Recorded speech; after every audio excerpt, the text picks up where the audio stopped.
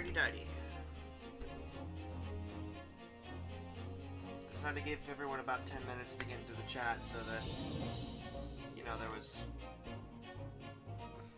I don't know where I was going with that. Let's go to the webcam real quick, just to do some talking. I'm on the wrong side again.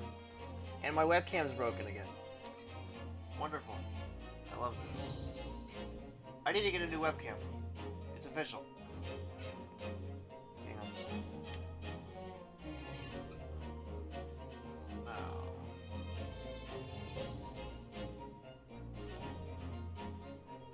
I need a new webcam. It's official. Because that green is not supposed to happen. I like it. You know, if there was like a little will-o-wisp right here, but there isn't, so... Anyways, we're going to be playing some Great Ice Attorney Chronicles today. And the reason why is because I found out what the second game to Apollo Justice is. And unfortunately, I don't think I can play it on the stream. Because it's a 3DS game. And there's not a lot of emulators that can do 3DS games. Because I don't have a means to record off of this thing here. I don't have a means to record off this. As much as I want to, I can't. So, what we're going to do instead is we're going to play some Great Ace Attorney Chronicles. Because that's the closest we can get. Plus, honestly, this looks a lot more fun. So, I think there's some new elements to it. I know there's like a Sherlock Holmes character. I know there's like a Maya-esque character too. It's going to be very interesting voicing them, considering I think this is like Imperial Japan-ish. I think so. I don't know. I'll see what happens. And if the voice acting does like portray how they're supposed to talk, I will do my best to replicate how they talk. Because in Apollo Justice, I noticed that most of my voice has kind of changed after a while. Like I went from Clavier sounding like Hans and Franz back to Hans and Franz. After trying to give him like a normal accent. But anyway, let's go to the action. And this time I can actually record it correctly because it's on a game display instead of just like the window display. So we aren't going to be seeing anything weird. Now for the record, I've never touched this. And because of that, I'm going to have my handy dandy tool ready. I am going to put this in full screen mode because there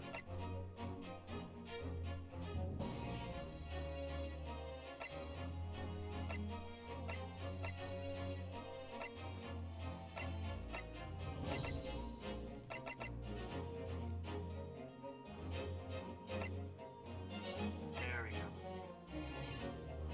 Oh, what did that do? Hold on a minute.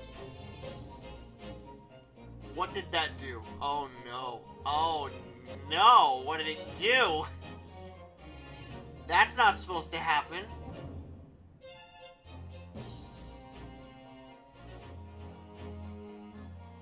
Uh-oh. Give me a minute, guys. That's not supposed to happen. I need to fix this. Oh, I gotta go down this way.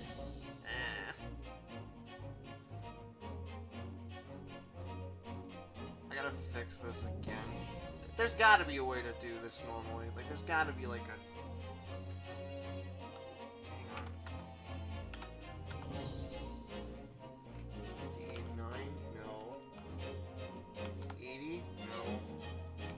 100? No. 200. Getting closer. 500? A little less. 400. 450. Okay, that works. Now I just need to find the right thing for this. It's definitely not gonna be that. Nope. 80. I'm sorry, guys. This was not meant to happen. Oh, really? Come on. Game. Really? Alright. Fine, then we'll do it this way. We'll play your game.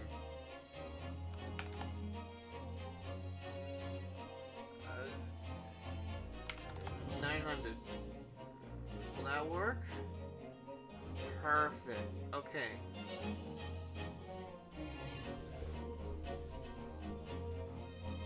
Holy shit. That was not supposed to happen. I'm sorry, guys. Anyways, now that that's done and over with, it's a special content, I wonder.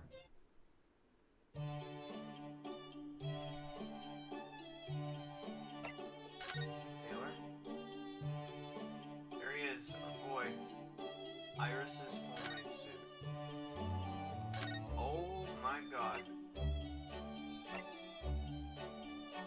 So we got Ryunosuke Naruhado, Herlock Sholmes.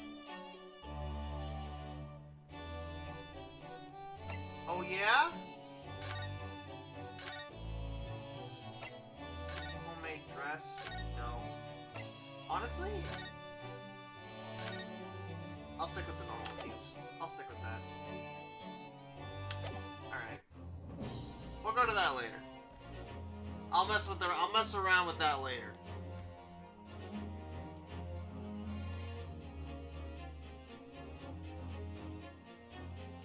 You know what? Just because I want to see what happens. I mainly want to see what happens. I mainly want to see what happens, badly. I'm gonna keep Herlock Sholmes the way it is, because honestly, that is the best outfit I can give that guy. For now. For now. We will see where our chips lay. But select adventure. Oh. Oh no. It's one of these. Okay, so there's 2 games. Perfect. Alright, so we're gonna do a new game. And we're gonna see what happens.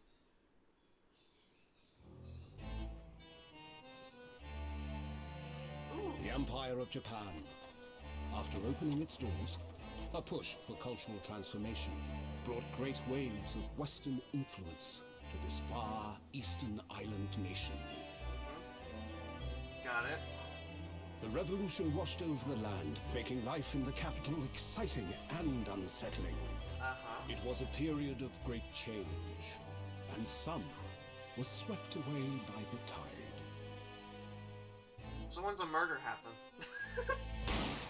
Oh, there it is!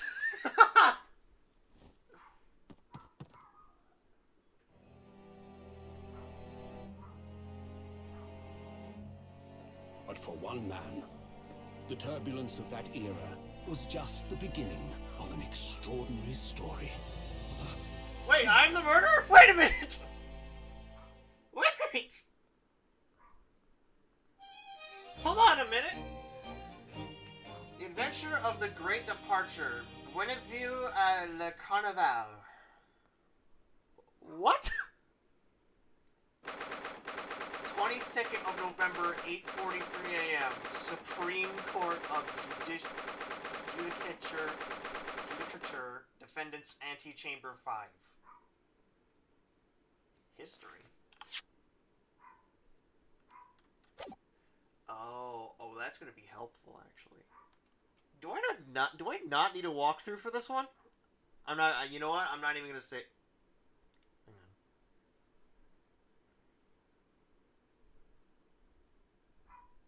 Hold on.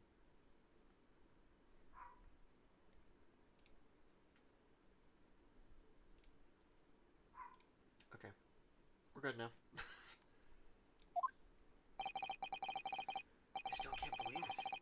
I still can't believe this is happening. How can it be that just beyond the doors to this quiet little chamber is the highest court in Japan, waiting to decide my fate?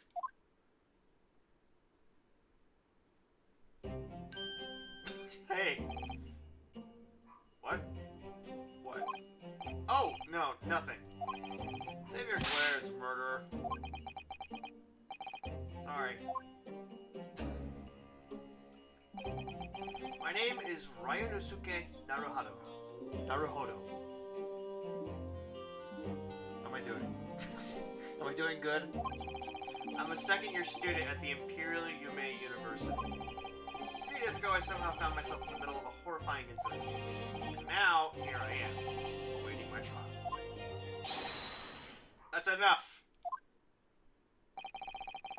He's not obliged to listen to such abuse, officer. And who are you? I'm this man's lawyer. I'll be defending him today. Lawyer? We have lawyers here? Wait a minute. Yes. And until the judge has given his verdict on the case, no one has the right to treat him as a criminal.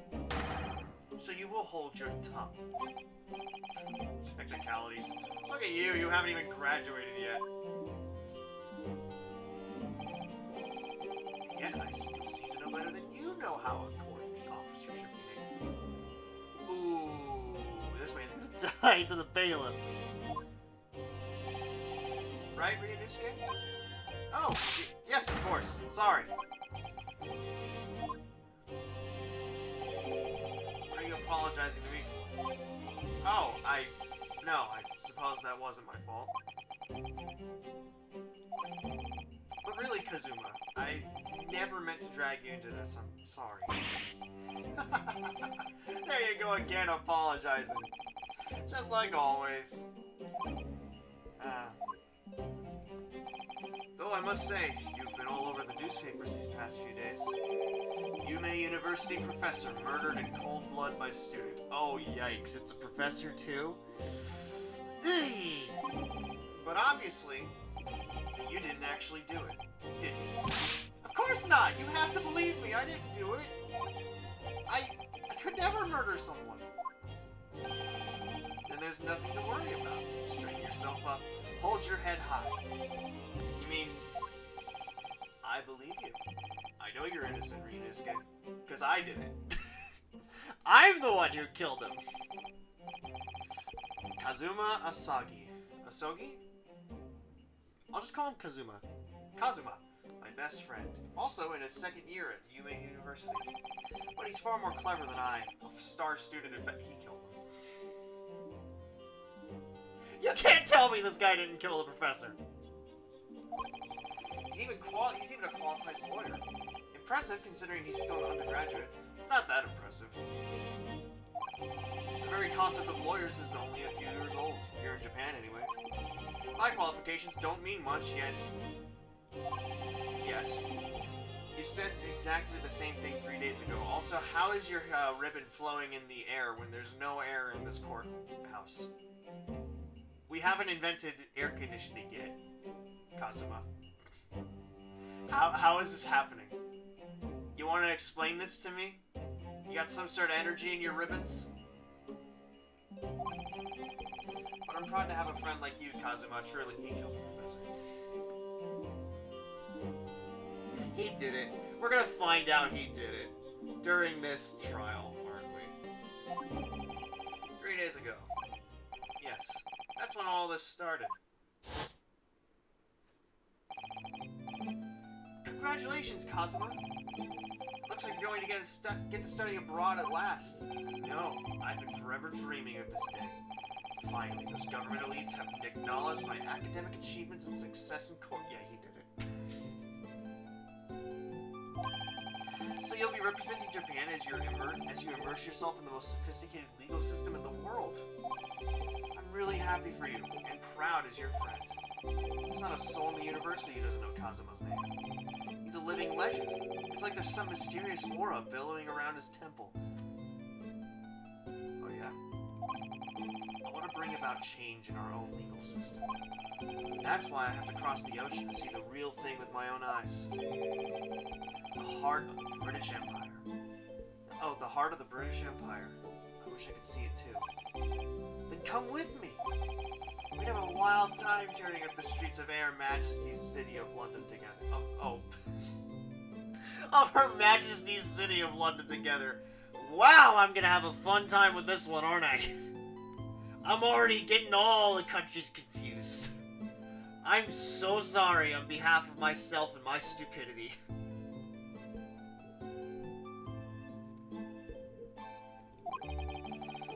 only it were that simple. Oh dear, look at the time. I better be going. Alright, I'll see you later. I think I'll stay and enjoy this place a little while longer. Good idea. After all, it's not every day you get to visit a high-class Western restaurant like this. I'm really gonna have fun. See you in English class tomorrow then, partner. Yeah, he's either gonna die or he's gonna be the criminal.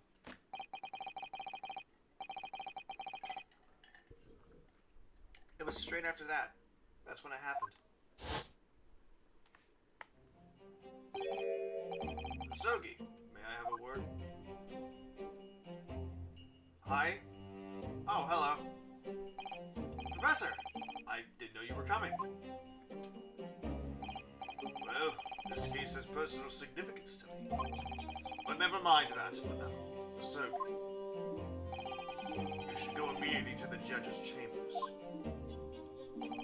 To His Excellency's chambers? Why? He was looking for you before. You advocating for the defense in this trial was a sudden decision. It seems there may be some confusion about procedures today as a result. Who is this man? I feel as though I've seen him at university before. I see. I'll go at once then. I shall accompany you. Alright then, Ryunosuke. I'll see you in the courtroom. Yes. Thanks, Kazuma. Farewell.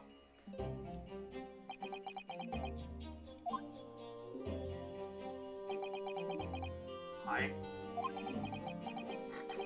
Ugh, this is awkward. If I may? Yes, sorry? You must be the defendant, Ryunosuke Naruhodo. Yes, that's right. My name is Yujin Mikotoba. I'm a professor of forensic medicine at Yume University. Ah, Professor Mikotoba. I've heard that name before from Kazuma before.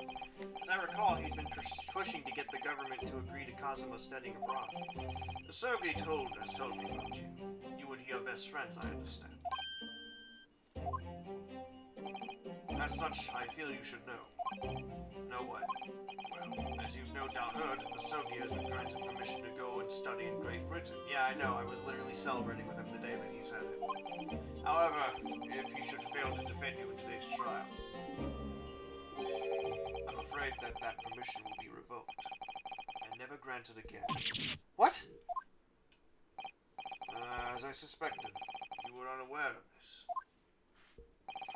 I had a feeling Osogi may have chosen not to tell you. Yeah, that sounds like something a fan would do. He's agreed to defend me, knowing that if he fails, his dreams will be shattered? But I don't understand. Why would the government do such a thing? The administration has to choose from a large number of applicants from overseas study. It's very difficult to persuade them to grant permission, even in the most favorable of circumstances. I don't believe it. But I didn't do it. I swear it. I'm not a murderer. I'm sure that's true. Nevertheless, I can assure you that proving your innocence will be no easy task. You see, there are certain peculiarities about today's trial. Sorry? What do you mean? Why is the orchestra going crazy? You'll soon understand once proceedings get underway. But then what should I do? Well, naturally, I'm not going to suggest doing anything that could lead to a conviction. Right, so as soon as the trial starts, the judge will pose a certain question to the defense. When that happens, you must answer before anyone else. You must say, I do. I do. But what will the question be? Surely not, do you accept the accusations brought before you? Of course not.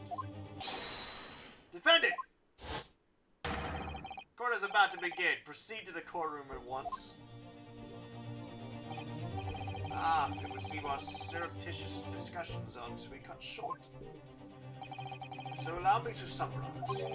Kazuma Asogi must not be the defense lawyer in this trial. Of course, as the defendant, the final decision is yours. What are you waiting for? Do you want to be found guilty for failing to appear? Get moving. There's no point in anyone advocating for the likes of you anyway. This is it. If this trial goes badly, Kazuma's dreams of studying abroad are over. What's more, I'll be found guilty of murder. And so, with absolutely no idea of what lay ahead, I embarked on that unforgettable trial. My one and only chance to prove my innocence. The trial that would decide my destiny. Can't wait. 22nd of November.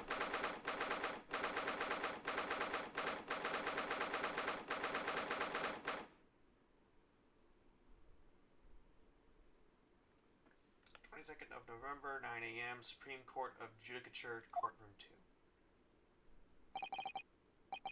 So this is a courtroom? Dude, why are you going chameleon eyes on me? Don't go chameleon eyes. That is gonna make you look suspicious as hell. Why are we on the prosecution side? The Supreme Court of Judicature. No court in the land has more power. I don't much like the look of those people sitting in the public gallery. Lots of military and other uniforms in there. Powers that be have demanded this be a secret trial. A secret trial? A trial that's closed to ordinary members of the public. Only military and government officials may attend. What? But why? It'll become clear in time. For now, you need to concentrate, Ryunosuke. It's about to begin.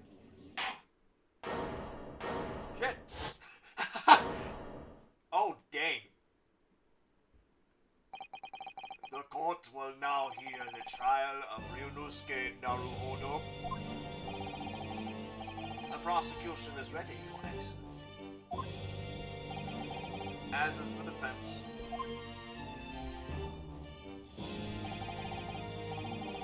I'm scared.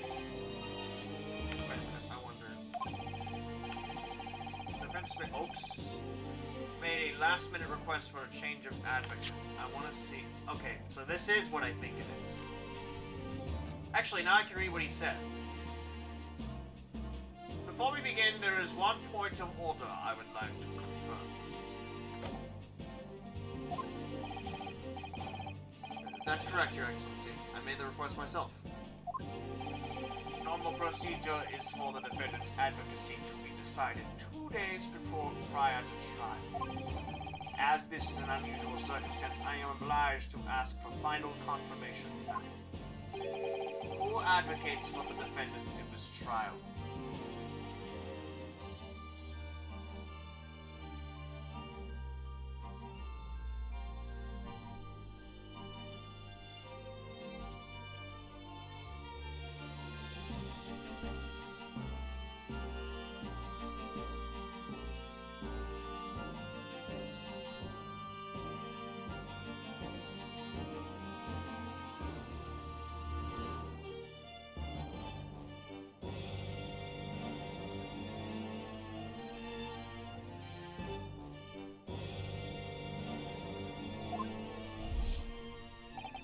This is it.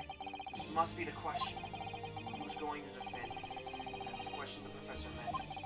But then, if I say I do, I do. That means I'm defending myself! I need to answer quickly. What should I do? Answer, I do. Your Excellency, no confirmation is needed. As I'm standing here beside the defendant, I hope it's clear who will advocate. Yes! Yes! Yes!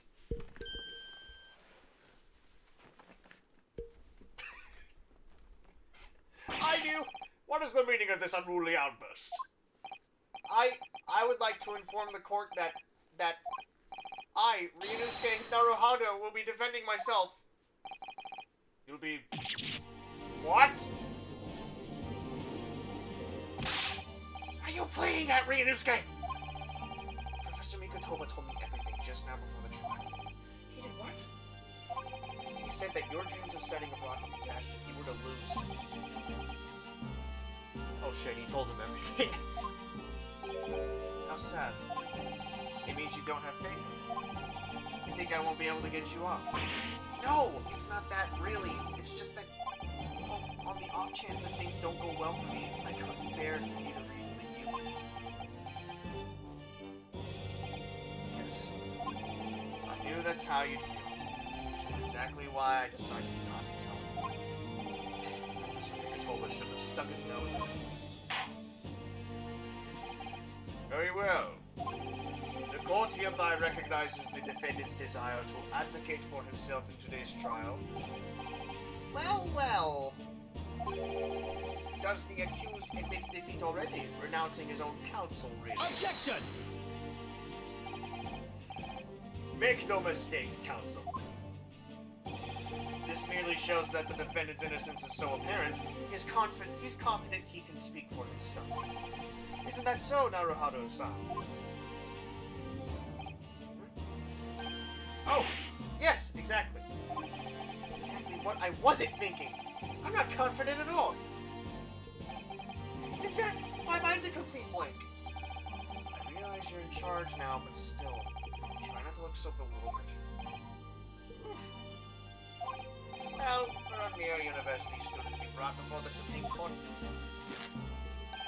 you must have perpetrated a most heinous crime indeed.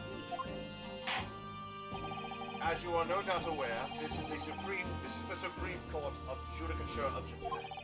Accordingly, the very highest standards of conduct are expected of all present. Do I make myself clear, Defendant Naruhodo? Yes! Yes, Your Excellency.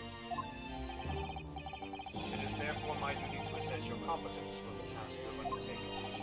My competence? What does that mean? It means he wants to make sure you're not an idiot.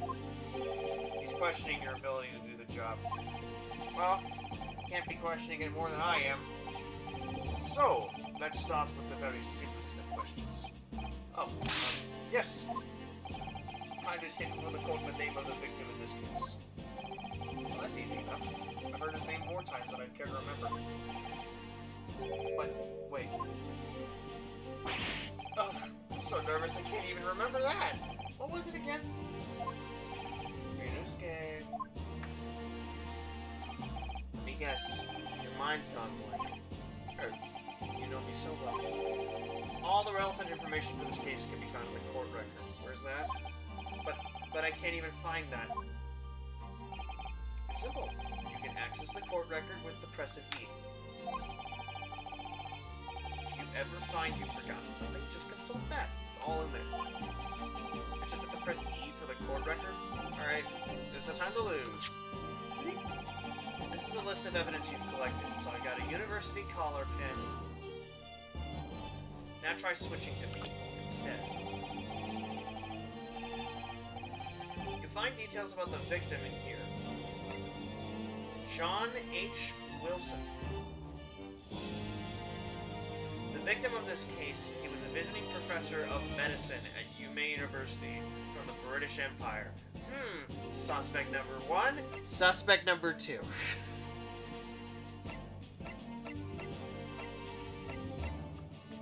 I see. So remember, everything to do with the current case can be found in the court record. Now you'd better not keep His Excellency waiting any longer. Go on. Find the victim in the people section of the court record, then press R to present. Try it now. Yes! Yes! The victim's name was Dr. John H. Wilson. Well, at least you can remember the name of an esteemed member of your own university. Dude, I'm gonna need you to stop hitting your head with your own fans. Annoying. Dr. Wilson was a visiting professor from England, invited to Yume University 3 years ago. Indeed, which is the reason why this case has such profound implications. The British Empire is at present our country's most valuable foreign ally. And as most of you will be aware, we have just signed a new treaty together after lengthy negotiations. There can't be anyone who hasn't heard of the Anglo-Japanese Treaty of friendship and navigation. And yet, despite these delicate circumstances, the blood of an Englishman has been spilt on the soil. You two are both undergraduates at the Imperial Yuma University, are you not? Murdering a professor from the very institution that provides your education. Have you no honor?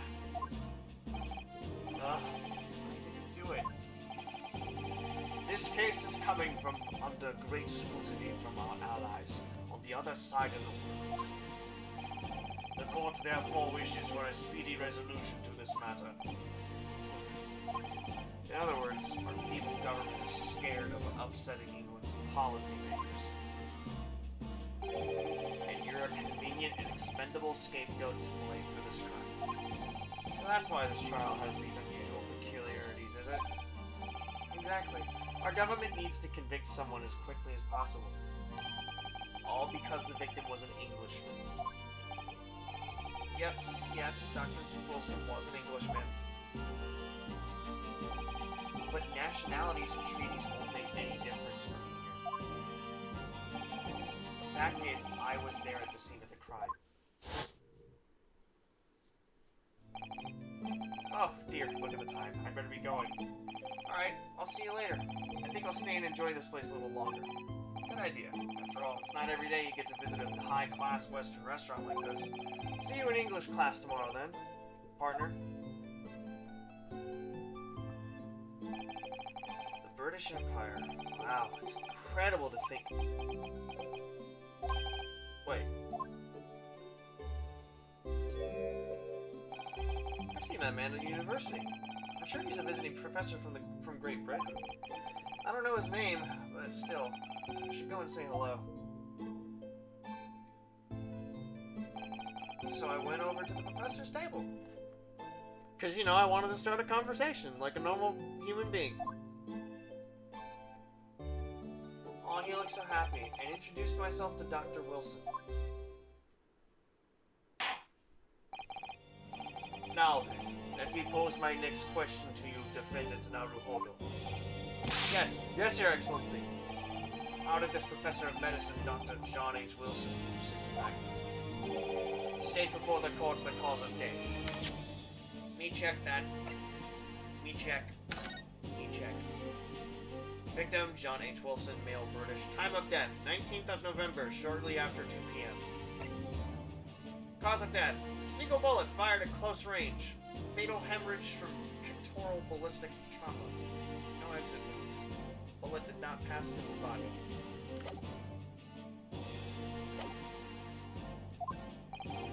Cause of death. Well, obviously that was, Ryunosuke. Remember that in the court, every assertion must be backed up by evidence. By evidence? But how? Find the piece of evidence that shows the professor's cause of death, and select present. Do it now. Present! Yes! Well, according to this document, the victim suffered a hemorrhagic death due to gunshot trauma. Not to read, you imbecile! That's the post-mortem for a report, I take it. Dude, this is... Winston's great ancestor was Dick, wasn't he? Sorry, yes, that's right. The, post-mortem report. West, doctor dissects corpses to identify the cause of death in an autopsy. But here in Japan, a police officer merely inspects the body and draws conclusions that way. Can someone confirm that for me? Is that really how it worked back then? That's terrible. Oh, I see. As long as I'm not going to be tested on any of this later.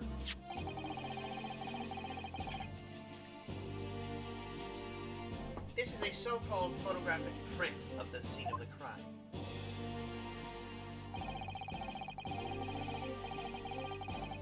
You can clearly discern scorch marks around the bullet hole that produced... Whoops. You can clearly discern scorch marks around the bullet hole produced by the powder explosion. In other words, we should assume that the victim was shot at close range. I'm very glad that it has that.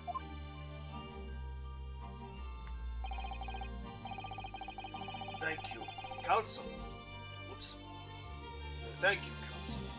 The court will accept this modern scientific evidence into the record.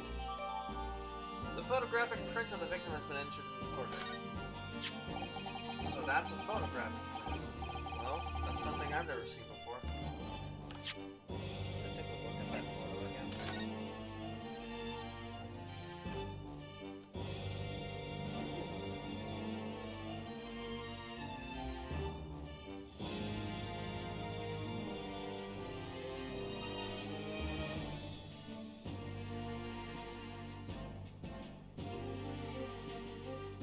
Ooh. Ooh. I'm gonna have fun with this. I mean, it looks pretty straightforward, I'm not gonna lie. At least from here.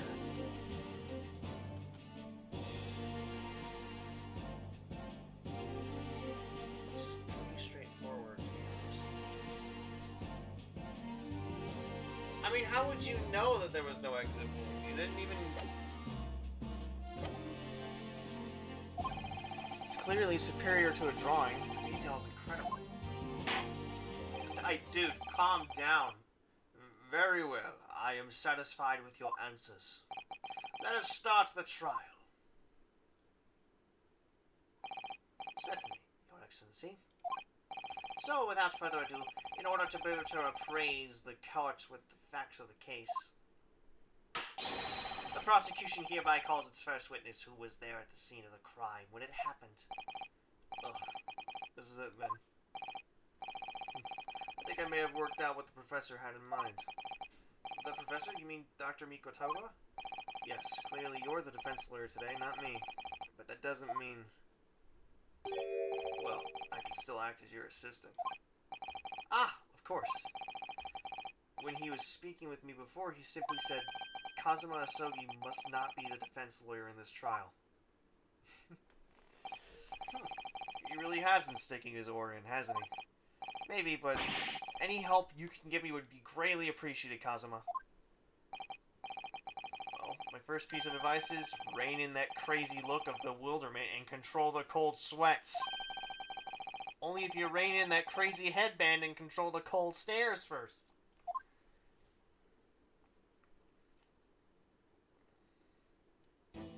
Aye? Witness, state your name and occupation for the court, please. Of course. My name is Satoru Hosonaga. I am the head waiter at the Western-style restaurant called La Carnival. Carnival. Are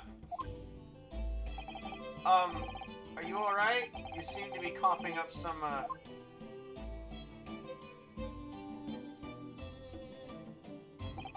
It's a regular occurrence. It really doesn't bother me. Well, it really should. As everyone knows, the capital's southeastern quarter was developed for foreign visitors some years ago. It's become a very fashionable district now, full of hotels to accommodate overseas guests. This grim crime occurred in one of the district's so-called restaurants, an Occidental eatery, 3 days ago. Understood. Kusunaga-san, you will kindly tell the court everything you can about the incident. At once, sir. And no petty interjections from the aspiring lawyer boy, please. Oh, perspiring maybe, but aspiring? It was just after 2 p.m. on the day of question. We have few diners at that time of day. The lunchtime rush was over, and there were only 3 tables still occupied. That fits in with my memory of it too. There was hardly anyone else in the place.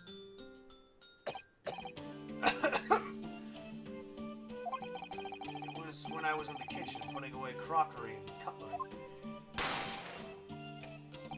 A gunshot rang out, so I hurried out into the dining area to see what had happened.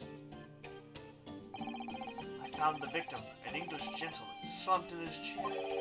And standing immediately beside him, gun in hand, was the accused university student.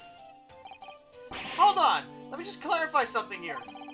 Well, I did pick up a gun that I found lying on the floor beside the professor. I didn't shoot him! Objection! I believe I asked you to refrain from petty interjections. The court wishes to listen to the witness's report of what he saw, you amateur. But... The next time you interrupt at an inappropriate time, you will be penalized, Defendant Naruhodo. Don't worry, Ryunosuke, you'll have your chance to fight back. For now, we must just quietly listen to the witness. If I may confirm 1 point, waiter. Standing beside the victim with a gun in his hand was the same man we see here in court today. Yes, without question. I see. Also, please wipe your mouth. And apart from the accused, was there anyone else standing beside the victim? There we go. No. There was no one else around that table but the deceased Englishman and the university student. Huh? Wait, what did you just say? There was no one else around that table. What's the matter, Ryunosuke? That's just not right. When I went over to Dr. Wilson to say hello, well, there was a woman sitting opposite him at his table. Really? And there's something the waiter could have missed. And that's not something the waiter could have missed. I've been warned about interjecting, but still, what should I do? I'd interject? Yes! I have information! Just a moment, please. Dr. Wilson wasn't alone that day. I'm sure of it. There was a lady sitting with him at the same table. Objection! Dear me, what are we going to do with you? With your blatant disregard for court proceedings, I'm beginning to wonder if you're not a fraud. Could it be that the accused, this mere student, is not a real lawyer after all? But I'm sure of what I saw. Kusunaga-san, is there any chance you're mistaken? Perhaps your memory of events is hazy? No. The deceased gentleman came to dine alone. I don't believe it. I actually have a rough plan of the restaurant as it was that day. Please have a look if you'd like. What's the right... Let me see. A sketch of the establishment's layout drawn by yourself, I presume. That's right. I'm afraid I used the back of my business card. It was a turbulent situation. However, as you can see, the gentleman in question was seated alone. How can you tell? You can't tell that. Well, you're clearly a very conscientious waiter. Thank you, sir. The court will take this plan and add it to the court record as evidence. Oh, well. Is there a problem? Hand the plan to the court officer at once. Of course. Here you are. What was that about? He's been completely calm and collected until now. Something certainly seems to have shaken him. The waiter's business card has been entered. This poor dude. He's sick.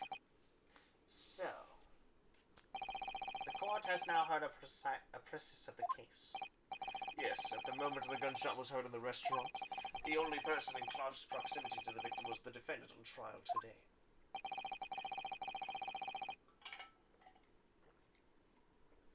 It would seem we are looking at a black and white case here. Shit. Defendant Naruhodo. Yes, Your Excellency. If you admit your guilt at this stage, the court is willing to look mercifully upon you. In other words, you may have some small reprieve in terms of your inevitable punishment. I called this waiter as an unsworn witness in court in order to explain the details of the case to the court. But I must warn the defense if you are determined to pursue matters further in this trial. The prosecution has decisive evidence from your sworn witnesses who were present at the scene of the crime. Yeah? What do you think I should do, Kazuma? What do you mean? Well, I'm going to be found guilty one way or another, it seems. sensible to plead guilty at this stage and hope for a more lenient sentence? No. You freaking idiot. Everyone keeps telling me that this trial is unusual about these peculiarities. You said it, Professor Mokotoba said it, and so is the judge and the prosecution. I'm scared of what lies ahead if I push this.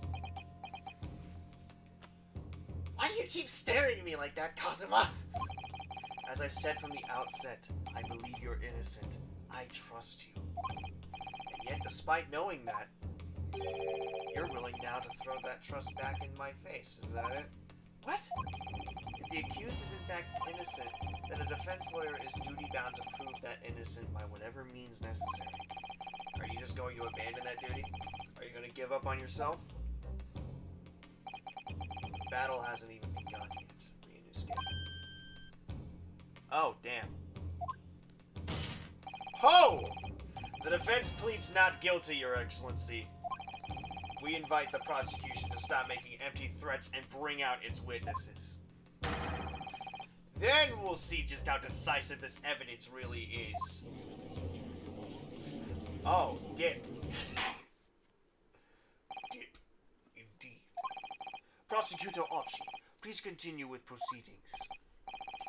Well, you were warned. The young can be so reckless.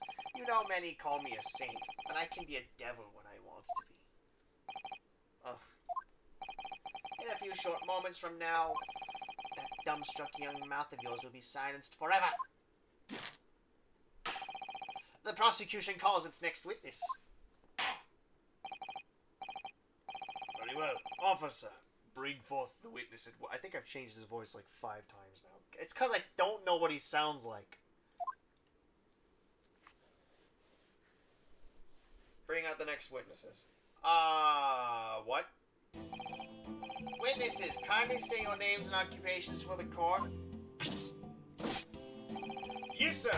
The Great Nippon Imperial Army Sergeant Iyasanosa reporting for duty, sir.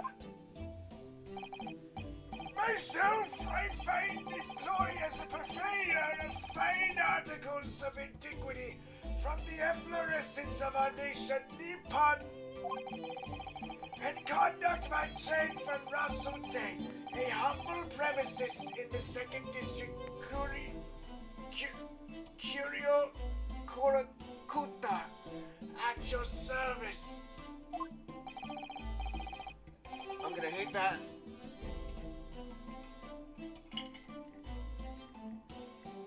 An antique dealer and a soldier. What an unusual pair.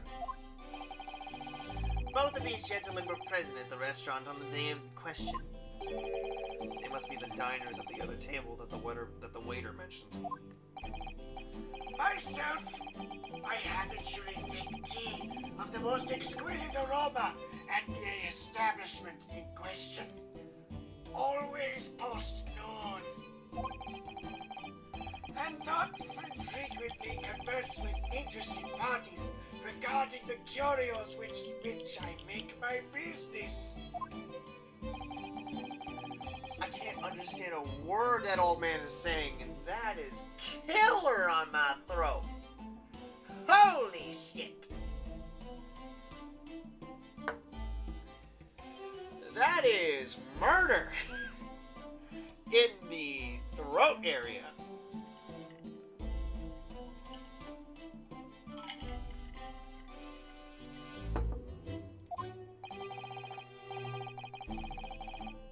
He's an antique dealer, and it sounds like he's a regular at La Carnival. He seeks out potential customers who may have been interested in antiques and tries to sell his wares to them.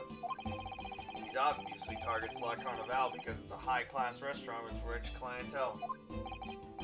What the hell were we doing there then? Right, I see, although to be honest, that sergeant looks more like he'd be a seller rather than a buyer. Now, you both witnessed the precise moment of this atrocious incident. Is that correct? Affirmative!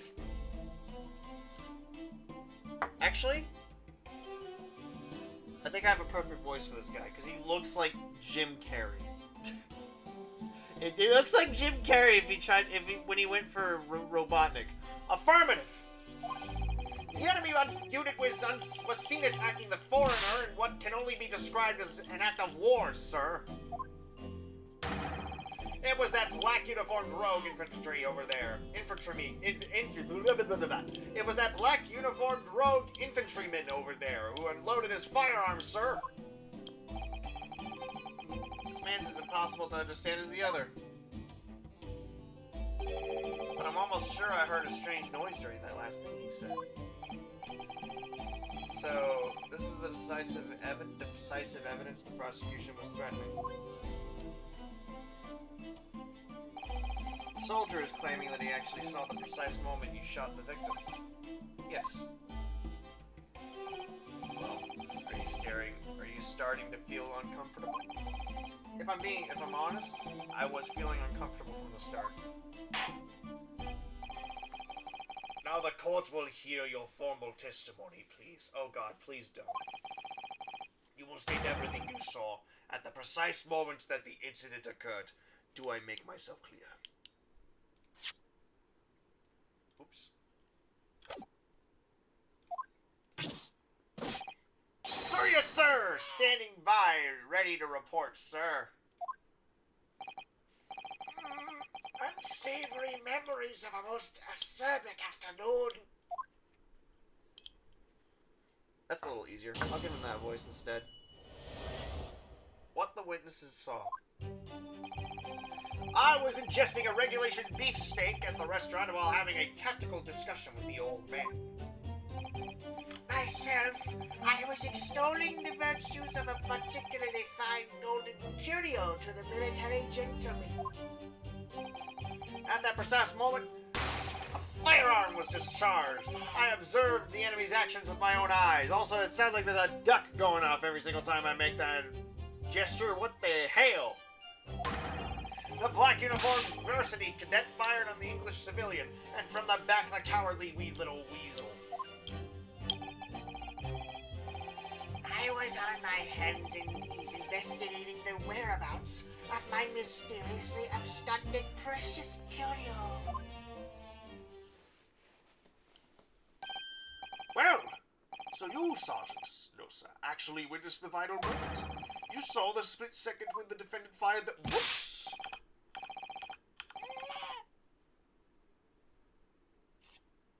That's a baby. You saw the split second when the defendant fired the weapon at the victim. Yes, sir.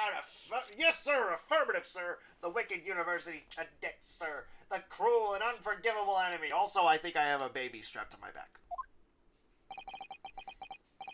What times we live in, when an English gentleman may be assailed in broad daylight. Why did I bring a weapon into the courtroom? That doesn't seem right at all.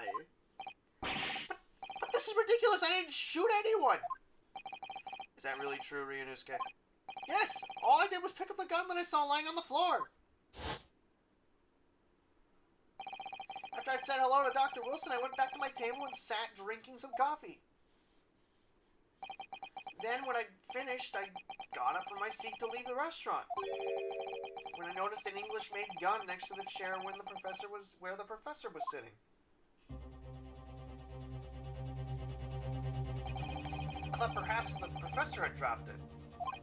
So I bent down, and just as I was picking it up...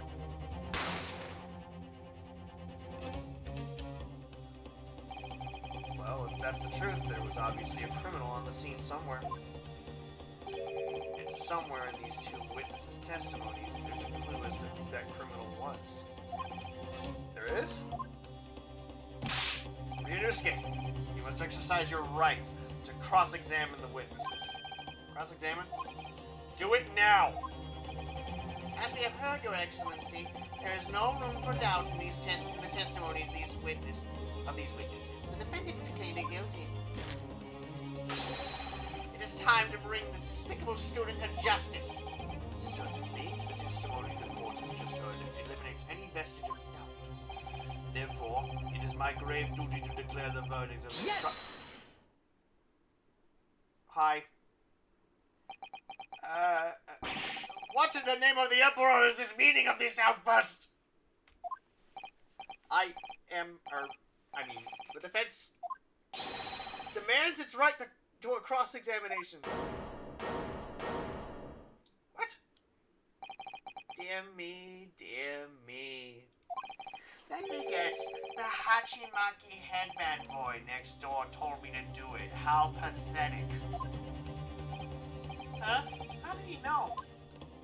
The prosecution objects. This is a clear waste of time.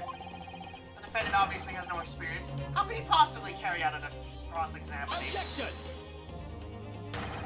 The defense is asserting its right to a cross-examination.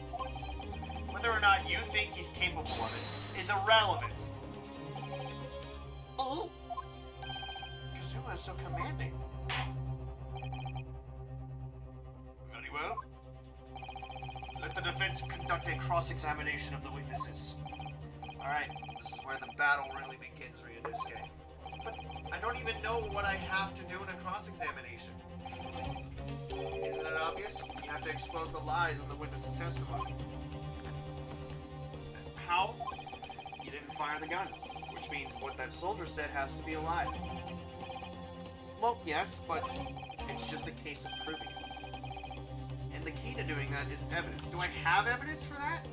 Oh, wait, no. Right. Evidence. All you need to do is present some evidence, and indisputable evidence that proves that the witness is lying.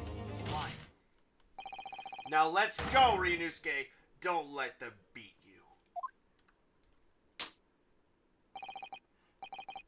He looked down at his hands like, why did they make that noise? Alright then, it's all or nothing.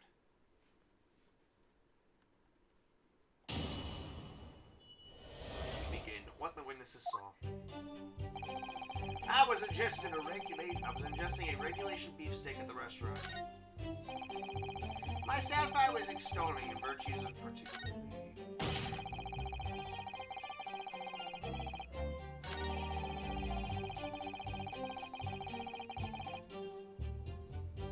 Yeah? Not gonna lie, guys. That looks like it's from the front. Yes! Liar.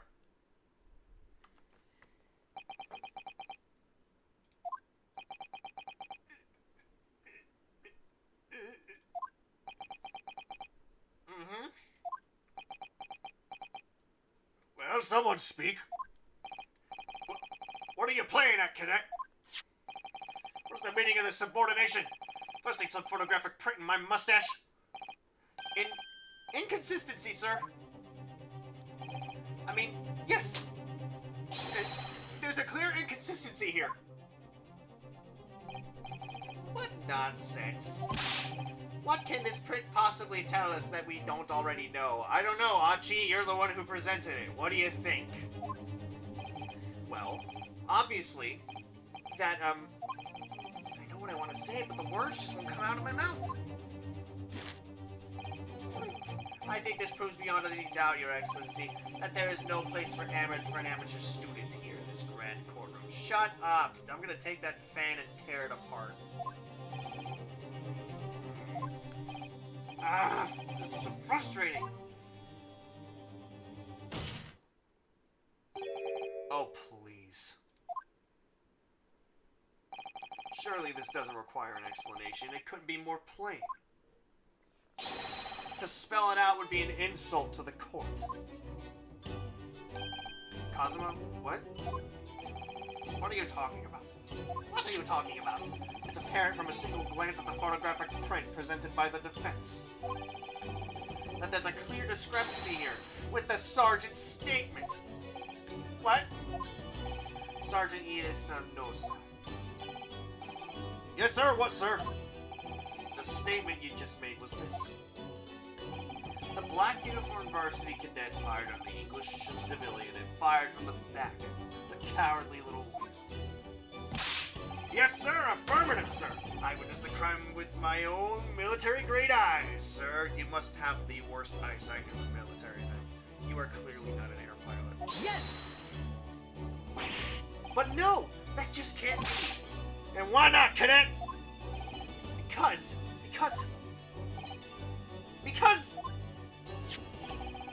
take a close look at the print. The victim, Dr. Wilson, died from a bullet wound to the chest. Sergeant, according to your witness statement, the culprit shot the victim from behind. And that is the obvious discrepancy here. Well, how do you explain it? Oh,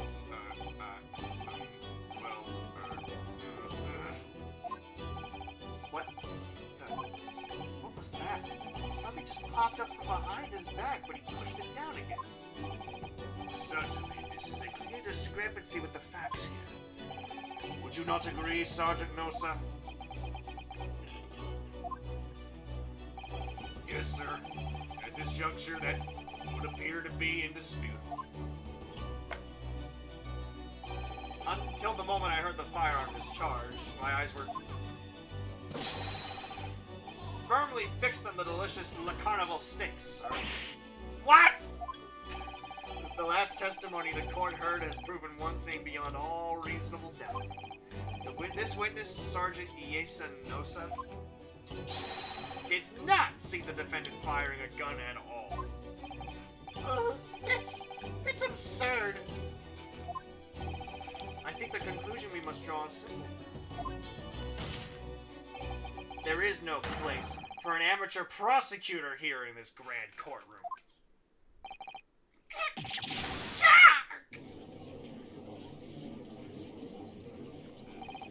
There's been a complete turnabout in the mood for this trial. Just from that one discrepancy.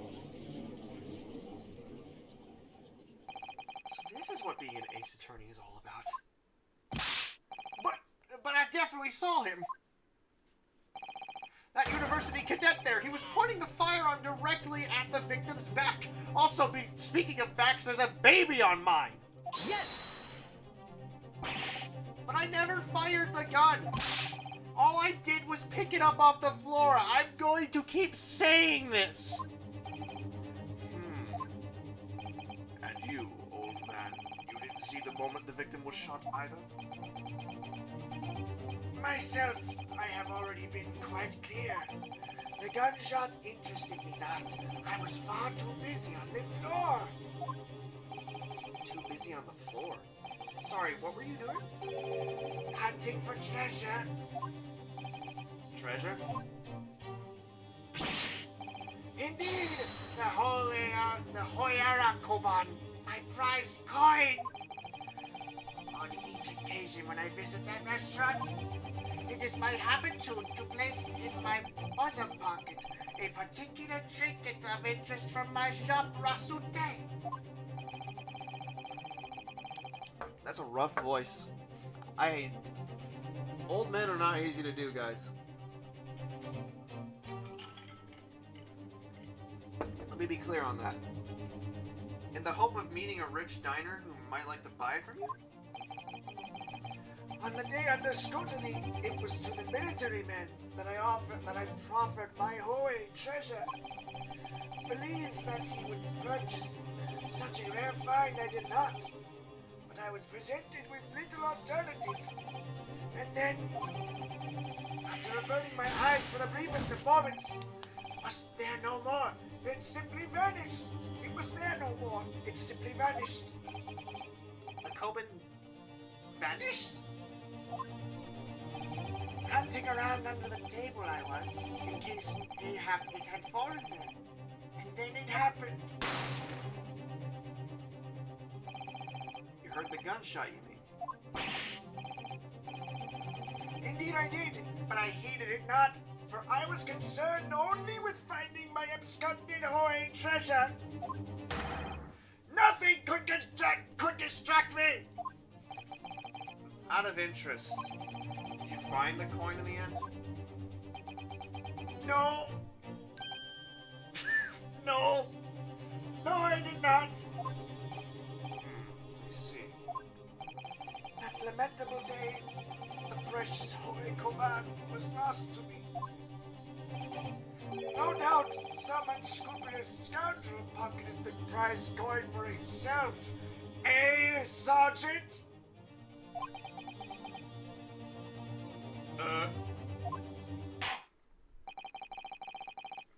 I'm sure everyone is present is aware, this case demands a swift and decisive resolution. Our government has promised to send a full report to Great Britain by telegraph this very afternoon. Nevertheless, the witness testimony the court has just heard was inconclusive. No matter how subservient our government feels it must be to the British, it would be unforgivable to deliver a verdict on this trial right now. What is your position, Prosecutor Olchi? Worry not, Your Excellency. The defendant may have fled a tiger at the front gate, but he will find a wolf at the back. What the hell is that supposed to mean? My witnesses have further testimony to make. Explain. Upon hearing their next statements, it will become abundantly clear that there is only one person who could possibly have committed this despicable crime. Oh yeah? Dude, even your great, like, descendant is not that great at this stuff. What makes you think you're capable of it? The equally despicable defendant, Ryunosuke Naruhodo. What?! He really seems to have a despicable opinion of you, doesn't he? Very well. The court invites the witnesses to testify again. You will thoroughly explain the reasoning behind the prosecution's allegation. Is that clear? As clear as Kiriko Glass, Your Excellency! Yes, sir. At once, sir. Awaiting signal to testify, sir. Excuse me, but there's something or someone peeking out over your shoulder, I think. Affirmative! The newest member of the Nosa family to rise up to the ranks, sir. Name Ado. It would seem those straps are a sign of the sergeant being too strapped to afford a neck. Ado. Attention! Your father is about to quail the enemy. Oh, that is gross. Watch and learn, my boy. That is gross. That is disgusting. Even if what I saw wasn't the precise moment of the firearm was discharged, it's almost the same thing. Yes, pointing his gun at the foreign man he was, that young lad in black. That much I myself did see. Furthermore, a visual search of the premises at the time confirmed that we were the only personnel present. Indeed, alone he was. The Englishman, dining all by himself. Therefore, no one other than the black uniformed cadet could have dispatched the Englishman. Over and out. Uh-huh. What about this lady? These testimonies are said. Wait, that's nonsense! These testimonies are certainly compelling. The victim, Dr. Wilson, wasn't alone at all. Please, enough of these outbursts already. But there was a woman. There was a young woman at his table. You must have seen her. Everyone there must have seen her. Objection! If you call yourself a lawyer, then you will respect the rules of the court and speak accordingly. We are not here to listen to your fantasies.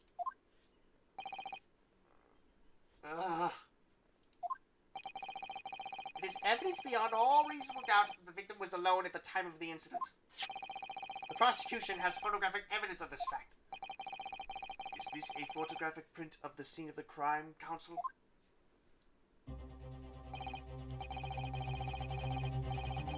Indeed. Of the table at which the victim was dining, taken by an investigator immediately after the incident. As can plainly be seen here, there is only one place set.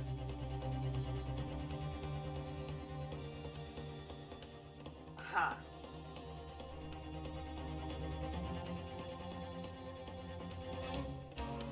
What? Oh, that's my watch. Certainly, based on the appearance of this print, it would be reasonable to conclude that the victim was not in the company of anyone else. This doesn't make any sense. The court will add this new photographic evidence to the record. I mean, back then it was really hard to, like, tell anything, to be honest. I don't understand. What's going on here? It's just not possible that nobody else saw that woman. The waiter before said the same thing. He maintains that Dr. Wilson came to the restaurant alone as well. But that's not true. I saw her. I swear that I saw a woman with him.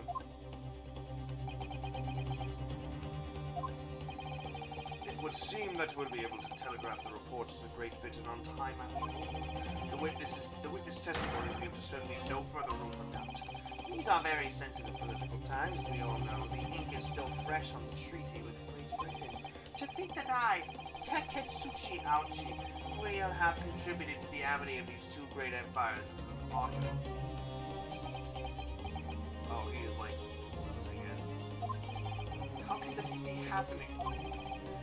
The judge is ready to rule.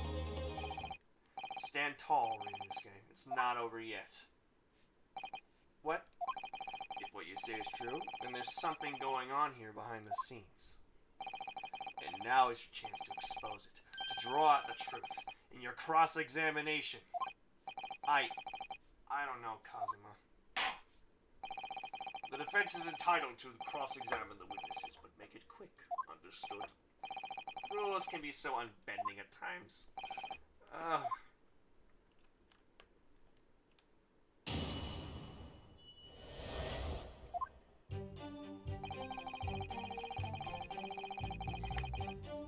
This is where I'm going to pull up the walkthrough now.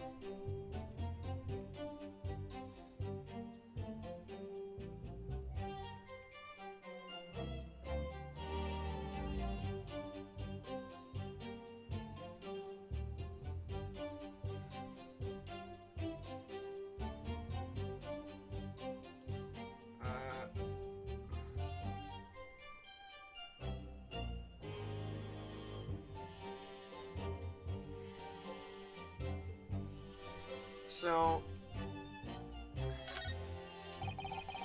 according to this guy to the foreign man, furthermore, a visual search of the premises at the time confirmed that you were the only personnel present. Oh, yeah. Yes! You must have noticed someone else at Dr. Wilson's table. There was a lady there. Attention! As you have been at pains to point out time and time again, I feel I'm growing a callus in my ear. Yet, no one else appears to have caught even the glimpse of this woman.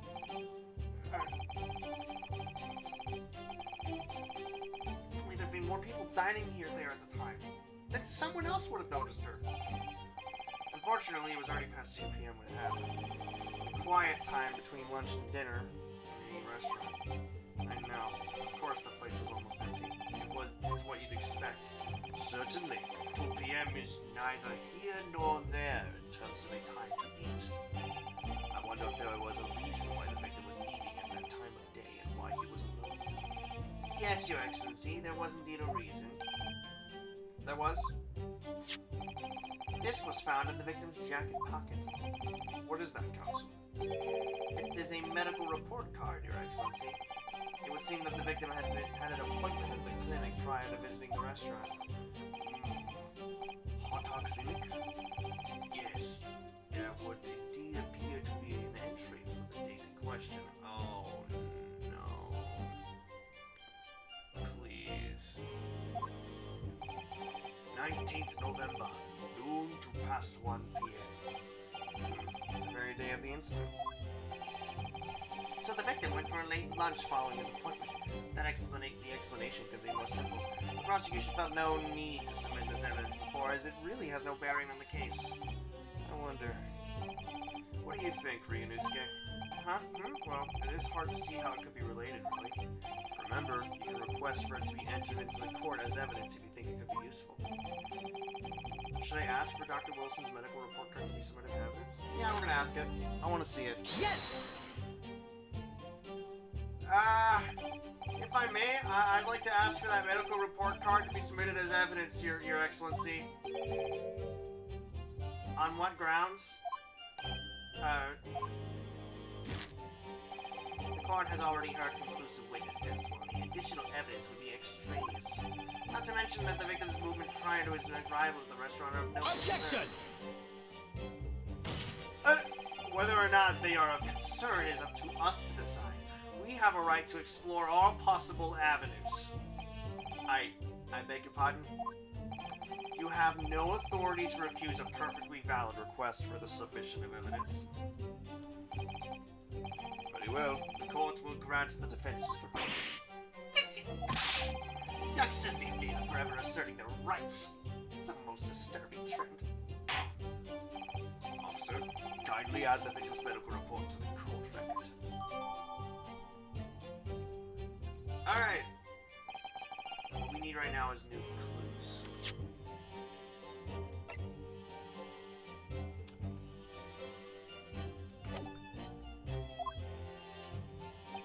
We have to explore things from every possible angle, even if they don't seem relevant at first. Right, I hear you.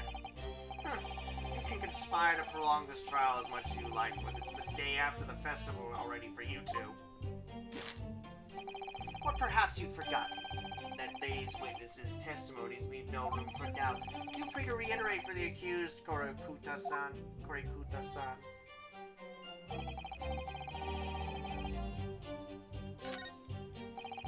I'm gonna press everything.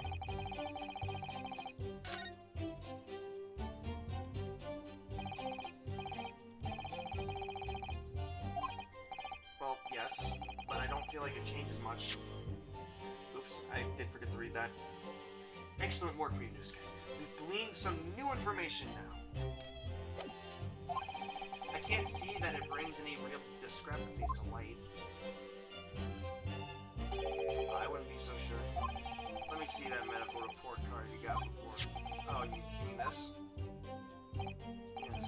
This is a brand new piece of evidence. So perhaps we should examine it a little more in detail. How exactly? You'll notice that some pieces of evidence bear a magnifying glass. This one doesn't. The ones you may need to impress space, and you can take a closer look at the piece of evidence in question.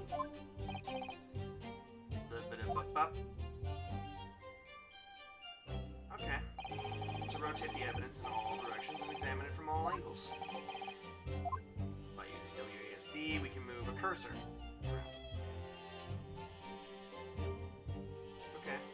You can move the crosshairs around to hunt for clues that maybe have been missed before.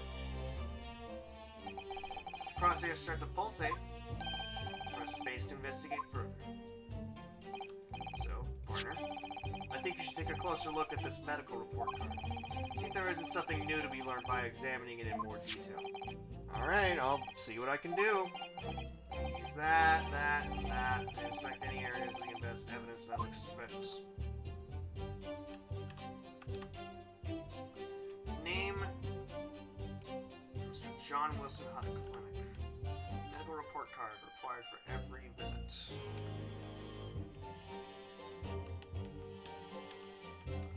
Dentist? Dentist? Oh, what's this?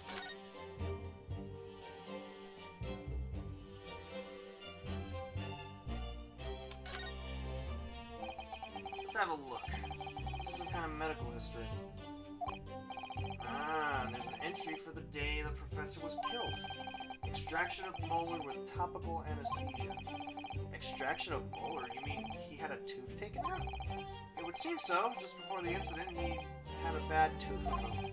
Perhaps they use laughing gas. That's the most modern practice in the West for pain relief. Yes, I've heard of this anesthesia. Although it's hard to believe there's anything that can actually stop you from feeling pain.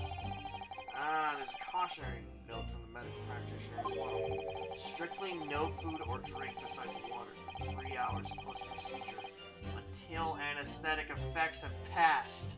Oh yeah? Really? Sounds like information worth bearing in mind.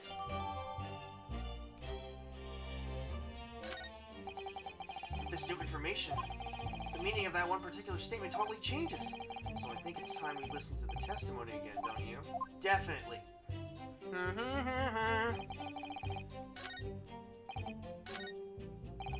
Furthermore, Furthermore, a visual search of the premises of the town confirmed we were the only personnel there. Hang on. Wasn't the precise moment the fire was discharged. It's almost the same thing.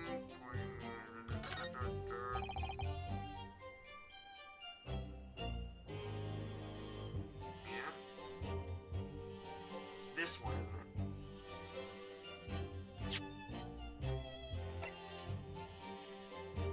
I'm gonna make sure first. Oh yeah? Yeah? No, he wasn't. Yes! No, he wasn't. Well, I think, About what are you answering, lad? Call yourself a lawyer? I wish I could, but first and foremost here, I'm the accused.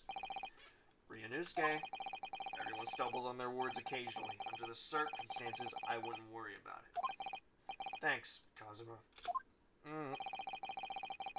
I could see it quite clearly in that cross-examination you just carried out.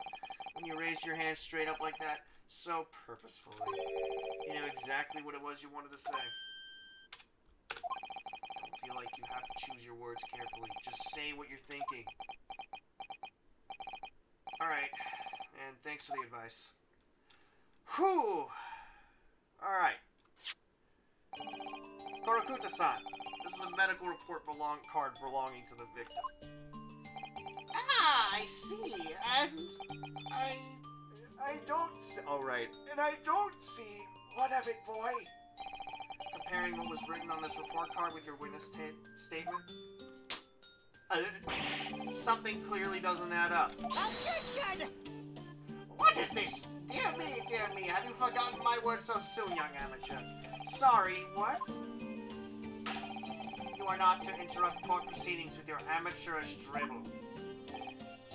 But... let's see if I can explain in words you might understand. It was after 2 p.m. in the afternoon when the victim was murdered at the restaurant. Whatever he may or may not have done before that is completely irrelevant. Oh, yeah? But that's... no. Come on, say it. Remember, Ryunosuke, you don't have to use clever language or fancy words. Just make your point. Your Excellency, I believe we're finished here. There is surely no need to prolong this trial further. The witness testimonies the court have heard have been clear and precise. The medical report card has no bearing on the matter at all, for the simple reason that there is no one else besides this pale-faced pupil who could have possibly... This medical report card has nothing to do with the case? Do you really believe that? What? That outburst half petrified me, boy! Of course I believe it! How could it possibly be relevant? Perhaps because Hana Clinic, which issued the report card, is a dental clinic. A dental clinic? Is that supposed to mean something to me? Perhaps if I told you that the victim had just had a tooth extracted? Oh shit! What's this now? And furthermore, if I told you that as a result the victim had been forbidden from eating? Just what are you trying to say, cadet? He had orders not to eat, so what? It's all written up in here. No food or drink other than water for 3 hours post-procedure while anesthesia wears off. What? No, that can't. Korikuta-san? What, boy? What? As you just heard, when he was killed sometime shortly after 2 p.m., the victim couldn't have been eating anything at all. No! Additionally, there's more. You have assured the court with unwavering self-confidence that the victim was dining alone. But that cannot possibly be the case. Because the victim, as we now know, had just had one of his teeth extracted and was still experiencing the effects of the anesthetic. expertly done, partner. Objection! No! What is this nonsense? You little upstart! These are baseless accusations. Just look at this photographic evidence. You can clearly see the plate of food at the victim's table. Objection! Use your head. That's the very discrepancy we're talking about. Or can't you follow that logic? Or can't you follow the logic? How dare you! I think it's fair to say that the tables in this restaurant case have turned. Wouldn't you agree, Ryunosuke? Yes, most definitely. So having just undergone some dental surgery, the victim was unable to eat. Which leaves one very crucial conundrum. Who in fact was eating the pictured beef steak? The court will hear the opinion of the defense on this new puzzle. I assume you're ready, counsel? Counsel? Oh, that means me, doesn't it? Alright, the answer to this question is going to be pivotal. This is the start of you turning this trial around. Show them what you're made of. Got it. So, the person eating the steak at the victim's table must have been, as of unknown yet, third party. Obviously, it can only have been someone else who was sitting at the professor's table. Objection! You will not let this go, will you? There was no such person, even though I've literally heard that there is no other way that steak could have been eaten. Yes! There was, because I saw her. When the incident occurred, we know that the victim couldn't have been eating anything. Yet we have evidence of a half-eaten steak on his table. Therefore, the only logical conclusion is that there was somebody else there eating it. We have strong evidence to support our assertion. It's clear that these witness testimonies are unreliable. If the court decides to push through a ruling at this stage, we will lodge a formal complaint with the Ministry of Justice and pursue a fair retrial relentlessly. Kazuma, are you insane? You would take on the government? Don't worry, counsel. I have no issue with you. What do you mean? I have issue with them. Those two witnesses in the stand. What? What are you talking about? We have demonstrated with evidence that the victim was not alone. So, if it now turns out that the two of you deliberately lied when giving your testimonies, obviously you will be charged with perjury. Perjury? And since this is a murder trial, you will also be deemed complicit in the killing.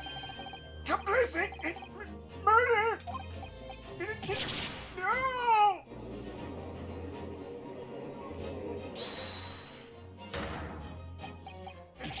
Negative! There was no mention of this at the tactical meeting. I was just following orders. That's right, as the man says. Just say you never saw the gentlewoman. That's what they told us. Uh-oh. Oh. What? What did you just say, Kurokuta-san? Oh, no. You were just following orders? Now hold on, lad. I was, You say you never saw the gentlewoman? When you say gentlewoman, do you mean you saw the victim with a lady from overseas? What? Objection! What is the meaning of all this? These witnesses gave false statements. Is this true, you pair?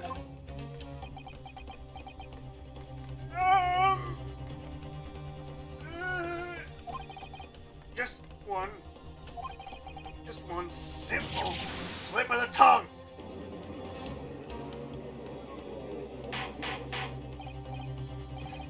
Counsel, explain what is going on here. painfully clear now. You tried to prevent these witnesses from telling the truth. Absolutely not! The prosecution knows nothing of this! Then who's behind this? Who tried to make you keep your mouth shut? Well, that's classified! Ow! Ow! Ow! Ah! So you're prepared to be tried as a conspirator as to this murder, are you? You wouldn't! This can't be happening! Ryunosuke, judging from the way they're reacting to this, I'd say they were sworn to silence by someone with considerable influence. Ow! Ow! Ow! Ow! Ah! Ah! Ah! However, I don't believe Ouchie had any idea about it. What are you saying? I mean, to wield that kind of influence, there were only a handful of possibilities. It could only have been the government, the military, or the police, I suppose. Well, any ideas about who might be behind this? If we can affirm who tried to silence these witnesses, then we can continue our pursuit. So we need to name whoever it was that tried to make the witnesses keep their mouths shut. Of course, we'll need evidence before we can make any firm accusations. Evidence? Oh god, I had a Cinnabon today, so I'm guessing it's starting to, like, come up now. Evidence that proves whoever it was really did wield his or her power here. But how? How could we possibly... Remember how we made progress before? Before, we examined this piece of evidence in more detail and found a new clue as a result. Oh, yes, that's right. Well, that's not the only piece of evidence we have, is it? We need to re-examine everything and make sure there's nothing we missed. There's no time to lose. I want answers! If it's proven that these witnesses have been manipulated, I assure you the penalty will be severe. Please, wait. Your Excellency! I had no idea about any of this. I swear to every Shinto god. I knew nothing. What does the defense have to say about this one? Oops. Give me a minute. Give me a minute, sir. It's definitely not that. Wait a minute. Hold it.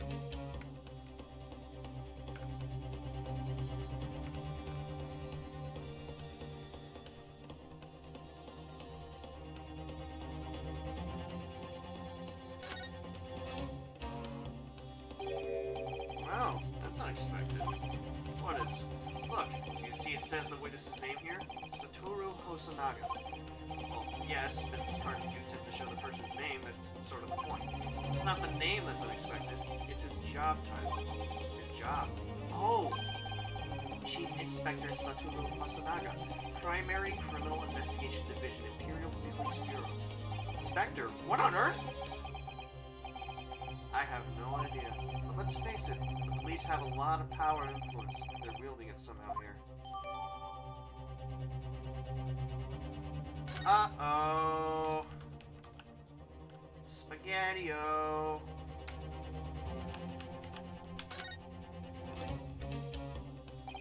This is the plan of the restaurant raises a number of questions, I think. Definitely. It's supposed to show the relative position of everything in the moments following the incident. But there's nothing to show the woman you say you saw. Exactly, and that's not all. Look here in the upper left, where it says kitchen. Oh yes, what of it? No one would use those complicated characters to write kitchen, especially not if they were in a hurry. You mean you don't remember those characters yourself? Study harder, Ryunosuke. Well, I have evidence, Your Honor. Well, Your Excellency. Ugh, no time to think. I'm just going to have to close my eyes and shout out the first name that comes into my head.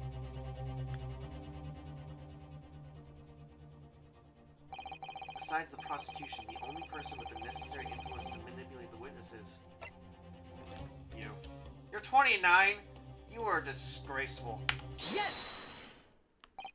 Well, Well, surely that would be Satoru Hosonaga-san. Hosonaga-san? The waiter who took the stand earlier? Objection! Poppycock! What possible reason would the waiter have to make these witnesses give false testimony? Not to mention the fact that even a head waiter could not possibly have that level of influence. For once, I would agree with you. If, that is, the man truly were a waiter. What? If he truly were? What do you mean? He's... who? Come on, Ryunosuke. Time to hit this court with the truth. The truth about Satoru Hosonaga-san's real identity is proven by this evidence. He is, in fact, an inspector! The plan of the restaurant sketched by the man in question? I agree it shows a great deal of attention to detail, but I'm not sure what we can conclude anything. Sorry, Your Excellency. That's the back of the card. It's the back of the card that's interesting. I beg your pardon? Or perhaps I should have said the front? Yes, it's the front of the back of the card. That's where the telling detail is. So the card. Would somebody please explain what this overexcited student is trying to say? Hosonaga-san sketched the plan of the restaurant on the reverse side of his business card. The front of the bat business card reveals the man in question's profession. His true profession. The waiter's profession. But that's surely... Good gracious! That's right, Your Excellency. That card reads, Chief Inspector, Primary Criminal Investigation Division, Imperial Police Bureau. What? The waiter is a police detective? I haven't heard any mention of this before. Why haven't I heard any mention of this before? The Imperial Police Bureau has immense power. Absolute power. As far as regular civilians are concerned. So, witnesses there in the stand? Oh! Was it in fact the waiter who gave you your orders? Was it he who told you not to mention that you'd seen this foreign gentlewoman at the scene? Well...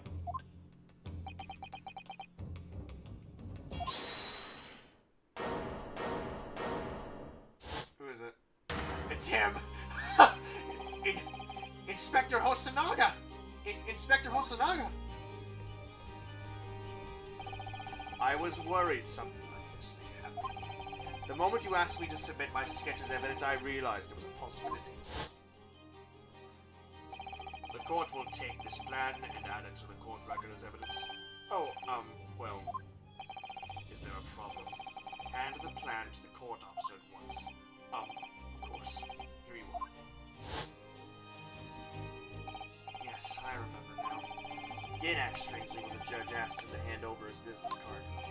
I strive to carry out all investigations flawlessly. It is my guiding principle. I am in fact Von Karma's great uncle. But I let myself be distracted when I made that sketch. It was an unusually careless mistake. So, you mean to say, you really are a detective? No. But why would a detective be working as a restaurant waiter? Ah, of course! Your salary must be terrible. I was working undercover. Undercover? Yes. There have been a series of incidents at the restaurant recently. In order to investigate, I decided to get a job there as a waiter working undercover. Incidents at the restaurant? What kind of incidents? Food poisoning. That would be classified police information, which I am not at liberty to divulge. It was food poisoning. However, I can state categorically that they are unrelated to this case of homicide. Very well, then, Inspector Hosonaga, but you will elaborate on one point for the court. Of course, Your Excellency. We have just heard new information from the two witnesses beside you. That at the time of the shooting, there was in fact another person present at the victim's table. I'm sorry, they did what? If that is indeed true, clearly you would avoid also seem to have been aware of this person's presence, having served at the table in question. However, your testimony did not allude to this other diner. Therefore, I am led to assume that you, in your professional capacity as a police officer, you require these witnesses to be in agreement. Would that be correct? I was shot. Correct, Your Excellency. Unbelievable! As I suspected.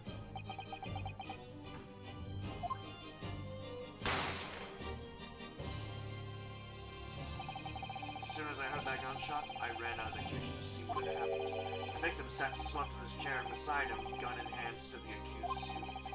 Sitting opposite the victim at the same table was a young lady, whom I guessed to be an English woman. So the truth comes out. I immediately sealed off the restaurant and reported the incident to the Bureau. It was then that I received some special orders. Special orders? You mean to say, remove the English woman from the scene at once. It was made clear that the English woman's presence at the restaurant was to be concealed. Those were my orders. But what if this English woman was the killer? I think it would be in everyone's best interests not to pursue that idea. I'm sorry, why is that? The Empire views the friendly terms of its relationship with Britain more highly than anything at the moment. An Englishman had been murdered on our soil. To name an English woman as its primary suspect? Well, without irrefutable evidence, that would be completely out of the question. So that's the reason for the disappearance of the Phantom Woman in this case. But it's not right! And just who are you to name what isn't and is right? This isn't...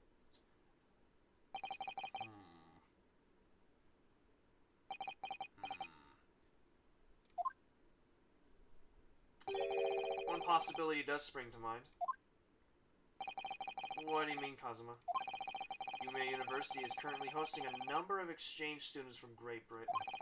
And I'm fairly certain that one of them, studying in the medical faculty's research laboratory, is a young English woman.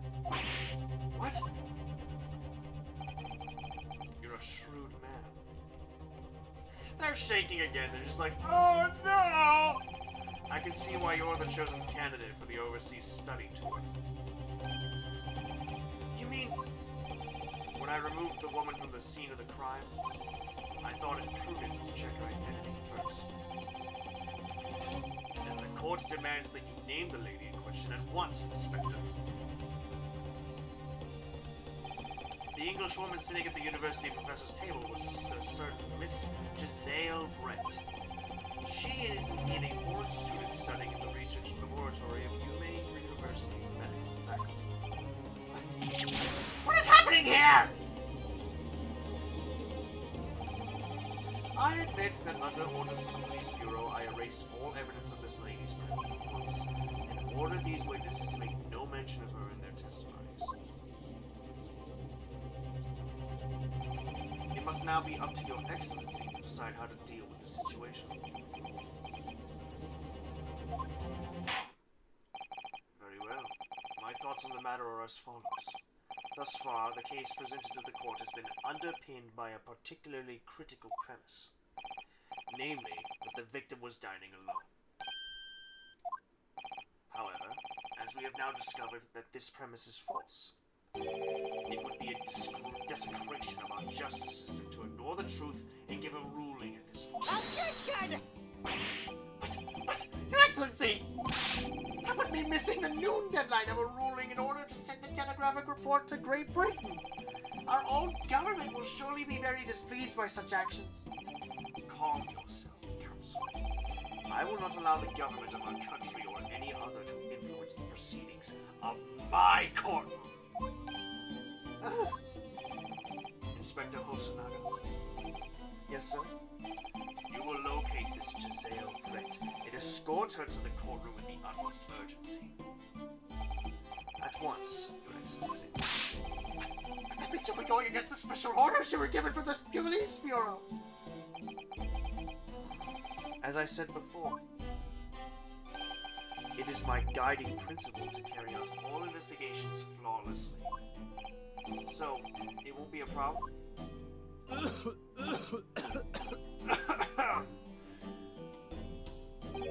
Nothing will get in my way.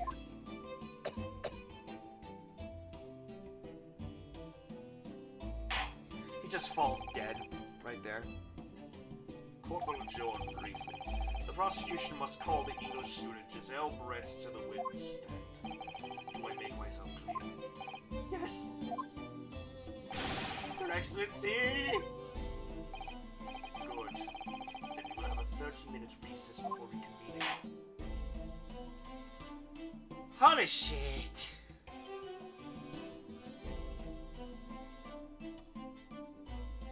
Holy shit. There's a lot of stuff here.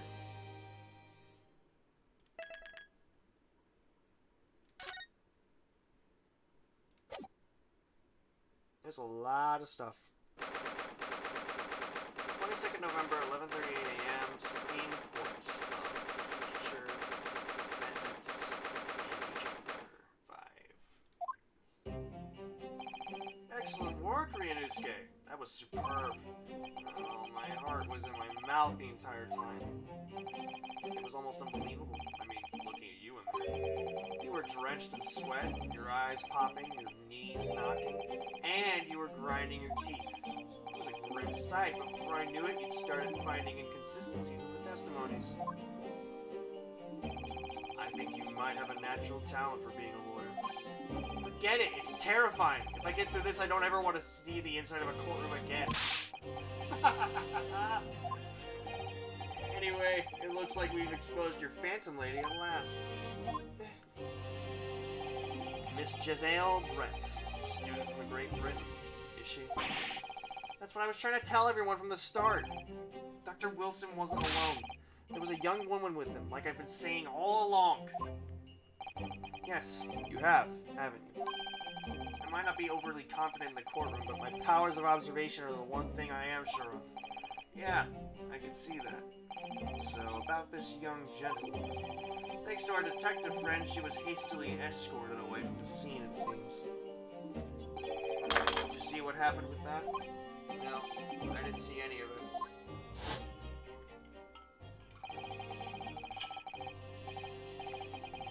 I was just on my way out of the restaurant myself. Then on the floor next to Dr. Wilson's table, I noticed there was a gun lying on the floor. Just after I bent down and picked it up.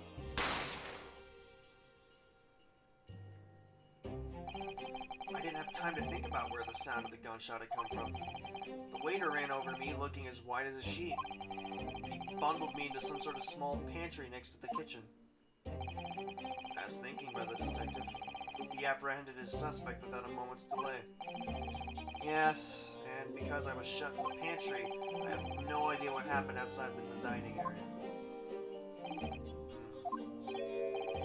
Ah, there you are. Well done, both of you. Oh, it's you. Professor Mikotoba. Well, it seems I was right. The pair of you make an outstanding team. You've exceeded my expectations, I have to say. Yes, it seems you planned this from the start. You arranged things so I wouldn't be able to act as a lawyer in this trial. Our modern country is still in its infancy, our justice system even more so. Which is why I firmly believe that we need to send our brightest young stars overseas to learn all they can. I wanted to avoid a situation that may result in your study tour to Great Britain being cancelled.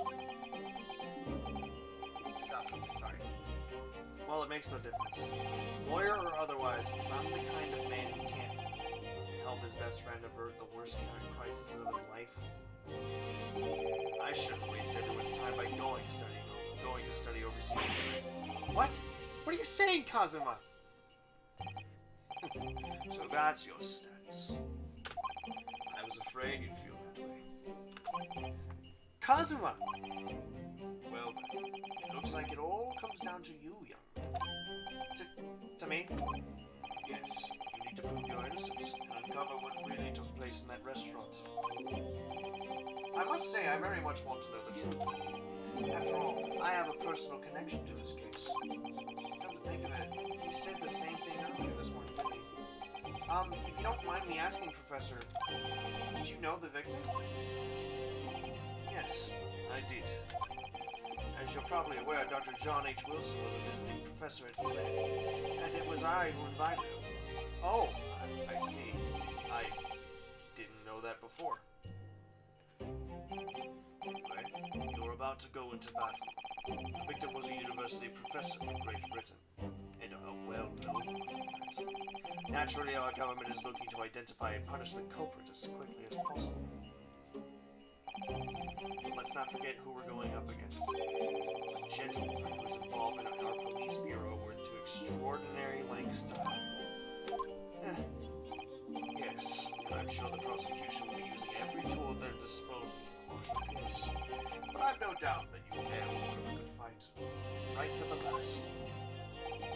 Best of luck. Thank you. Now, I need you to run an errand at the university at once. There's something I think we may need. Of course. Good luck, Kazuma-sama. Defendant Naruhodo! Court recess is over. Please make your way back inside the courtroom at once. It's time. Let's get back to it, partner. Let's go in there and deal a decisive blow. Before those old fossils know what's hit them. Kazuma? What?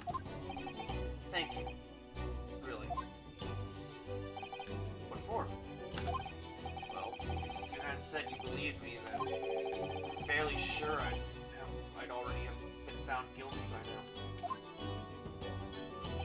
Look, I have faith in you. As a lawyer and as a friend. Coming from you, that means a lot.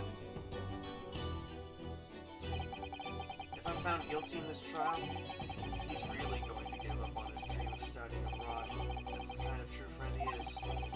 So this isn't just my battle anymore. Whoever we're up against, we absolutely cannot afford to lose. Alright then. I'll save the thank yous for after the trial. You can treat me to one of those sukiyaki meals I like from Yume Cafeteria on University Street. With an extra large portion, of course. Yikers. My money's not gonna work. I think I have enough time. I think I have enough time to do like an extra chapter, honestly. I feel like doing one, actually. The court hereby resumes the trial of Ryunosuke Naruhodo. Prosecutor Aoji, have you managed to subpoena the witness? Yes, Your Excellency, against all odds. Against all odds, and thanks to a certain young stripling, the prosecution is now under the rather painful scrutiny from the government. Sorry. Let the government scrutinize. That's their job. It's nothing to worry about. It's highly unlikely that the good relations we forged with Great Britain will emerge from this trial unscathed.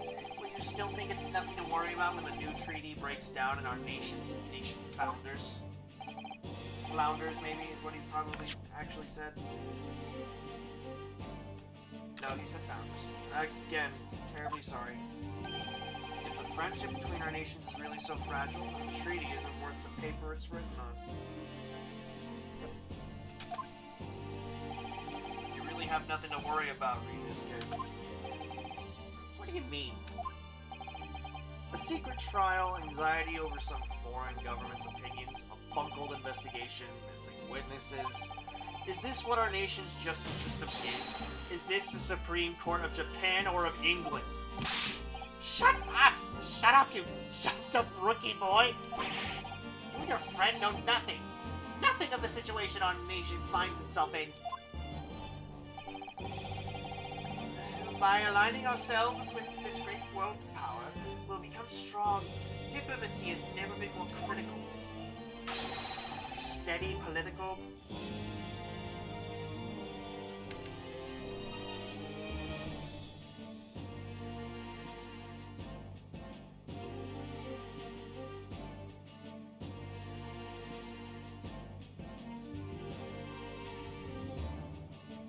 good. Sorry about that. Steady political maneuvering is what will secure our futures. I won't deny that I'm no expert. I'm just a student, and one who could arguably study harder too. But standing here now in our Supreme Court, there is one thing that I feel very strongly. A country that fails to uphold the truth in its justice system is a country with no future at all. Oh no. Even the judge is like, what did you just say? Well said, Ryunosuke, despite the wide-eyed look of terror. You little brats! Thank you, Counsel. This court is the pinnacle of our nation's justice system, and exists solely for the pursuits of truth.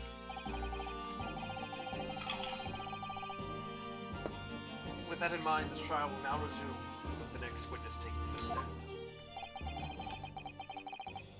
The visiting student from Great Britain, Miss Giselle Brett. Yes. Your Excellency!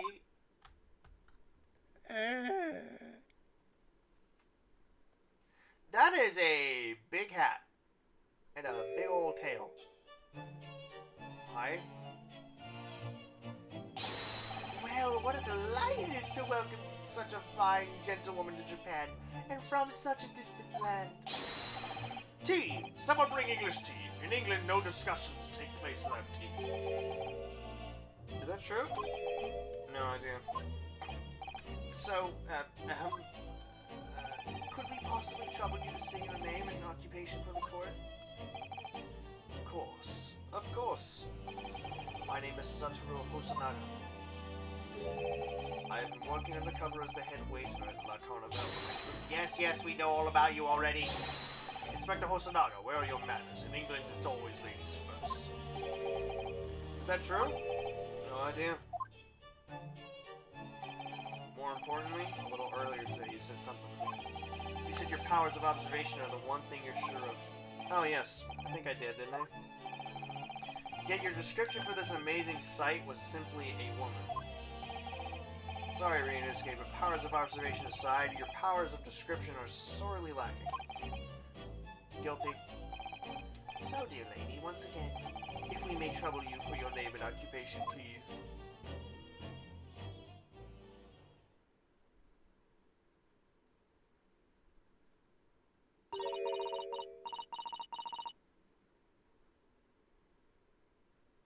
Uh-huh.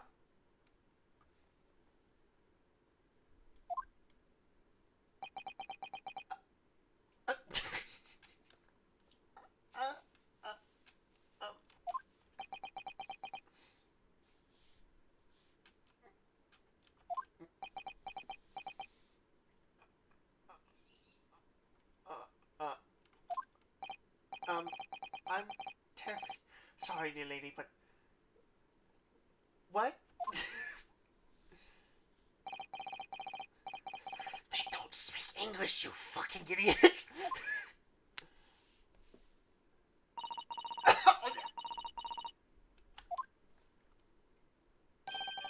The lady says her name is Giselle Brett.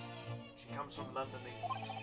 She's a visiting research student, currently enrolled in UMA University's medical faculty. Oh my, what a rare treat to hear the dulcet tones of the delightful language of the British people. I'm afraid I don't understand a word you said, but it was as beautiful as a hummingbird's song. As far as I can tell, the detective is translating her words faithfully enough. Yeah, yes, I agree. You'll obviously do fine in England, Kazuma. Her English doesn't rattle you at all, does it? Nor you. You've clearly been paying attention to your English classes, Ryunosuke. No, I haven't. The court thanks the beautiful lady for taking the stand. Now, if we may trouble you to confirm something, Miss Brett. What? 3 days ago, at a restaurant called La Carnival, a grim murder took place. The court has been led to believe that you were dining there with the victim, Dr. Wilson, at the time. Is that correct?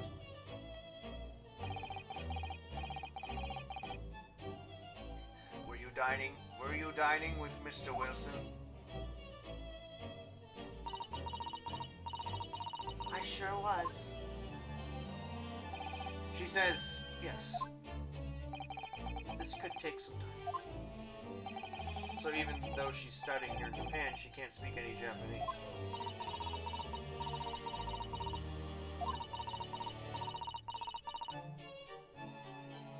I feel like they just wrote cursive and then just, like, made it very impossible to read.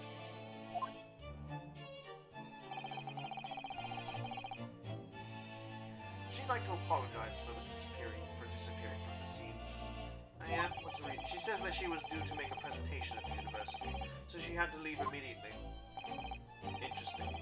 You're the one who engineered her escape. I was just following special orders from the Bureau. Well now, dear lady, would you be so kind as to cast your eyes over this photographic print?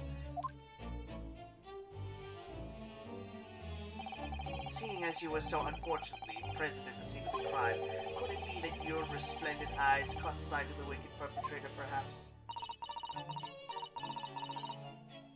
Watch it be revealed that she does speak Japanese. Apparently, it was a very frightening and sorrowful sight. Do you mean to say... Yes, it would appear the lady did witness the crime. The very moment when the accused, standing right there in this courtroom, shot the victim in cold blood. Well,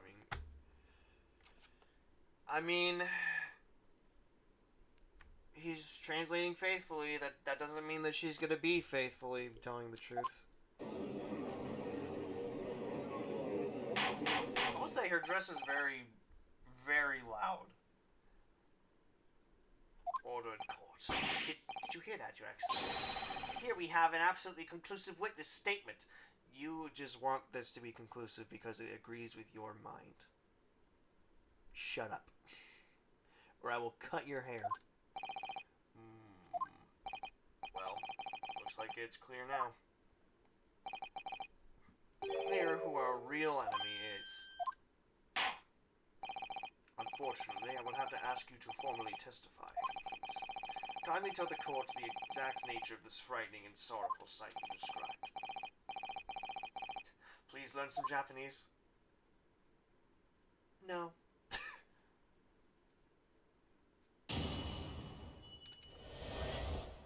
A frightening and sorrowful sight. So this is the start of it, which means...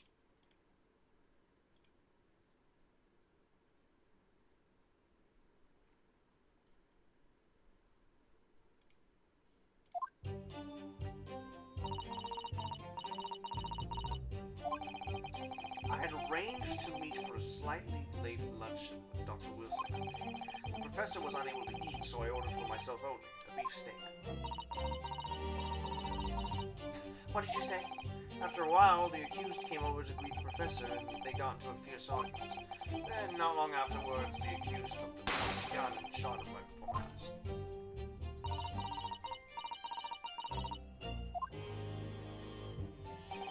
I don't carry a gun myself, so obviously I couldn't have been the culprit.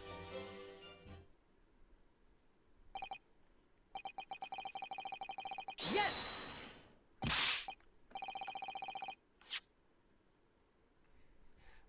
This is a condemning testimony indeed. No, I didn't have any kind of argument with the professor at all. Objection! Quit, you filthy wretch! Look at you black-hearted blackguard. And look at this Snow White angel, oh yeah? Yeah? She ain't a Snow White, she's more so the queen. I'm sure even a dark-minded scoundrel like you can imagine whose words the court is going to believe.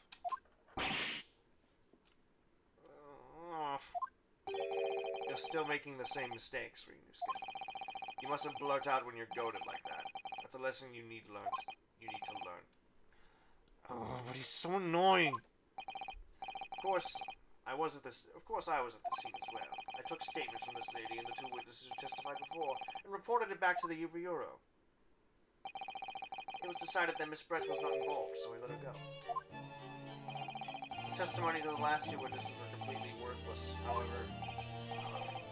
well, even so, on the day in question, the lady was wearing the same outfit as she is today.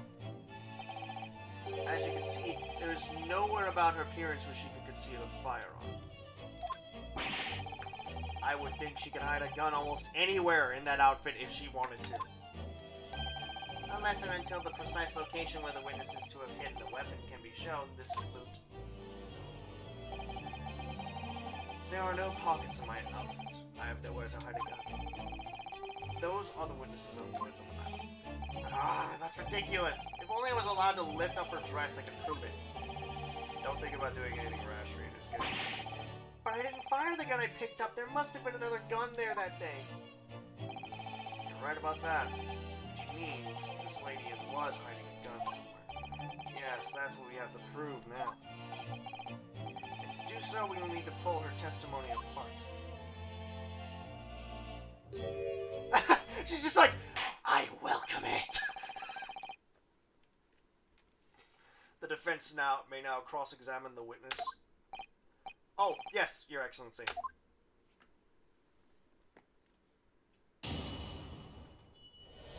Or she knows that it's not gonna happen. For a slightly late luncheon, the professor was able to eat, so I ordered for myself only a beef steak. Yes! He was unable to eat, you said. And that was because he just had a tooth removed at the clinic, correct? That's right. You're supposed to actually check with the witness before answering. Was Miss Brett aware of that fact? It seems so, yes. She'd heard that the professor was to have some dental treatment. So that would mean that it was you who ate the steak picture here. Is that right, Miss Brett? That's right, yes. The print you have there shows the table exactly as it was left after that horrifying event. Exactly as it was left. Dear me, what a harrowing experience. To have traveled to a distant island on the far side of the world and be embroiled in such a tragic incident. Have no fear, my lady. I swear I will crush the evil fiend that has subjected you to this terrible plight. So the victim, Dr. Wilson, had nothing to eat or drink at all? That's right, other than some carbonated water. Just water? Yes, the professor was unable to eat, but he had been given permission to drink water. So it appears that the diners toasted their lunch with a glass of water each. Each raised a glass of carbonated water. What do you think, Ryunosuke, about the witness's last statement? I think it's meaningful. It's very meaningful. That last statement of yours, Miss Brett, has a profound bearing on this case. Well, how fascinating. Do tell us, what is this profound bearing? I don't fucking know. I don't know. The significance of the statement will become apparent when the time is right. The defense calls for the witness's last statement to be formally added to the testimony. Well, as sidestepped counsel. Very well. Miss Brett, kindly repeat what you just said to be added to your official testimony. Gladly, she said. Oh, I hate that. That was brilliant, Kazuma. I'm going to remember that one. Which one? The significance will become apparent when the time is right. I could really use that phrase. I hope there are some more useful tips you can take from this experience than that. Ryunosuke. I ordered a beefsteak for myself, and the professor and I said cheers over a glass of carbonated water.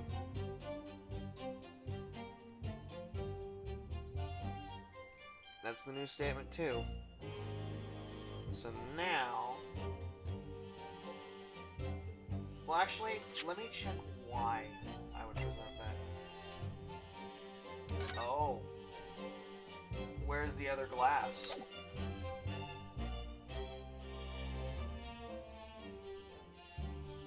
Yes! Where's the other glass? That's it! Let me just confirm something, please. It's to do with this photographic print. Just a short while ago, you spoke of this print showing the victim's table at the crime scene, that it was exactly as it was left. That is correct, the lady says. Well, that is, it's odd. Very odd. Dear me, what's odd is the defense's inability to express itself. Oh. This guy. What is it about the print that looks odd to you? Well, obviously it's the cheers. The cheers? Miss Brett just told us that she and the professor said cheers over a glass of water. But if that's true, there should be 2 glasses on the table, not 1. Ah. Oh, no. You're quite right, Counsel. There's only 1 glass picture. Objection! Are we supposed to be impressed by this nitpicking over minutia? What possible difference does the presence or absence of a glass make on the case? It means neither of them toasted, you idiot. Objection! Minutia, you say. Could it be that the detective here removed a glass from the table to conceal the lady's presence? Of course not! I would never do something so reckless.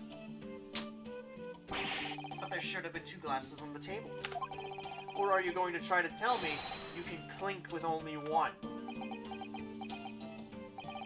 You're quite right. I certainly took 2 glasses to the table.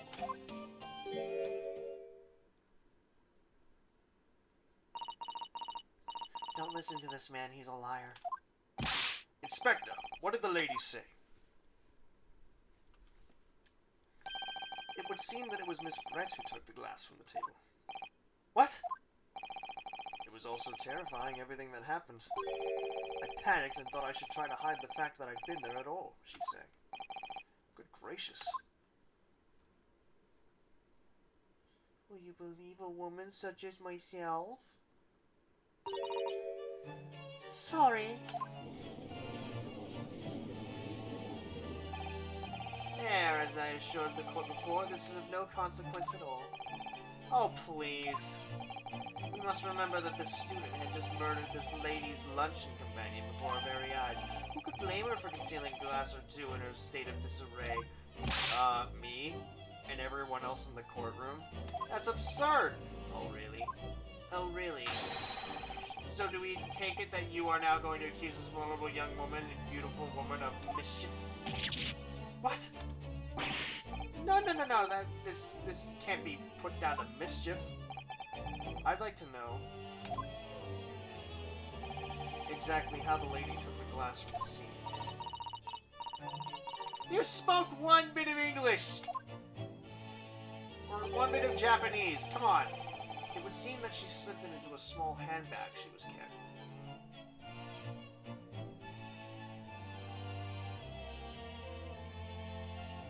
You're an idiot. And so is the prosecution. A handbag? And you didn't think at one point, like, maybe she's carrying, like, a concealed weapon in the handbag. Nobody's capable of that in this time and age. Are you kidding me? This man's a fraud. A handbag, you say? You mean the very thing that you can conceal a weapon inside of? Yes, Your Excellency. A small handheld pouch commonly carried by well-to-do women in... So the beautiful lady has very graciously explained how and why she removed the glass from the scene now. Yeah, it's going to break apart your freaking... your whole being.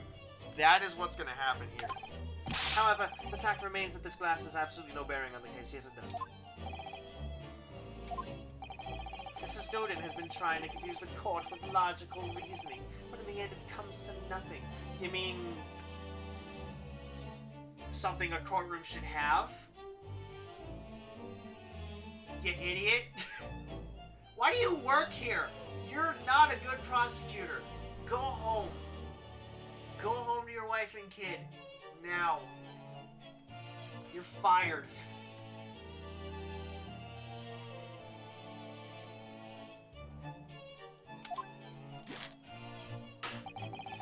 No more pretentious accusations. You have wasted enough time already.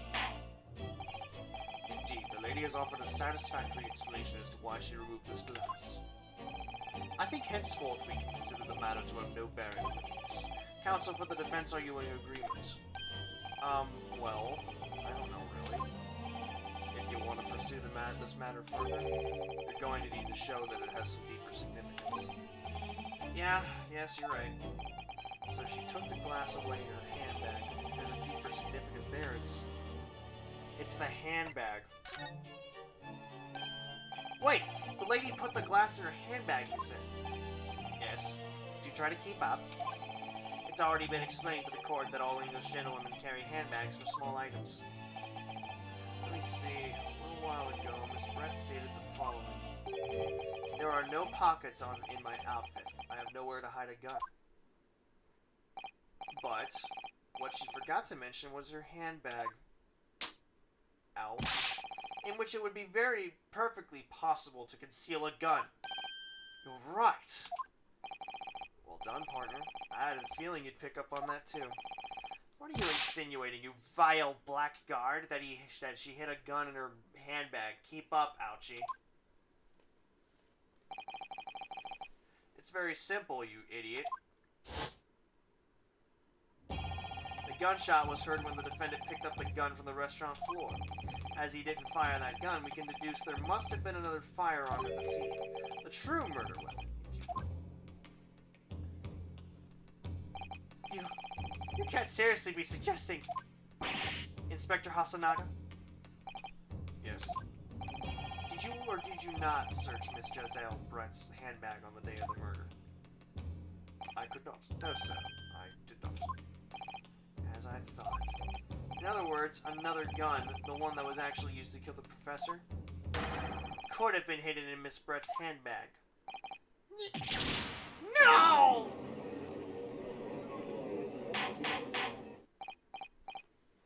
Order! What is the meaning of this, Inspector? The meaning of what, Prosecutor Ouchie? Why on earth did you not have the lady open her handbag and show you the contents at the time, you moron? Thanks to your bungling incompetence, now she has to endure these uncomfortable accusations. Brilliant work, partner. Now we have a chance to expose the real woman behind the mask. Do you think so, Kazuma? You're gonna die. Well, what a sorry situation. Clearly you have no faith in the police. As I said, I did not search the lady's handbag after the shooting. Simply because it was unnecessary. Unnecessary in what way? I ought to thank the student lawyer, really. I have a piece of evidence here that I had completely forgotten about. It's the handgun. This photographic print.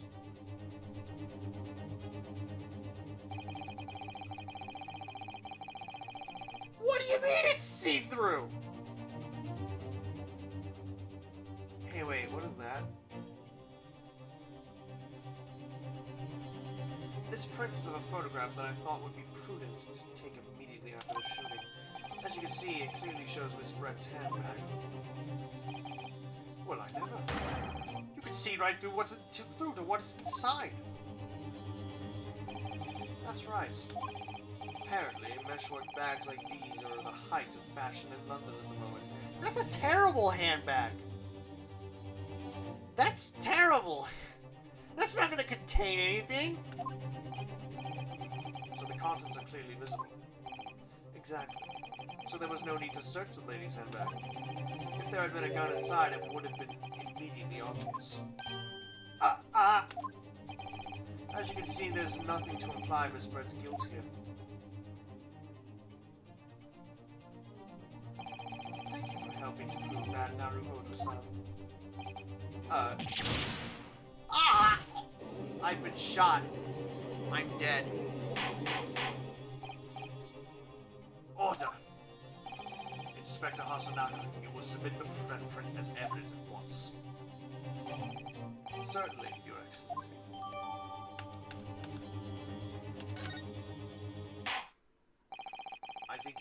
long enough to cross-examine the witness counsel. I'm gonna really quickly...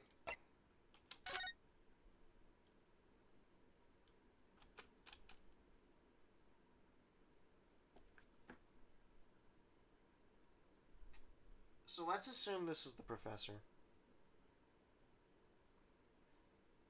Why would this mark, that by the way, is right there,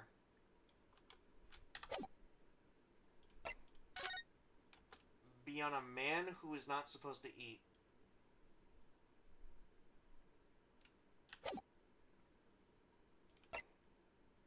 I'm gonna take another look at this card real quick.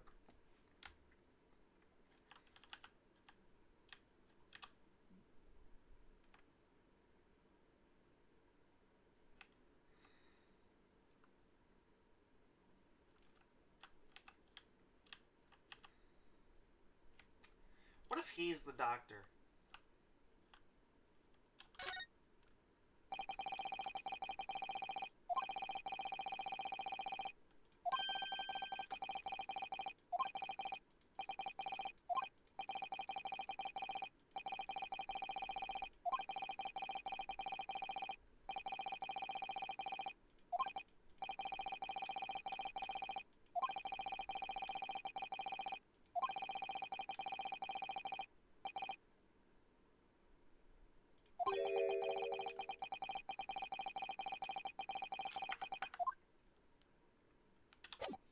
So it is his, but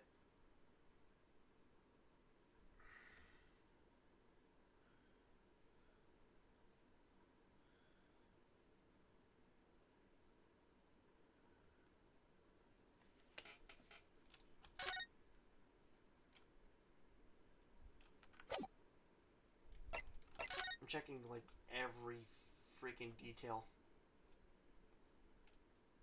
But so far, all I see is the fact that this and that have a connection. Also, that is still a terrible handbag. Like, you wouldn't be able to contain anything in that handbag. Shit!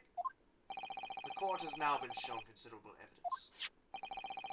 As the photographic print just submitted into the courtroom appears to have no other further significance, I am satisfied that there is no longer any room for doubt in this matter, and I must make my ruling. Indeed, and there is only one logical conclusion, that the pathetic rookie slumped over the bench before us is the only possible perpetrator of this crime. No, just when I thought I was beginning to turn things around, I'm in a worse situation than I was at the start. Yeah, dude? Kazuma? I'm sorry, Ryunosuke. Now that the cross-examination of the witness is over, there's no way to force the trial to continue. What? You mean, this is it? I must say, you put up quite a fight for a rookie student, but the weak are meat, and while the strong eat. That's a terrible thing to say. You were wasting your time. There was no way to defeat true justice. A fact you can chew to your heart's content from the inside of your cell. This can't be happening. Am I really going to be found guilty of a crime that I didn't commit? And Kazuma, his dream of going to study in Great Britain was slipped through his fingers. Kazuma, what? Is there really no chance now of turning this trial around? You heard the judge. There's nothing about that last photograph the detective produced that we can contest, which means there is no basis on which we can argue for the trial to continue. Yeah, there is. Very well. I will now proceed immediately to the ruling. It seems we will be able to report to the British government on time after all. Smug little. Ryunosuke Naruhodo, having considered all of the evidence placed before me, I hereby find you... What? Wait! Your Excellency! Ryunosuke? I don't think you can rule on this case yet. Objection!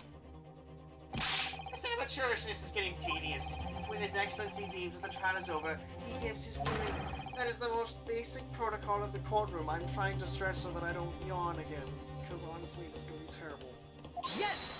Plus, I have been sitting down for like 2 hours. Your Excellency, just a moment ago you said this. As the photographic print just submitted appears to have no further significance, there's no longer any room for doubt in this matter, and I must make my ruling. Now that means if there was a problem with evidence, some significant detail, then ruling on the case at this time would be out of the question. Objection! This is blatant straw clutching! Look at this photographic print! Every time it makes me sprint! All it shows is the handbag the gentlewoman was carrying on the day in question. There can be no problem with this evidence. You better know what you're doing, Ryunosuke. I understand your objection, Counselor. Certainly, the new evidence submitted by the detective has not undergone the court scrutiny. However, I fail to see how we can glean any new information from this handbag. Maybe it's not the handbag we should be focusing on. Ha! My thoughts exactly!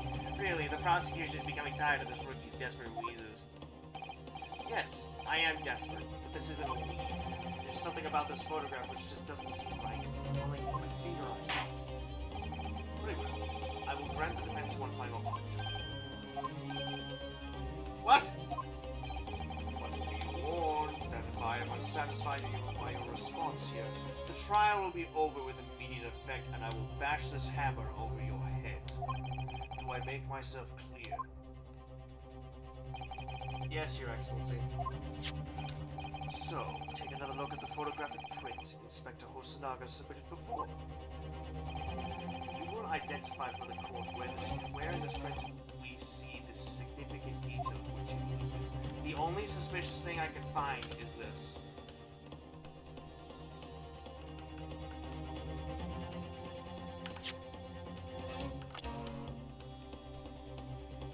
No, man! Yes! Look at this. Here. There's a very unusual mark on the victim's wrist. That is true. No, it looks almost like a burn of some description. Oh shit! They found the mark! Objection! Dear me, I was pondering what epiphany would come out with. A burn, you say, on the victim's wrist? Clearly there has nothing to do whatsoever with the magnificent lady's handbag. Yes, that is a burn mark. You're right. Go on, Inspector. The police coroner also noticed it when he was performing the post-mortem examination. It was deemed unrelated to the cause of death, so he didn't note it in his report. What did I tell you? In any case, we have no idea when the victim suffered this burn, do we? And no possible way of knowing either. Yeah, we do. The more I look at it, the more I find myself intrigued by the curious shape of this mark. However, as Prosecutor Auchi points out, unless a firm connection to the case can be shown, I cannot allow any further time to be spent on the precise details of this burn.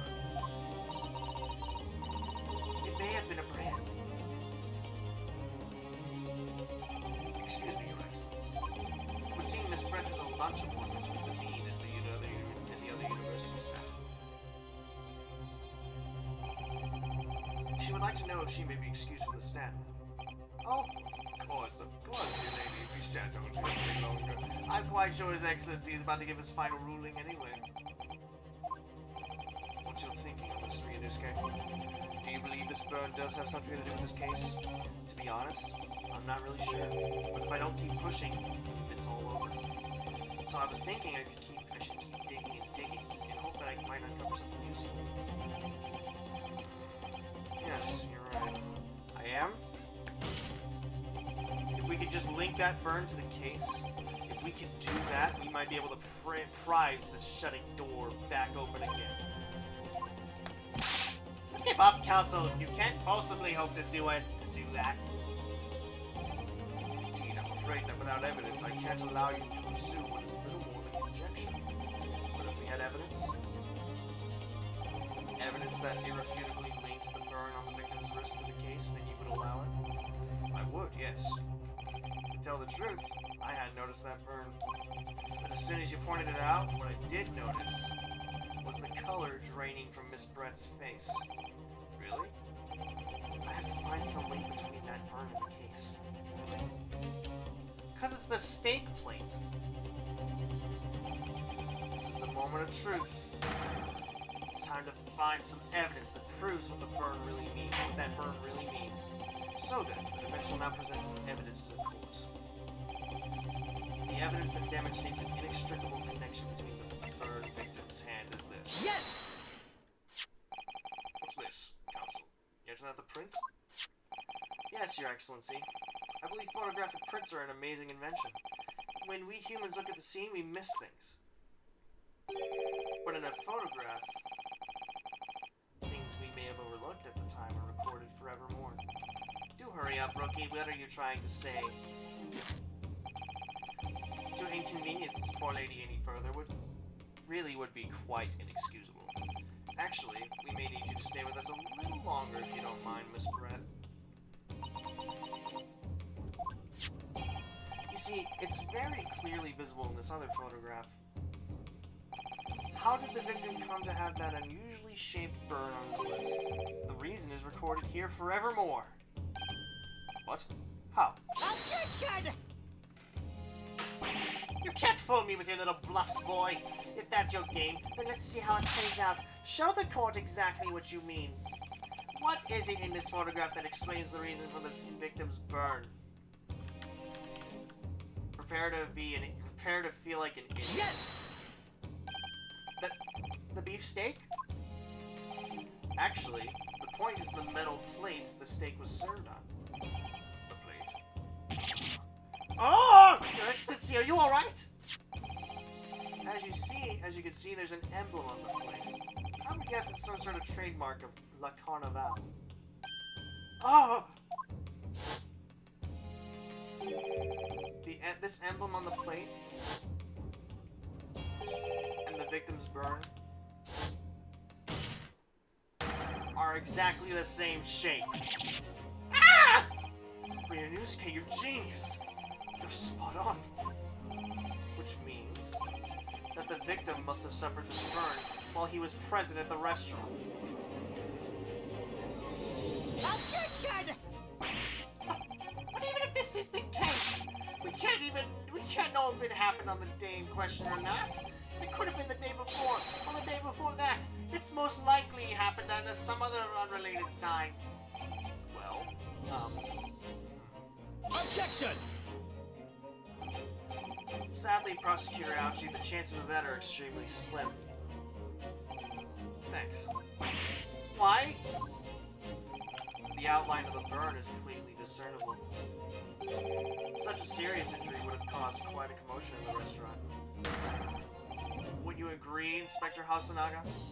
I can't imagine having missed such a terrible disaster, certainly. But I would say, looking at the picture of the wound, that it wasn't suffered very long ago. And although it's not a particularly large burn, it's extremely well defined, as the defense just pointed out. This was no mild burn, that's for sure. Can you be more specific, Inspector? Well, let's see. If the plate was at around 90 degrees centigrade, a burn like that would have taken around 3 seconds. It's inconceivable that the victim wouldn't have let out a scream of pain then. I've been investigating at the restaurant for several weeks already, but I've not heard anyone scream at all. As the head waiter of La Carnival, I can testify to that without hesitation. But you're a detective, not a waiter! Yes! There you have it. Something isn't right here. As the detective said, anyone who burned themselves on a piping hot plate for 3 whole seconds would scream in pain. There's no question of that. And yet Inspector Hosonaga never heard the professor scream. Not on that day, or even before it. That's right. And the strange thing is, on the day he was shot, I didn't hear him cry out either. What do you you suggesting? Well, if the professor had carelessly laid his wrist on the plate for anything like 3 seconds that day, that would be beyond careless, I think, Counsel. Then the rest of us in the restaurant, myself, the sergeant, and the old antiques dealer, all of us would, without any question, have heard him scream. Wouldn't you agree, Prosecutor Ouchie? Well, yes, I suppose. So the question is, why didn't a single person hear Dr. Wilson scream? Uh-oh. I almost don't believe it, Ryunosuke. Do you think? Can it really be true? I never dreamt we'd arrive at a conclusion like this, but I'm starting to think that maybe we've been led into a terrible trap.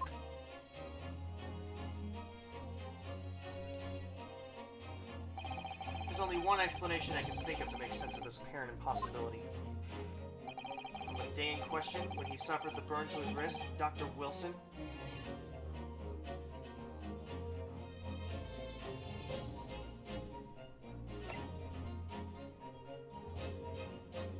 was deceased.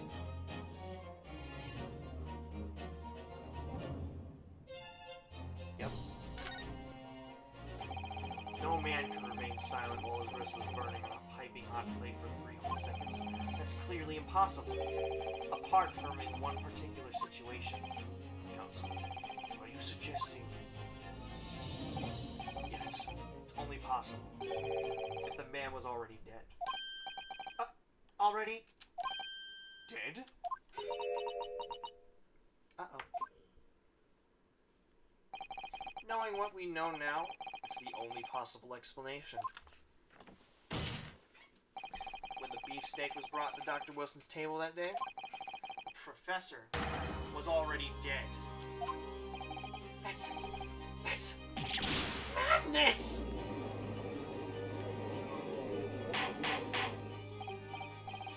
Order, please! Counsel, explain this absurd notion at once. The victim was killed by a gunshot. That's right! That's absolutely right, Your Excellency! This is just another ridiculous ploy by the rookie student, but clearly he has no grasp of Objections! No, Prosecutor Ouchie. It's you who has no grasp of the facts. I beg your pardon? As soon as it became apparent that the victim had suffered that burn while at a restaurant, this whole case was turned upside down. Or have you not grasped that yet? Your Excellency, this court must hear from this witness again. If it's true, we now believe that the victim was already dead before the gunshot was heard. It's highly likely that Miss Brett knows something about it. Incredible. I certainly didn't anticipate this twist of events. I'm sorry to say, Miss Brett, that you will have to forget your luncheon engagement. Your Excellency! The justice system in our country may be in its infancy, but rest assured all reasonable doubt must be dispelled before I am prepared to pass judgment. Thank you, Your Excellency.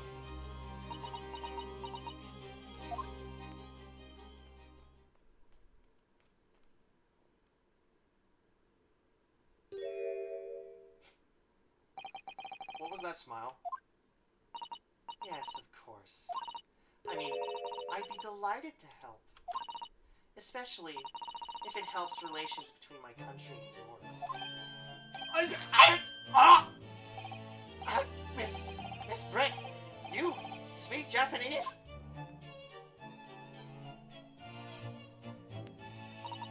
Well, of course I do.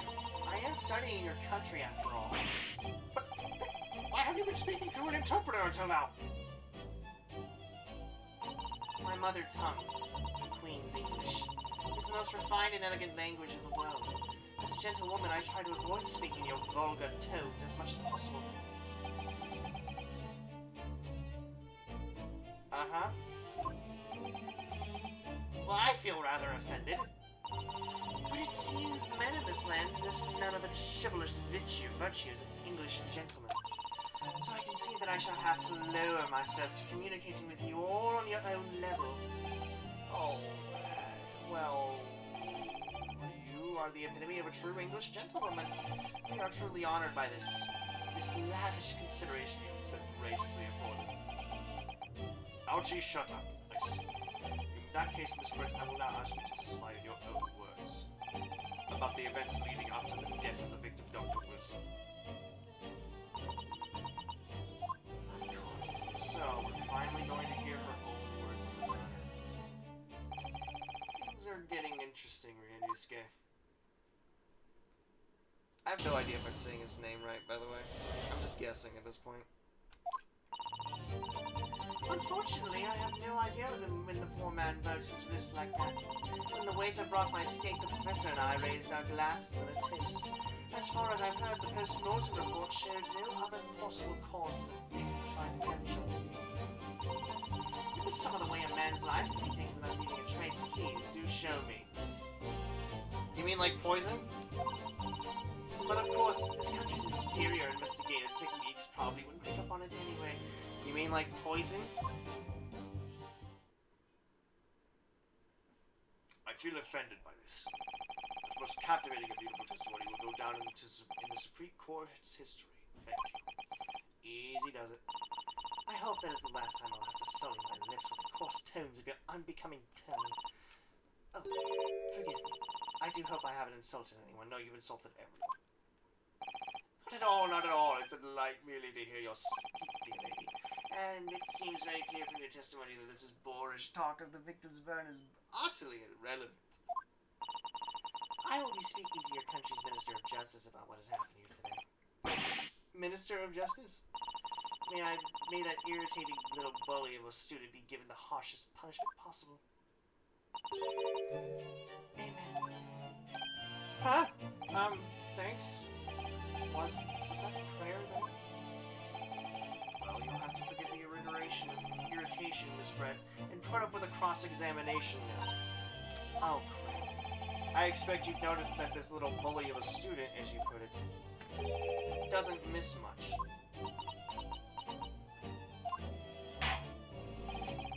I'm sure I don't need to remind you, Counsel. This will be your final cross-examination in this trial.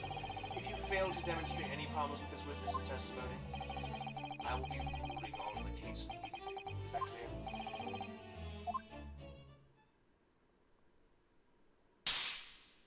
Ow! Yes, Your Excellency. You may proceed with the cross-examination. Also, why did you do that? That was very fucking weird. I mean, freaking. I'm not taking a chance.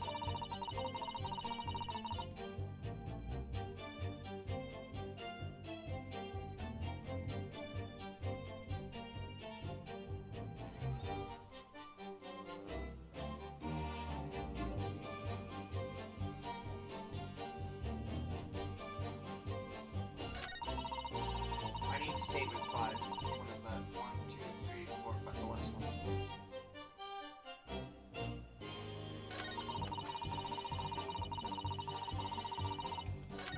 Dude, I'm starving.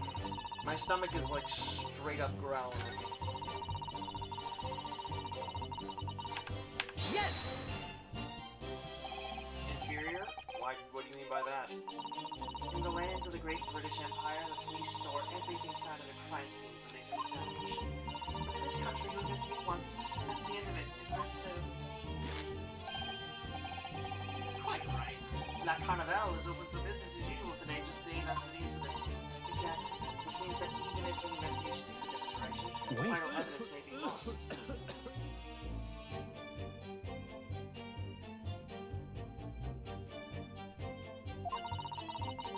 It doesn't even occur to your naive detectives to try to preserve the crime scene. I'm trying to be as tactful about this as I can, you understand? Haha, killer blow! That lady is as formidable as she is beautiful. Amazing. She's actually admitting our police may be flawed. Perhaps Prosecutor Ouchie is finally starting to see sense. I very much doubt that. Still, there's something about what Miss Brett just said. There was a moment before when something didn't seem quite right. Oh no, you drank something, didn't you? You drank from his glass, didn't you, you idiot? I think it's going terribly. No matter how much I press her, I'm not turning up any new information. Yes, as I suspected. She's a tough witness. We need to find a way to break her testimony, or the cross-examination will be over. But that would mean I have to find a way. There must be some clue somewhere to help us find a chink in her armor. Kazuma? What, Ryunosuke? There is one thing I noticed. Something that's been bothering me. Bothering you? You mean about Miss Brett? Actually, no. About the person standing next to her, Inspector Hosonaga. Detective? Yes, he seems to react a little strangely to Miss Brett's last statement. I was wondering if it might be significant, if I might present an opening, maybe. Alright, I have an idea. Try pressing her on that last statement one more time. If you think so, but this time, instead of targeting the woman herself, let's see what we can get out of the detective. Alright then. I wonder what Kazuma's thinking. I'll find out soon enough, I suppose, once I press Miss Brett on her last statement.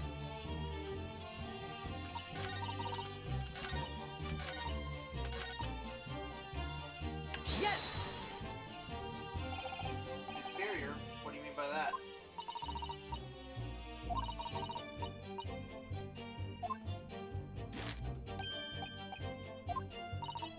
Wait.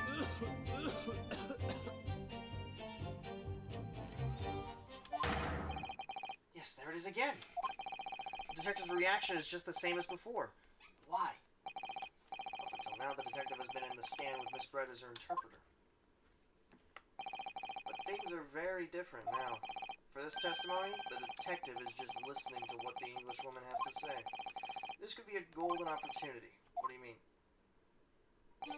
When people are actually testifying, they're usually very careful not to let anything slip.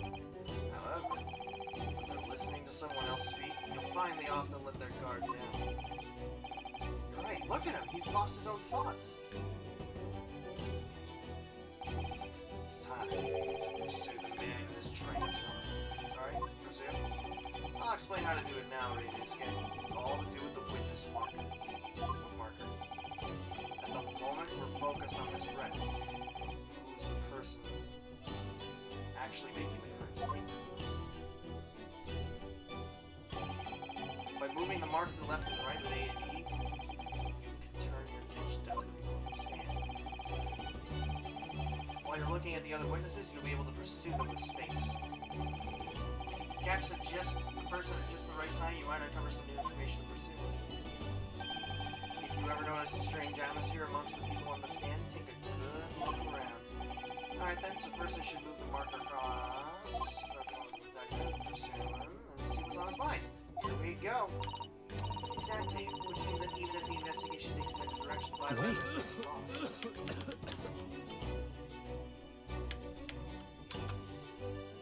Excuse me! What the? What's the meaning of this?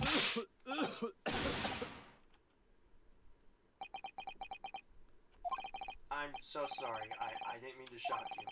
He really was lost in his thoughts deeply. Looked like you were thinking something just now, Inspector. Perhaps having heard what the lady next to you had to say. If there's something you'd like to say, please, share it with the group. Objection! What is the meaning of this? What is the meaning of this? It's the delightful Englishwoman who's testifying at the moment. If you can't find fault with her testimony, then the cross-examination should be over immediately. Oh, is that how it works? Absolutely not. The detective is in the stand, which makes him a valid witness. Yes, not to mention the fact he's intimately involved in this case. Inspector Hosonaga. Yes. Do you have something to add in relation to the statement just made by Miss Brett? Yes.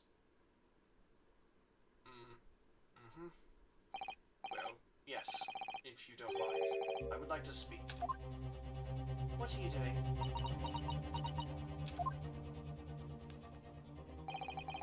The lady is right. Our country's police practices are not as modern as those used to be. Which is why I, Satoru Hosonaga, always strive to make every investigation I'm involved in flawless. What do you really mean by that? I'll tell you what I mean. I won't have evidence lacking on my watch. I'm not afraid to take everything I can from the scene of the crime. It's persevering evidence, you see. I don't care if you call me a crime scene thief. I'm not ashamed of what I've done. I drank the condiments of his drink. A crime scene thief? Well, it looks like the lady's remarks touched a nerve there. Take this, for example. Why do you have that? Is that? This is the bottle of carbonated water that I took to the victim's table on the day in question. And yes, it's lost all of its fizz, having been opened 3 days ago. But it was carbonated water. I don't care what anyone says. Yes, there's something left in the bottle. I can see it. One day our police force will be among the best in the world. The time is coming, I guarantee it.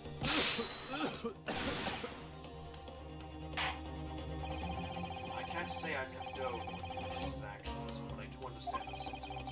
The court will accept the glass bottle of water as evidence.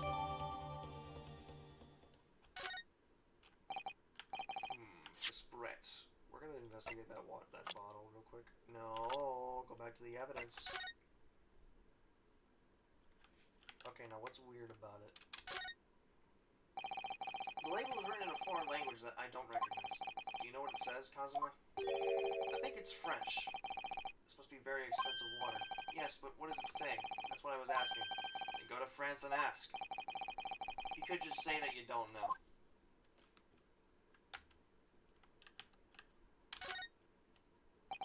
So this carbonated water is the last drink Dr. Wilson ever had. It looks like there's a little left in the bottle.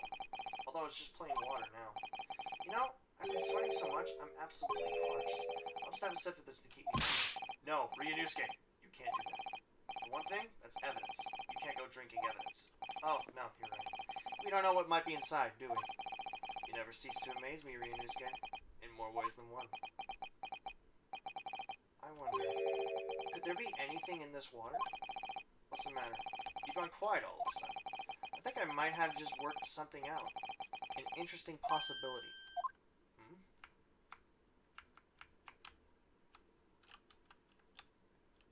She poisoned the water. Miss Brent, can you confirm that this is indeed the bottle from which you drank on the day of the victim's death? Yes, it was that bottle. What was that about? What was that about? She seemed to avert her eyes when she answered the judge's question. Very well. Counsel, you may resume the cross-examination. And the inspector will kindly control his fervor.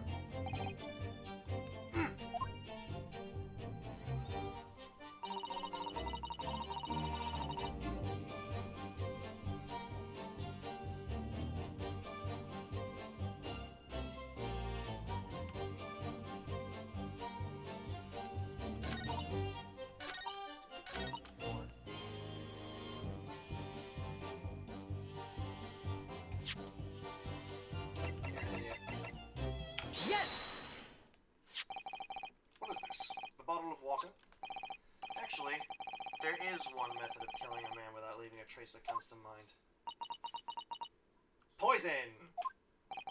Obviously, I'm referring to poison. Poison? On the day of his death, we know that Dr. Wilson drank from this bottle of carbonated water. Could it be that there was poison inside? Even the investigator's just like, I didn't even think about that one. Could it be that the professor actually died after taking a sip from his glass?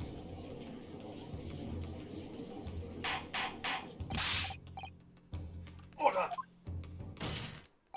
And on that day, who was sitting at the same table as the professor and able to slip the poison into his drink? There's only one person who could possibly have done it. Giselle Brett, it was you! Well, shit, you're really good at this, aren't you? Attention! This is outrageous. Just this thing without a scrap of evidence. You little rookie imbecile. Have you even considered the delicate situation our country finds itself in now? Have you forgotten that we've only just signed an accord of friendship with the British Empire? Who cares? Have you even the vaguest inkling that your rash accusations could jeopardize the entire treaty? Objection! Who cares? This is not a political arena. This is a trial to determine one individual's guilt with respect to one crime. The fact that this woman is British makes no difference. We are here to determine the truth. If I may, I will silence you forever.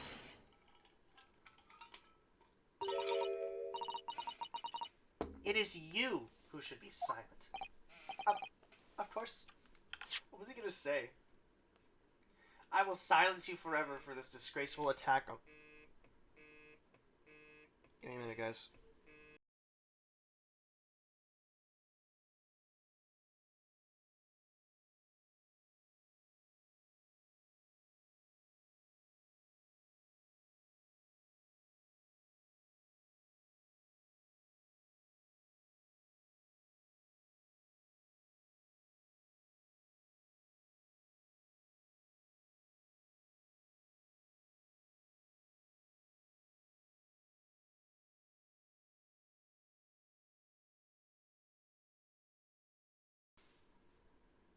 Mama called. Sorry.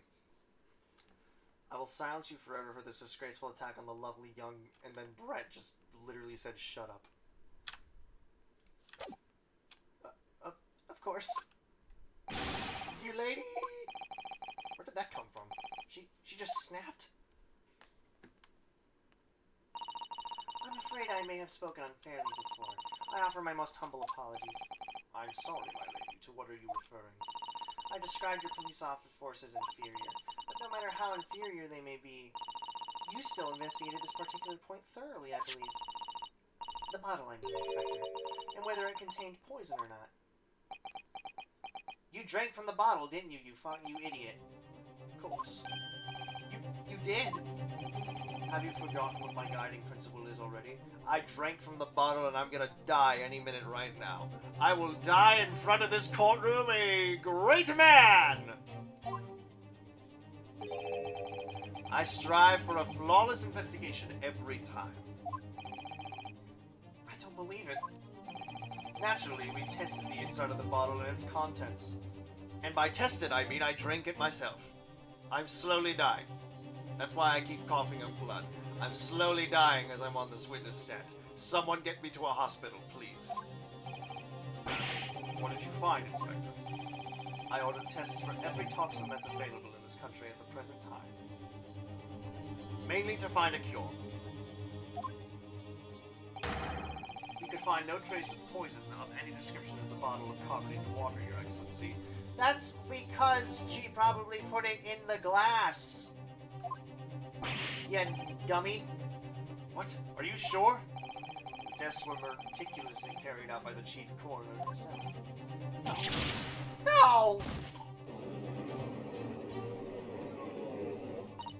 I'm very grateful to all you Japanese. You've successfully established my complete innocence in this horrid affair.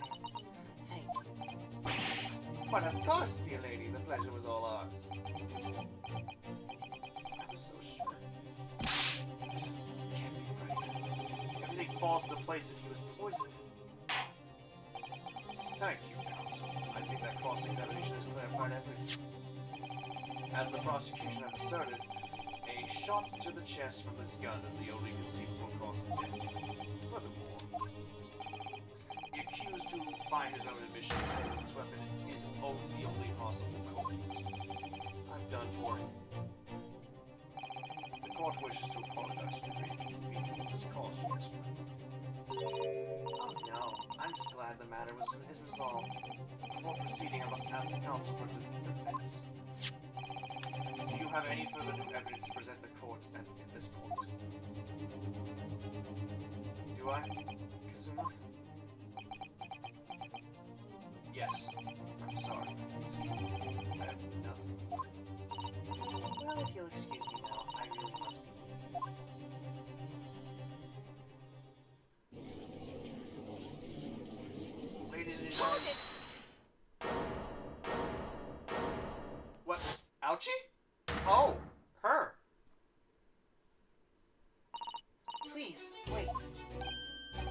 Isn't that... What is the meaning of this? Forgive me for intruding on court proceedings, Your Excellency. Susato Mikotoba, Judicial Assistant to the Defense. Mikotoba? In my darkest hour, with nowhere left to go, she appeared like a bolt of lightning. And in her hand, she carried a small package wrapped in a furoshiki cloth.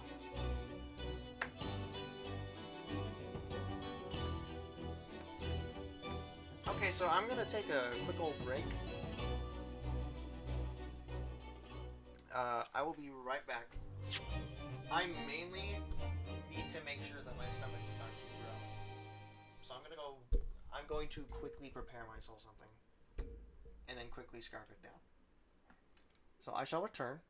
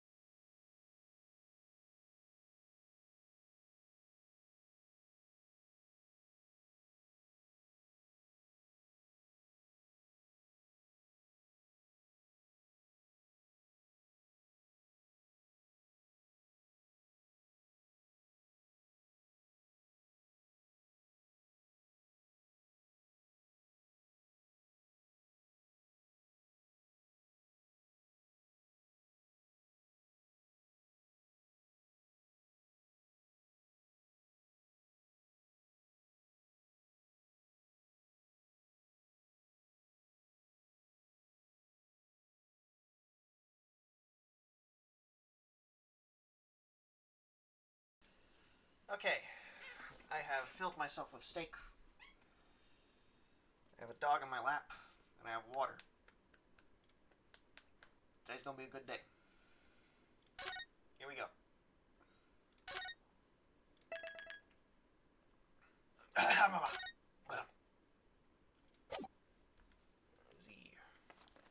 Oh yeah? You're gonna do that now? 22nd November, 1:14 p.m. Supreme Court. Courtroom 2.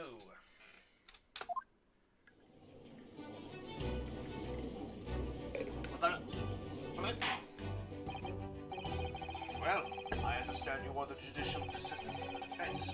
But why this sudden ingress into my courtroom?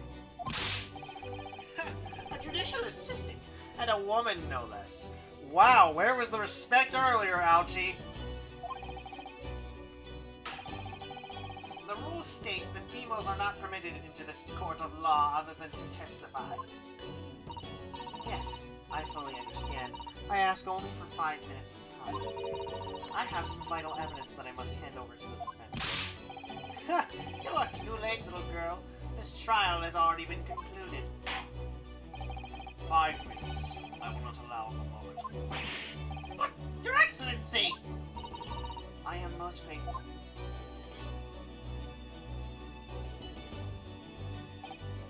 Who exactly are you? I'm sorry, there's no time. Please, simply accept this for now.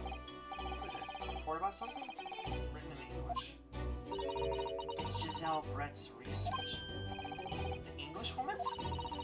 After the trial resumed earlier, I hurried back to the university. I went to Dr. Wilson's laboratory in the medical faculty and borrowed this paper.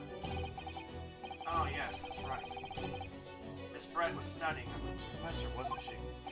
So, does this research, whatever it is, have something to do with the case? I'm afraid I don't know. I haven't been able to... Wait a minute, guys.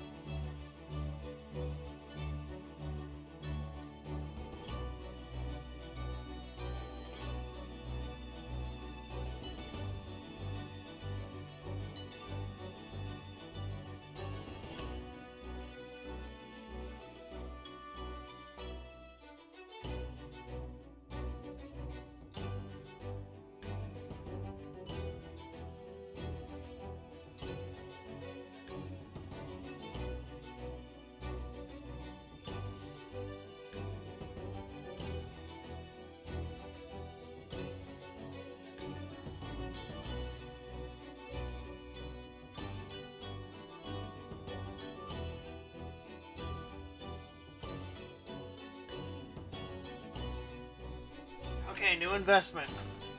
Wireless headphones. That is something I need to invest in at some point. I haven't been able to listen to the proceedings of the trial myself. Oh, no, of course not. Special characteristics of Cure and its effects on human subjects. Interesting. Cure? What's that? I've never heard of that word before. Time's up. The prosecution demands the immediate removal of this female trespasser from the courtroom. There was too little time for me to read it in I've summarized what I could on a note just inside the cover. If you think it could be valuable, please cast your eyes over it.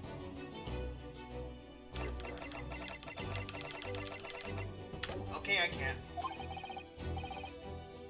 This is wonderful, thank you. Giselle's report has been entered into the court record. Goodbye then, and good luck. Me do it now. A poison made from the bark synopsis. A poison made from the bark of certain trees and jungles of South America. The hunters of the region have used it since ancient times to incapacitate their prey. Special characteristics: it affects instant paralysis of the entire body and subsequent death, even in minutes. Route of entry.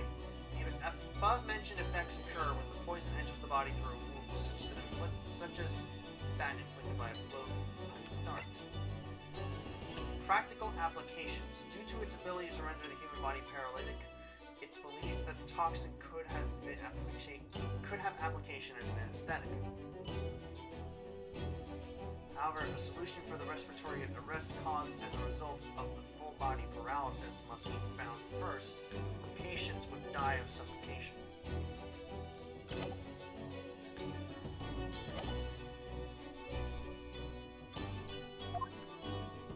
Uh-oh. You have had long enough, Counsel. We cannot detain our English guest any longer. I ask the prosecution and defense now one last time. Does either side have any further evidence to present to the court? I presume not, but... The prosecution has made its case convincingly enough already. Nothing more to add, Your Excellency. Ryunosuke, we're out of options here.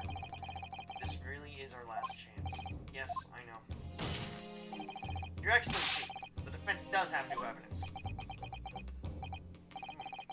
Look, the unyielding stare of a true Japanese warrior. Well, Miss Brett. Yes, Your Excellency. If you wouldn't mind, perhaps you could grace us with your presence a little longer. It's a delightful invitation, but I'm afraid it's not so very long until tea time. I'll have to politely decline. Forgive me, Miss Brett. It seems I wasn't clear. I realize it was phrased as a question, however. I must ask you to treat that as an order. Oh, I see. I've said it many times before, but Japanese language makes no sense. My apologies, dear lady. So, Counsel, what is this new evidence that demands the court's attention? Yes! Miss Giselle Brett, we understand you were studying under Dr. Wilson at UMA University doing research. Yes, your point? Research, by sheer coincidence perhaps, into a deadly poison? What? Poison? Where are you going with this, Counsel? The toxin known as Curare, Your Excellency. Even the slightest amount of this deadly poison entering the body leads to an instant death. Attention! What complete and utter nonsense! Curare, you say? I've never even heard of it! You wouldn't have done. You wouldn't have done. What do you mean? I mean that you wouldn't have heard of Curare before for one very simple reason. It doesn't exist in our country. It doesn't exist.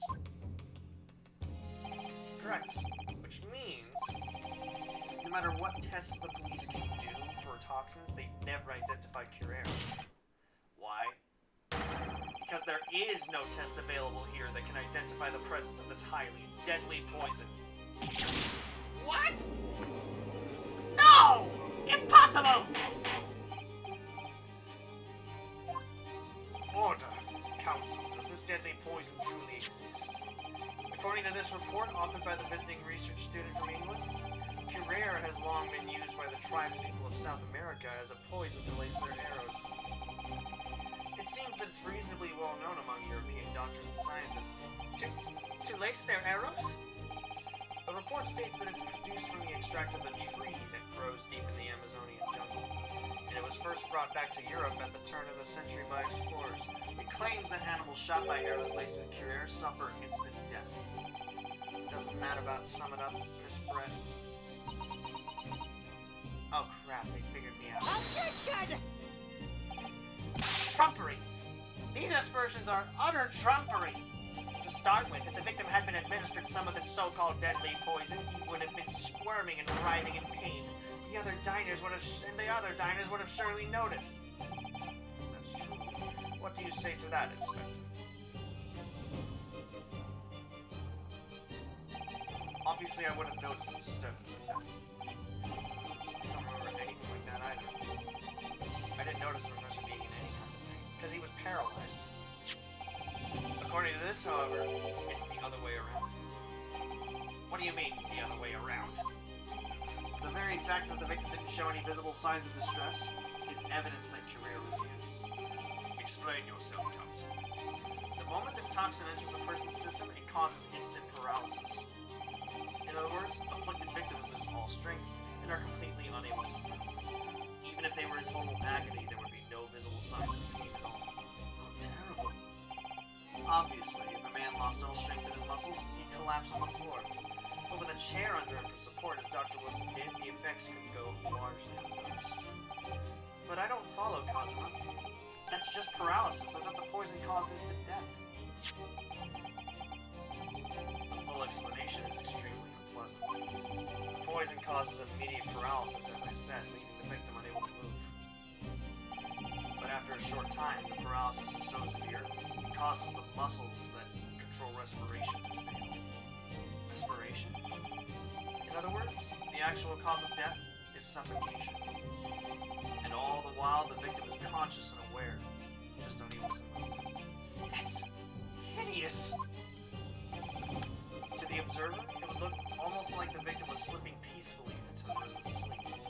But for the victim himself, his final moments would be a living hell. That is the true nature of this deadly Curea poison.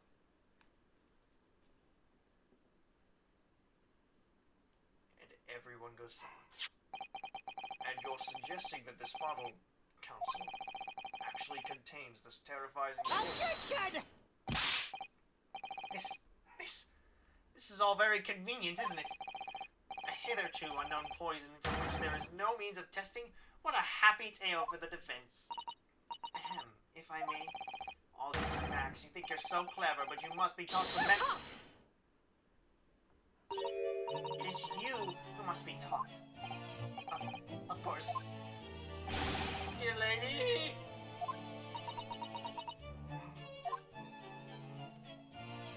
So, this is how you Japanese behave, is it? What? You steal another's honest hard work and then announce the results as if you discovered them. I'm appalled. What a loathsome act. Well, Miss Brett, the feeling is mutual. Whatever do you mean? Capitalizing on the unfortunate circumstances of an innocent man to frame him for a heinous crime? That really is a loathsome act. When you agree... Objection!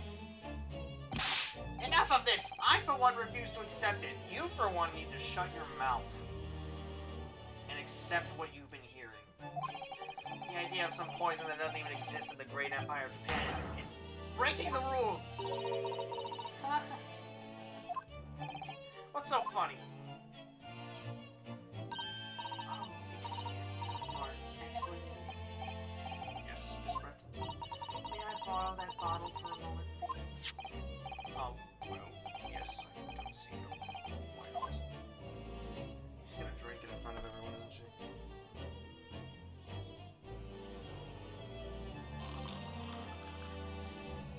Well, yeah, of course it's not filled with anything! Don't get too big for your boots, you insignificant little island boys. Sorry. To an Englishwoman such as myself, this whole affair is a farcical comedy. Your little police games and these foolish courtroom antics, it's laughable, really. But I'm getting bored of it all now. It's time for the games to end. Cheers! And she dies. Right here on the spot. Wait! What are you doing? Proving that it's not poison. No sparkle left at all. How appropriate for this shabby affair.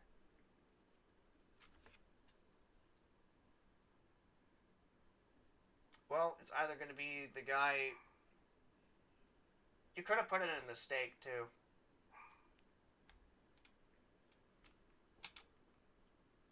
I don't... Goodness. Whatever's the matter? You all look quite stunned.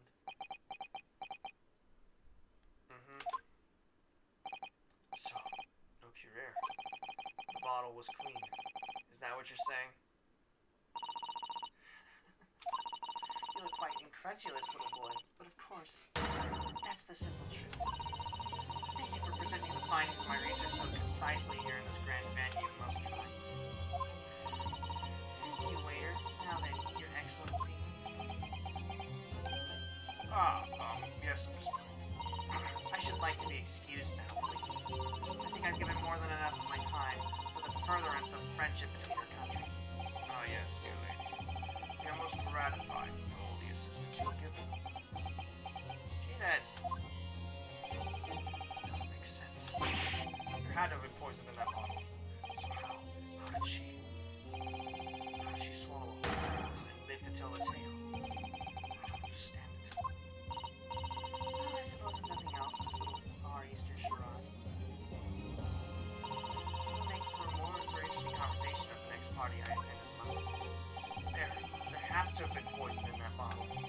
Doesn't there? But there can't have been. Because otherwise she would have keeled over dead. Come on, Reduce Game, we have all the clues now.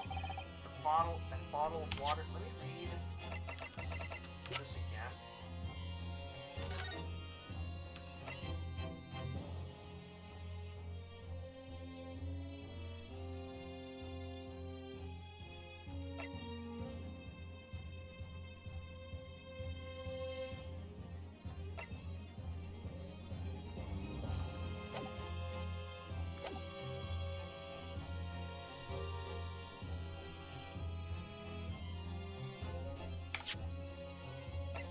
I want to see if I can figure this out for myself before I try to walk through. Poison made from the bark of certain trees. Paralysis of the entire body and subsequent death, even in minute doses. Even in minute doses. The above-mentioned effects occur when the poison enters the body through a wound such as that inflicted by a blowpipe dart.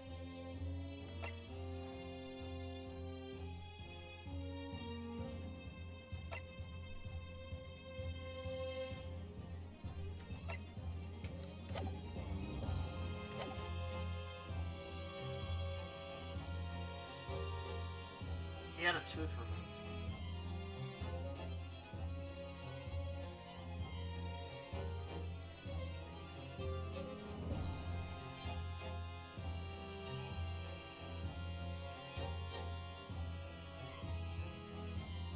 Wait a minute.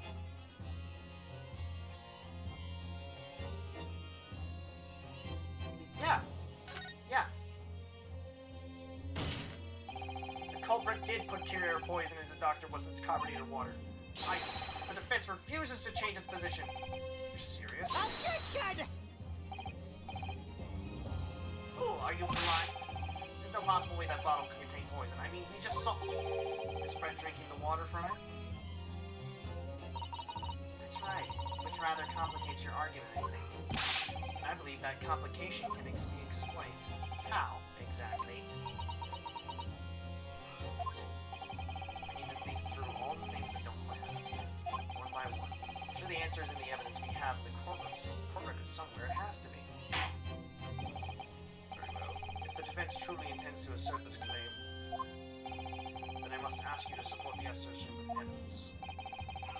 What explains how the witness was able to consume this unscathed? Yes! The answer to this riddle is right here in Misbred's own research. Objection! That's not a valid explanation. No? After all, we don't speak English. That report is utter gibberish. This impudent young scoundrel is trying to ridicule the court, Your Excellency. I'm not trying to ridicule anyone, honest. I'm just reading Susato-san's notes. I concur. This report is too extensive to be considered in its entirety by the court. You will direct us to the pertinent section, Counsel. Which section of the report reveals the alleged answer to this riddle? special characteristics. Wait.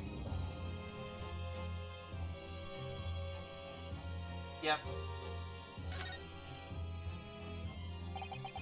We've been hearing a lot about this Curia poison.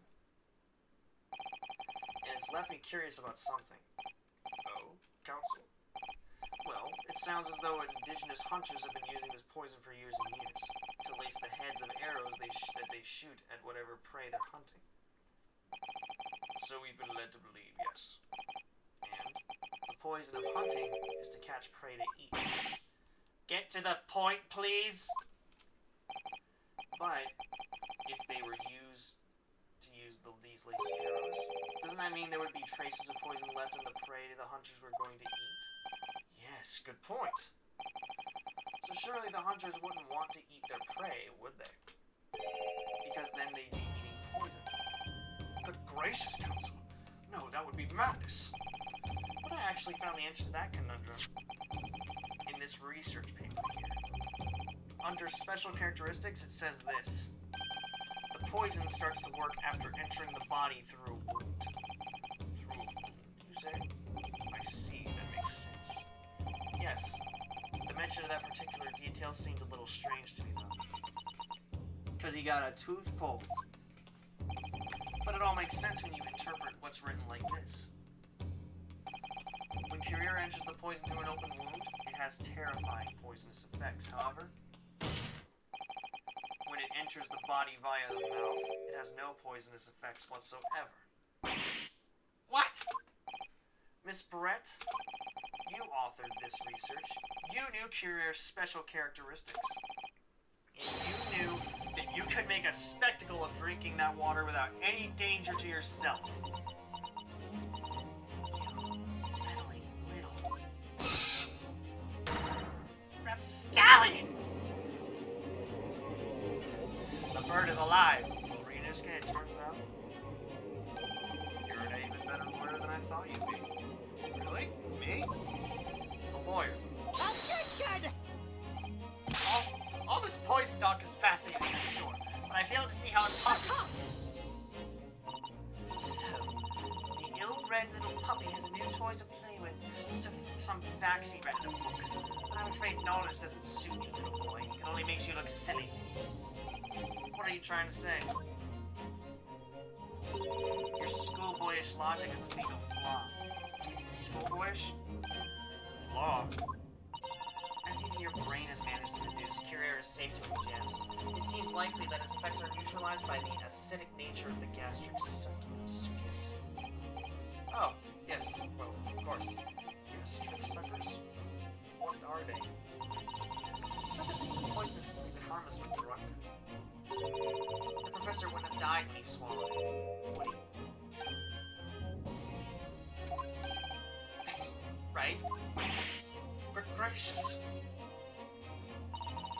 That's basic science. Science that even a schoolboy should be able to understand now. Schoolboy should understand now. Order in court! Order! The logic holds. If the lady and the professor drank the same poison, they wouldn't be affected in the same way. Are you trying to suggest... Yes, the Curia poison is completely irrelevant to the case on trial. You are an idiot. You don't deserve your prosecution badge. That's right. Surely even a little cockroach like you could understand something as simple as that.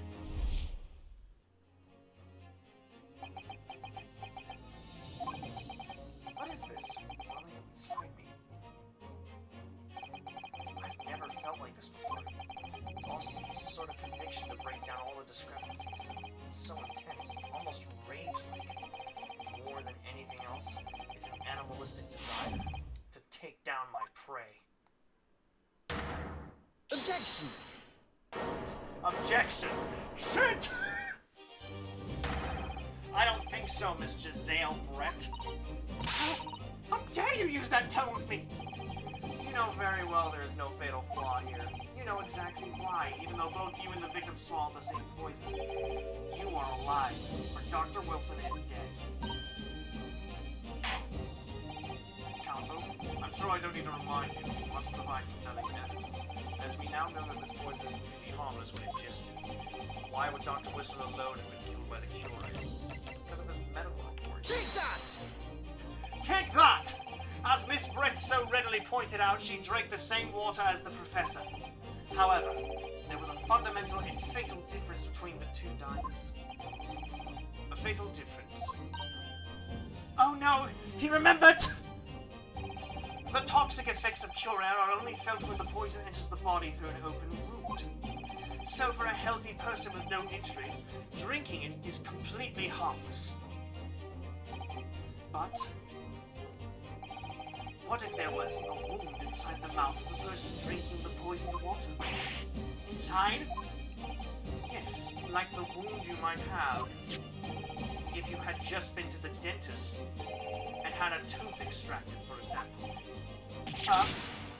Oh! Miss Brett, you've acknowledged many times in your testimony already that you were well aware of Dr. Wilson's dental appointment then. Ah! So that's it. You used that knowledge to orchestrate this.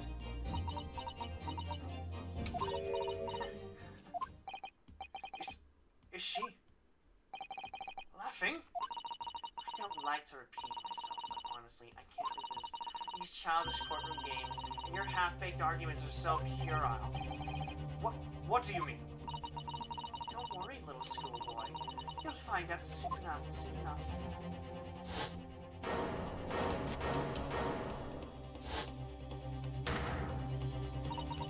You see, when you leave vital evidence lying around, you never know what might happen to it. No! I mean, it could just say.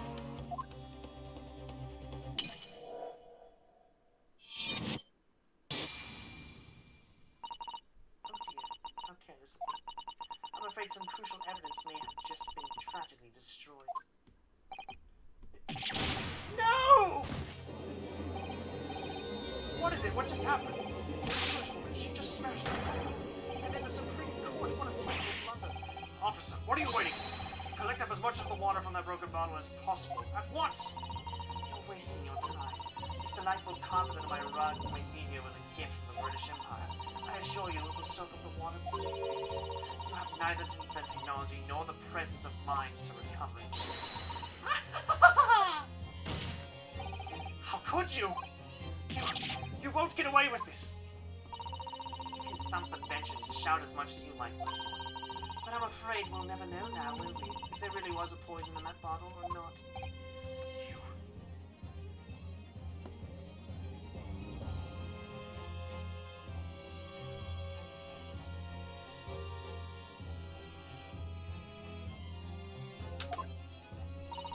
And let us not forget, we still have some very compelling evidence left intact. The gun. Isn't that right, counsel for the prosecution? Oh, of course. You're referring to this photographic print, I presume, dear lady. That's right. And really, looking at this photograph, it's as clear as day, isn't it? The poor professor was sitting up with his back to me. So, of course, the only person who could have shot him from the front is this little... Objection! No! You killed the victim that day, using pure air. And then, in order to frame Ryunosuke Naruhodo for the crime, you waited until he picked up the pistol you arranged for him to find on the floor. Before you shot the professor's dead body in the chest with your own hidden gun. Then, in the confusion that followed, all you had to do was turn the dead professor in his chair around. You see, you had every opportunity to commit this crime. What a wonderful imagination you have, young man. A hidden gun, you say? And I shot the professor's dead body, did I? Well, I'm terribly sorry, but you don't have a shred of evidence. Exactly. Then as you have nothing to support your wild claims, the prosecution's stance remains unchanged. The victim, Dr. John H. Wilson, was killed by a gunshot to the chest. By the man in the chair! Delivered in cold blood by the accused Ryunosuke Naruhodo, because I'm an asshole who doesn't believe in anyone else but myself. Look at me! I'm winced in pain from the past. Oh. This is unbelievable. How can this be happening? We had her, but now... Is she really going to get away with it? The way she destroyed that evidence was obscene. Ryunosuke. Yes, we've come this far, but now you're the only one who can finish it. What? What do you mean? We've lost a vital piece of evidence, it's true, so if there are any clues left for us to use now? It must be in your head. In my head? You told me before that your powers of observation were the one thing you could really depend on. Well, yes, that's true, but I didn't manage to notice that this woman was a forwarder with a swan on her head. So think it back again now. I'm trying to remember every last detail about the scene that day. Everything you saw, everything you felt, every color, every smell.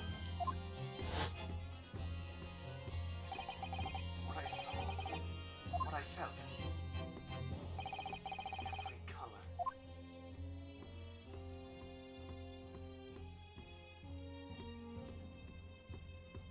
Oh, Dip! Is Cosmo right? Somewhere in the vibrant memory of the same scene in my head. Could there be another clue to expose the identity of Dr. Wilson's killer? There's a clue. Actually, Cosmo, I think I might have something. Thinking back over everything I saw, I think I might have uncovered another clue. You always have something up your sleeve, don't you, Ryunosuke? Come on then, let's wipe that smug smile off that English woman's face with some evidence. Alright, I can't wait. It's been niggling me for a while that something feels amiss in my memories of that day. Whatever it is could be the key to arriving at the truth about all this. It's here somewhere. A clue that shows who Dr. Wilson's real killer must have been is... The blood. The blood. Take that! Take that! Inspector Hosonaga, answer me this. Yes? What is it? Oh, he's still miles away, probably thinking about the bottle being smashed. As you've said a number of times now, you strive for perfection in your investigations, don't you? Absolutely. I wonder, therefore, if perhaps you took anything else from the scene of the crime. Like, for instance, the plate of steak that you took to the victim's table. Objection! Wait a minute! Where are you going with Where are you going with this little boy? It's just a memory that's been troubling me. What memory? I saw the scene shown in this photographic print with my own eyes that day. And I saw that on the wooden base of the plate the steak was served on was a spattering of blood. What? Oh, really? And what of it? Obviously, that must have happened when you shot the professor. No, that can't be the case. What? Take a good look at the photograph and the relative position of everything there. The plate of steak is almost directly behind the victim. If I'm supposed to have shot Dr. Wilson from the chest, in the chest from the front, there's no way that blood from the victim could have ended up directly behind him. Ah! Yes. The blood to have made it onto the plate implies the plate was between the victim and the shooter. Which means the shooter must have been sitting opposite the professor as you were. Giselle Brett. I beg your pardon! Objection! This is beyond ridiculous, fabricated nonsense. Is the court seriously expected to believe something the accused has apparently just remembered Hold seeing? it!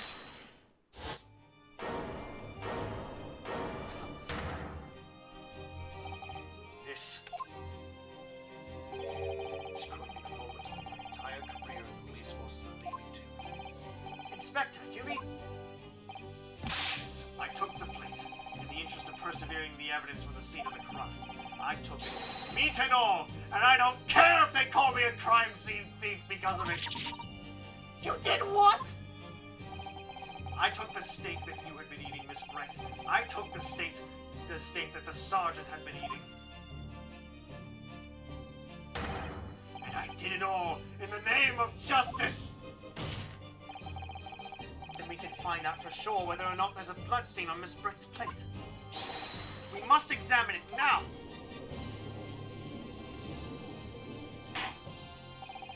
Inspector. The court wishes to examine the plate from the victim's table. Yes, sir!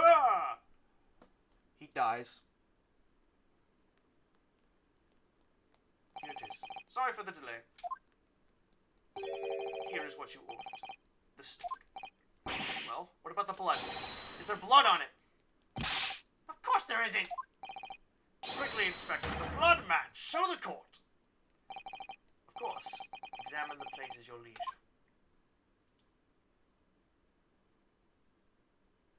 What? No. No blood. No blood anywhere. But no, that's impossible! I know I saw it. I'm sure of it. It was right there on the table behind the professor. There was blood on the side of the plate. What an unbecoming expression, little boy. You see, this is why I always say you can't trust what the Japanese tell you. That is poor. That is very poor. Ah, I couldn't agree more. In the case of this disgrace to the Empire. I believe we may finally have reached a conclusion in this trial. Let's hope so. Let's pretend attempted courtroom proceedings is a painful watch. But I do promise to do my best to forget all about it, so... Ha! The sorry-looking mistake reveals the facts all too clearly. If the sorry-looking accused wishes to examine it again, be my guest. Wait a minute. Wait a minute. Wait a minute. Wait a minute. Wait a minute. Wait a minute. Oh yeah?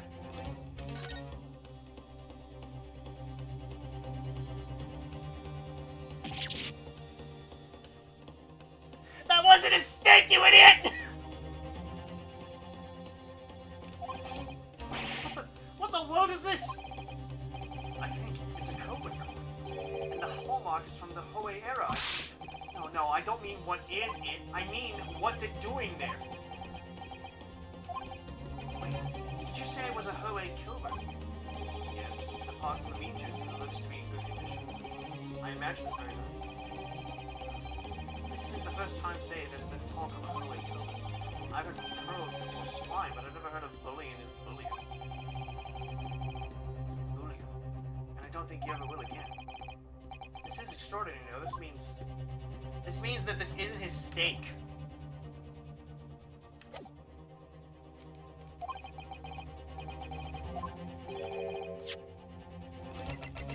Unless I was supposed to actually, like, investigate the... I'm just gonna let it autoplay for a little bit.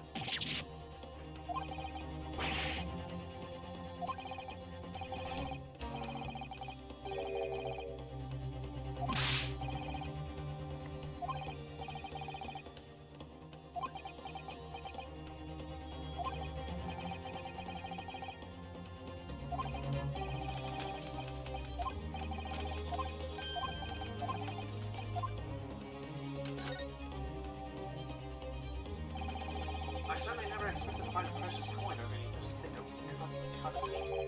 It's from the Hoei era, too. That would make really quite wide.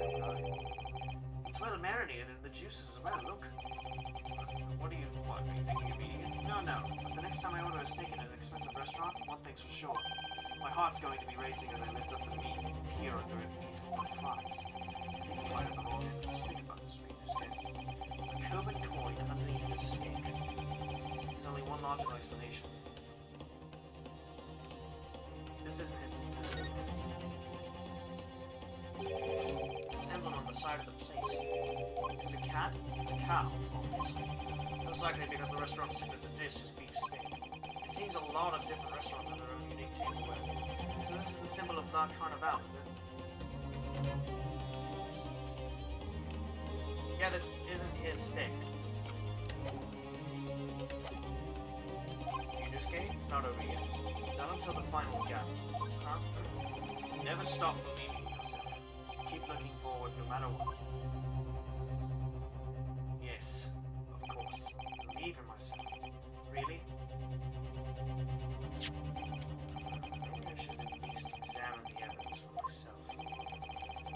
evidence requested by the defense has not been shown to be problematic in any way. I presume any further examination of evidence in this trial will be unnecessary. Does the defense have any objection? The bloodstain was going to clinch the trial for me. Can this plate of steak reveal any other clues at all? Here's another clue. Your Excellency, please wait. This plate of beef is hiding another clue. Another clue that will reveal the shocking truth. Stop objecting! I'm tired of you! The only thing that's shocking here is your unhealthy fascination with beefsteak. Your Excellency, I think I've made myself clear, haven't I? I will not be able to turn a blind eye to any more unnecessary procrastination in this trial. I'm sorry, Miss Brett. We must ensure a thorough examination of the evidence. I will not give a ruling until I'm completely satisfied with all reasonable doubt has been dispelled. I see. As an early affirmed ally of my country, that's still your position. Thank you, Your Excellency. Counsel for the defense. You will now clearly show the court to what you are alluding. What precisely on this plate of meat steak is this new clue found? Underneath the steak itself.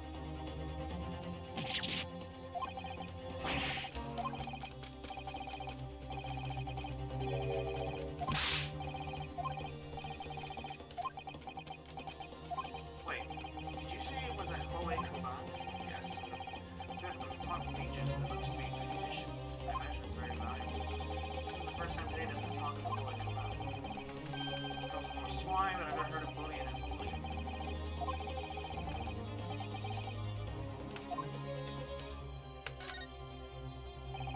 I certainly never expected to find a precious coin underneath this cutting meat. From the Hohe era, too. It's well marinated in juices as well, look. What, are you thinking of eating it? No, but the next time I order a steak in an expensive restaurant, one thing's for sure. My heart's going to be racing as I lift up the meat and free her underneath the French fries. You may have the wrong end of the stick about this, Reader's Gate. There's only one logical explanation. Got it! Good gracious, that's... Coburn? What on earth? Holy arrow wanted that. Miss Brett, this is in fact the beefsteak that you ordered at the restaurant on the day in question, is it?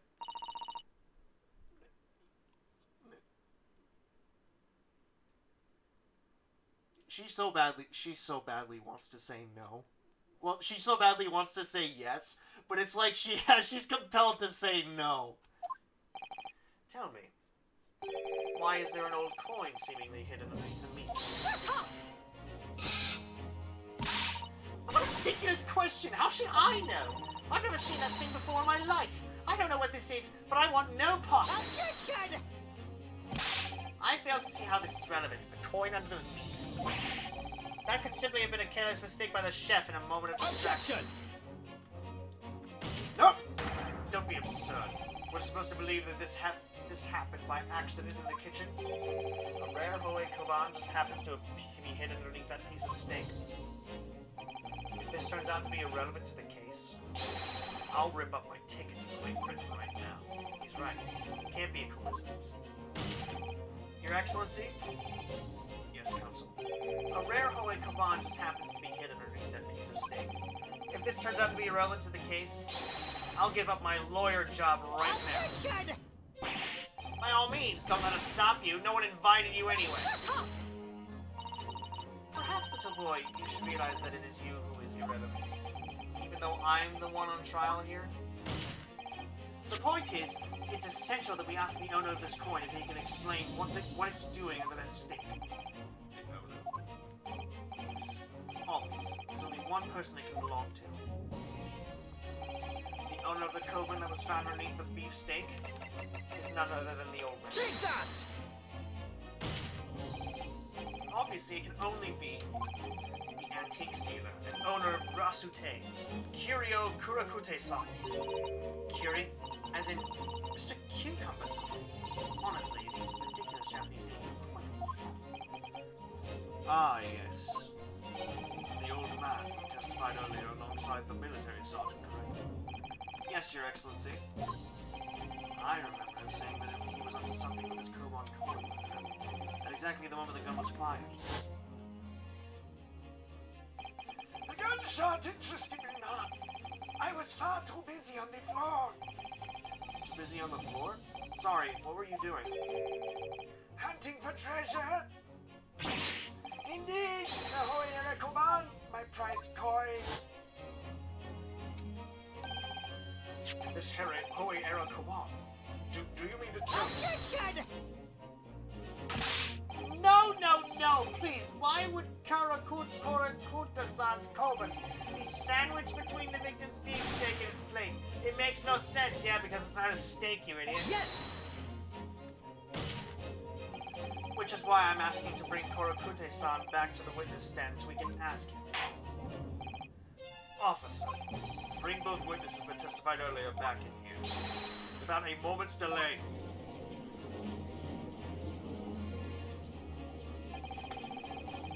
I can't believe you've come back around to that pair again. But I have a hunch, a strong hunch, that if we chase down the real significance of this code, we'll find that it's a key element to the case. This is a very long chapter. This is a very long prologue. Oh my god. Wow, they're all there. What's this all about? Why have I been called up again? Don't you realize that it's dinner time for little baby Ido?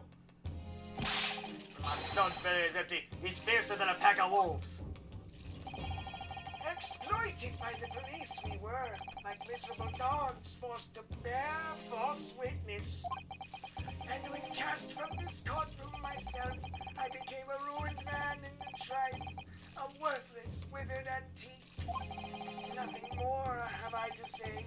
The sun has set on this Rasute shop owner's existence.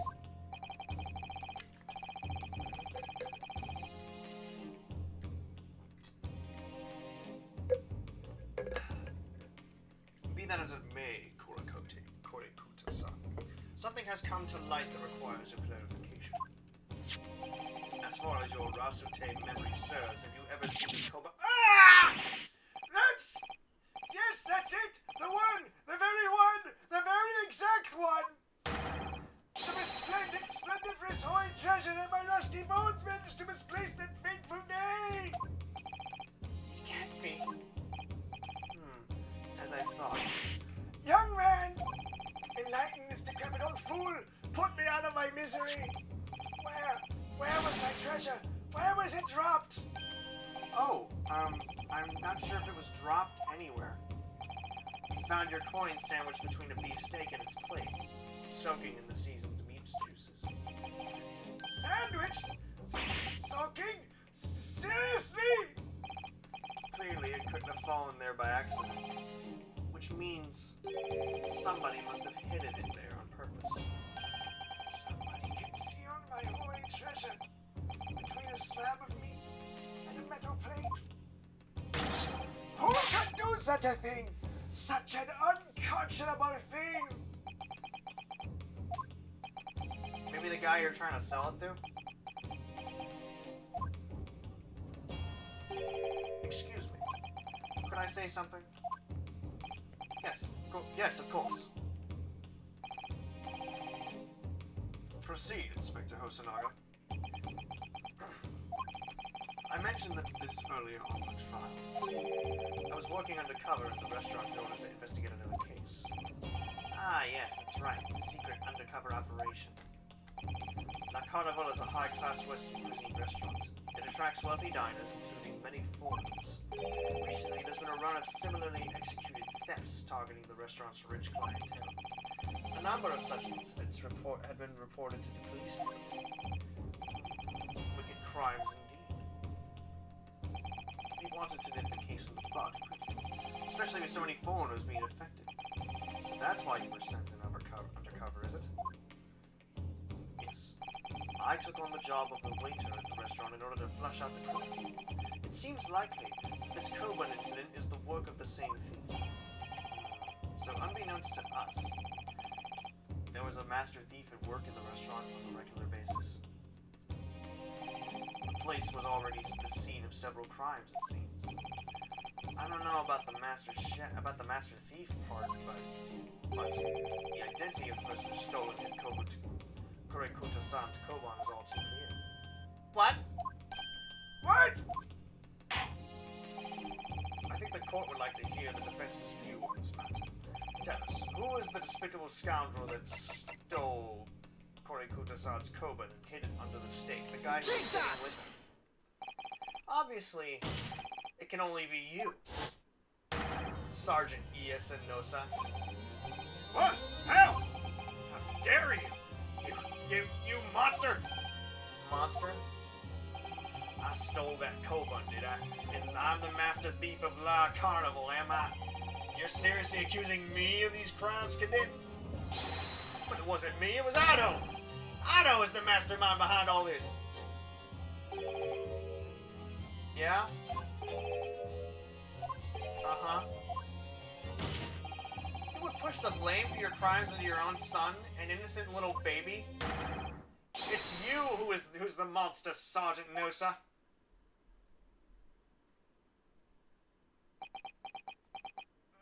Crud.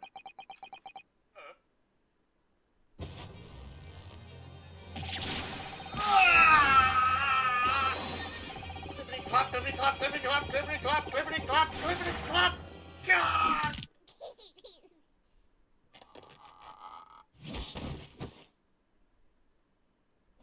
My back.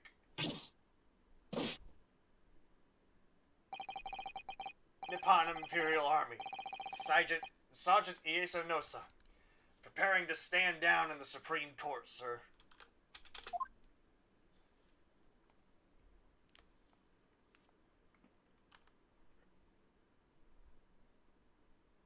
Get the hell back down there! Do any of you know of the extraordinarily low wages in the Nippon Imperial Army pays those that it expects to keep our country safe? I understand that the temporary increase in taxation owing to the recently ended conflicts remain in place. And I have heard it's hard for lower-ranking soldiers to make a living, yes. All I want is to put a hot meal on the table for my son. That's why you were stealing things at the restaurant. The place is heaving with money. Every 3 days I go there and do reconnaissance for a target. And I'd enjoy chopping my way through a good steak at the same time. Sounds like he doesn't bother with a knife and fork even, which is worryingly believable. And your target that day was the old man in his koban? Yes, sir. He was an easy mark. I slipped the coin into my pocket without any trouble at all. A veritable phantom thief you are. I was all set to leave the steak I was halfway through devouring when it happened. Yes, the professor was shot. I knew that if the police conducted a search and found the coin in my pocket, I'd be finished. I know too. So I hid the incriminating evidence as fast as I could on the double. I slipped it under the steak, hoping that I'd be able to rendezvous with it again at a later date. You're a despicable man! Everyone's just so silent. So many awkward silences. This is ridiculous. Perhaps you could carry on with this absurd prattling in your own time. Well, Miss Brett? Oh, of course, dear lady, of course, I'll move us. I'm quite sure there's no need to detain you any longer at all. Ow! May the esteemed gentlewoman please be excused, Your Excellency. Indeed. The theft of the koban was clearly perpetrated by this baby-saddled sergeant. It would certainly appear to be unrelated to Dr. Wilson's murder. Of course it is. Hiding a coin under a lump of meat. Shit, nonsense of such an idea astounds me. Nonsense, is it? Is it? Well, oof. And as for picking up your steak and biting into it without using a knife and fork, it's beyond nonsense. It's pure madness. Very well. Now that all questions concerning this witness's testimony have been answered, I see no further justification for detaining him. Miss Brett, you are free to leave. Thank you, Your Excellency. Good luck, everyone. And good day. Yusuke, what's the matter with you? There's no time for daydreaming. Oh, no, it's just something about Miss Brett's parting words there got me thinking. I can't quite work out what exactly. Something she said jarred with me. I feel like there was a contradiction in there somewhere. Something didn't quite add up. If that's the case, don't just stand there thinking. Make your voice heard. Sorry. You can think later, but if you don't call it now, it will be too late. The trial will be over. Hold it! Wait! Miss Brett! What is it now? I'm afraid, just one last time, there's something I'd like to ask you. I'd like you to explain the contradiction in your parting words from just a few months ago. What are you talking about? What contradiction? Attention! What new student nonsense is this? Well, what parting words are you talking about, Yusuke? Hiding a coin under a lump of meat? The sheer nonsense of such an idea astounds me. As for picking up your steak and biting into it without using a knife and fork, it's beyond nonsense. It's pure madness. Yes, I'm right. What she said there exposed an undeniable contradiction. I'm going to see everyone. If Miss Brett's words truly are contradictory, where's the evidence to prove it? I'm gonna guess it's the picture. Take that! The photographic print of the scene taken immediately after the incident occurred. What's interesting is the plate of steak that you can see on the victim's table. The steak that Miss Brett had been eating before the professor was killed. Yes, go on. More accurately, Your Excellency. The steak that was on the victim's table just before the professor was killed. Now you're just splitting hairs! And meanwhile, she's just sitting here like, I don't have time for this. Not true. Doesn't something about this steak strike you as very unnatural? Unnatural? What on earth do you mean? It's extremely obvious. I'm talking about the shape of the edge where it's been eaten.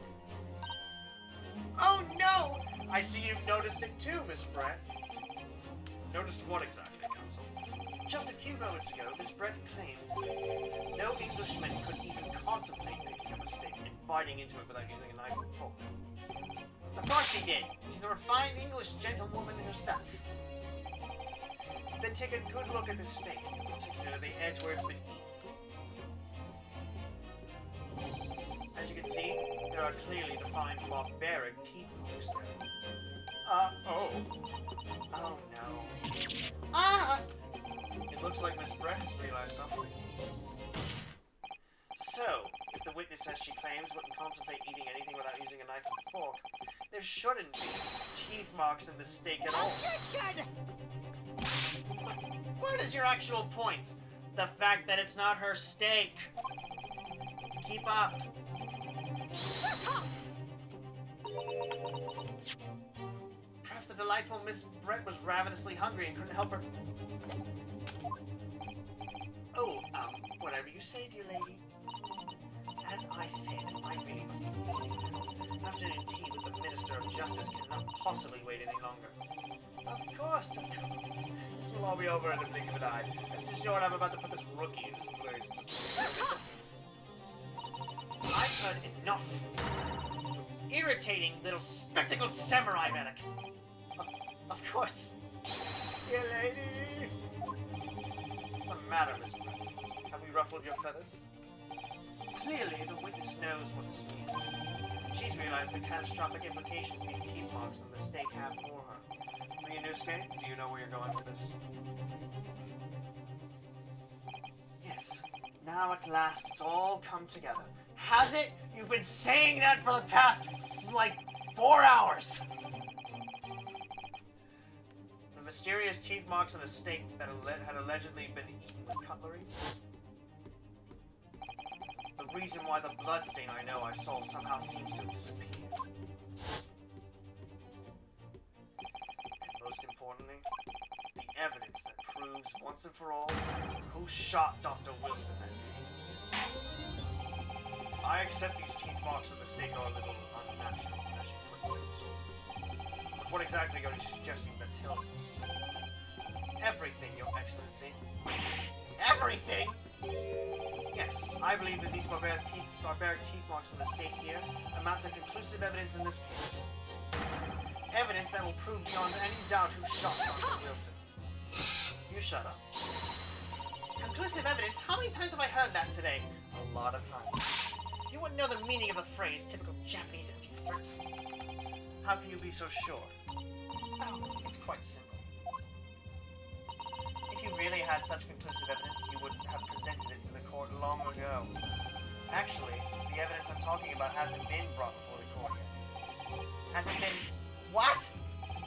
But just because it hasn't been shown yet, doesn't mean that the evidence doesn't exist. This is absurd. The trial has run several hours already. I feel you, man, but chill. You're the one making it hard. Are you to say there's evidence yet to be brought forward?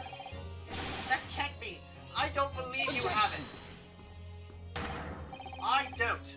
But there is someone who does have it. Someone in this very courtroom. And if that person is willing to submit the piece of evidence I'm referring to, it will solve every remaining mystery about this case. Very well. I have a feeling this will be my last request of the defense in this trial. You've also said that a couple of times. Who possesses the conclusive evidence that will reveal the truth about this whole affair? I believe it is...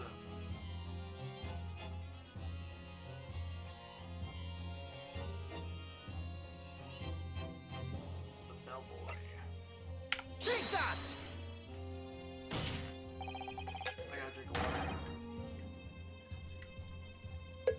The answer is obvious. It's Inspector Hasanaga. What? I have it. Yes. You think I've been withholding conclusive evidence? That's ridiculous. No, I'm not saying that. Everyone's attention has been focused on this stake with the teeth marks. Yes. Now, earlier this afternoon, Sergeant Nosa told everyone the court the following. I'd enjoy chopping my way through a good steak. As well as admitting to stealing the Korakute-san's coin, he told us that he slipped it under the steak. You watch a cadet, I'm a superior officer. Sergeant Nosa, could you please confirm something for me? Was the steak that you put the coin under, in fact, your own steak? Dead son! Affirmative, of course. I might be a soldier of the Imperial Nippon Army, but still. I'm not brave enough to ask a foreign gentle lady if she'd mind me hand-handling her meal to hide something in it. In other words, the steak that the detective submitted as evidence earlier was in fact Sergeant Nosa's. Objection! That makes no sense! The plate was taken from the victim's table. Objection! Yet the gentlewoman doesn't take bites out of her steak, nor did she have any opportunity to steal the coin. Of course I didn't steal it. To even suggest such a thing would be an affront to the entire British Empire. Well then, how do you explain this paradox? Exactly. Surely you're not going to suggest that the sergeant switched the two steaks over.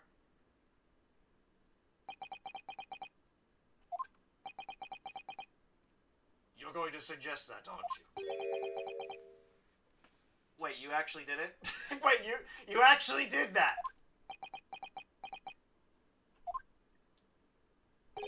You did switch the plates? Well, after it happened,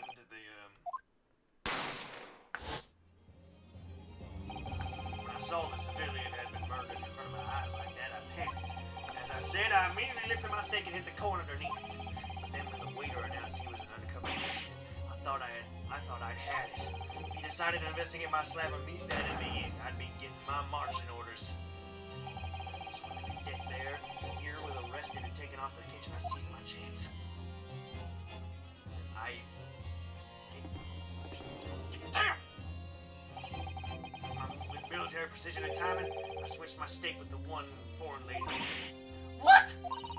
You can't have! I never saw you do such a thing! It was called Operation Lightning Bolt. There was no time for strategic planning. It was do or die, I tell you. So yes, I did what had to be done. Unbelievable!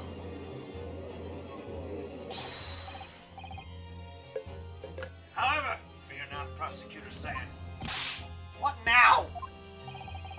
I swear on the brass buttons of my uniform that it is all I did. That is all I did, sir. All you did? That's plenty, Sergeant! Yes!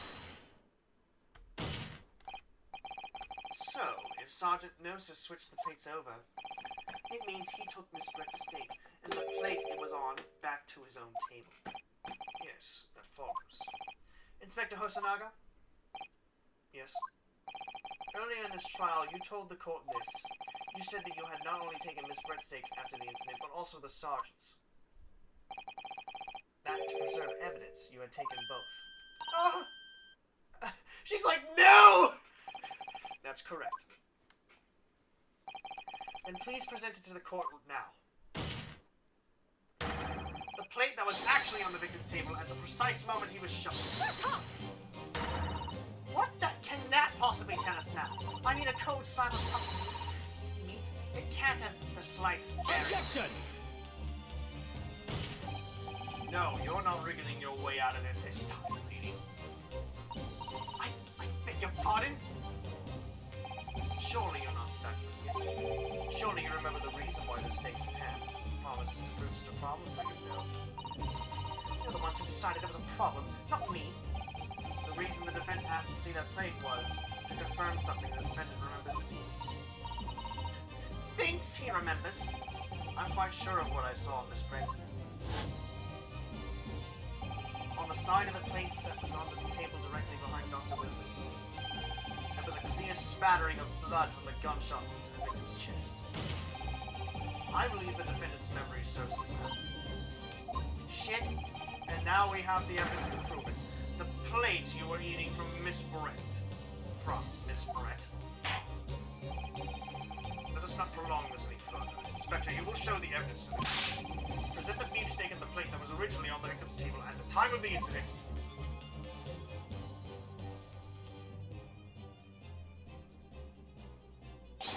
Yes, sir! This time we have... Yeah, there it is. There it is! Sorry for keeping you. There it is. Here is the other steak in its plate. Please, feel free to examine it. Yep. There it is. The blood stain. It's clearly visible. Look! Yes! Now this makes everything clear. The blood you can see on the side of the plate shows that at the moment the victim was shot, he was facing the table with his back to me. In other words, it's impossible for Naruhodo-san to have shot the victim. Ah! It can't be. In fact, there's only one person who could have possibly shot onto his forefront. I'm sure everyone knows by now who that person is.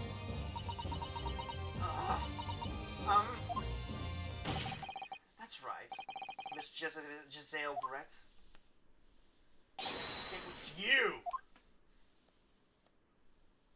And the goose flies off with her hat.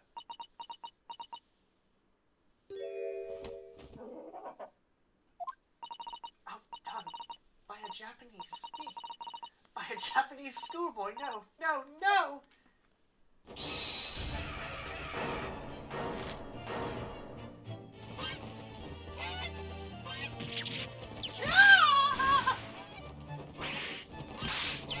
Jesus. The swan it attacks!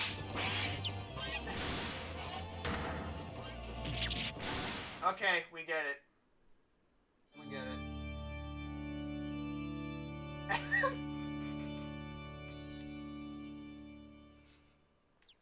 She's dead. She's died. Oh, how fitting. The judge is just sitting there like, what just happened in my courtroom? Please excuse my little outburst. I briefly lost my composure. Most unbecoming behavior for an English gentlewoman. Forgive me. Well, Miss Brett, I think it's time you told the court what actually happened that day. The truth this time. Gladly, Your Excellency.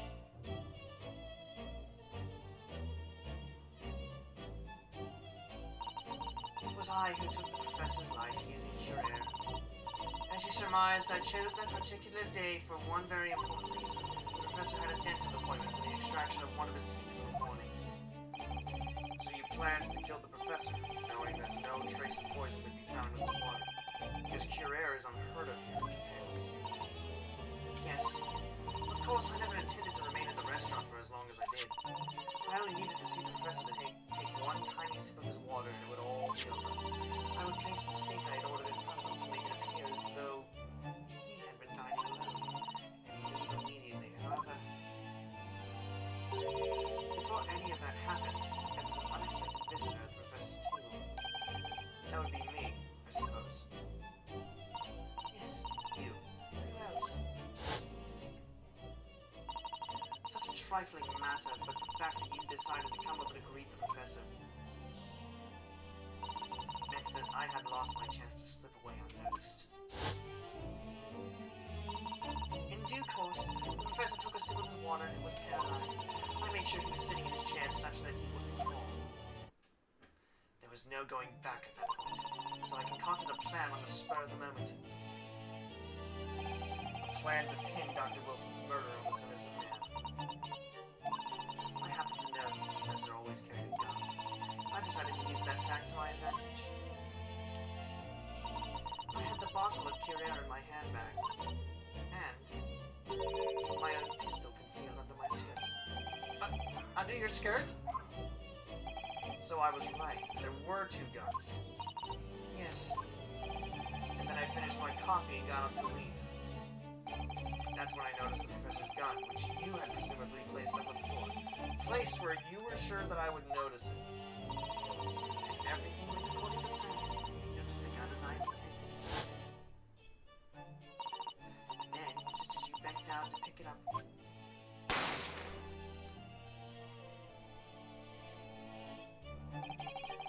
that's when you shot the professor with your own gun. Even though at that point he was already dead.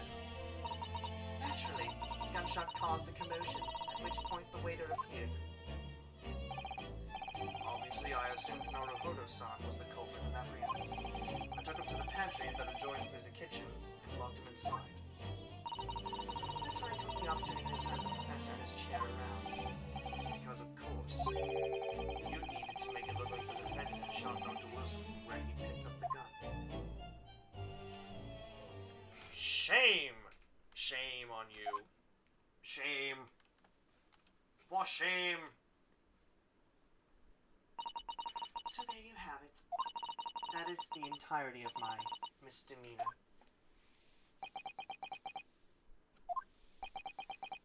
He's just sitting here like, I have been a fool this whole time.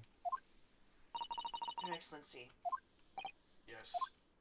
I wonder, might I speak with you in private later?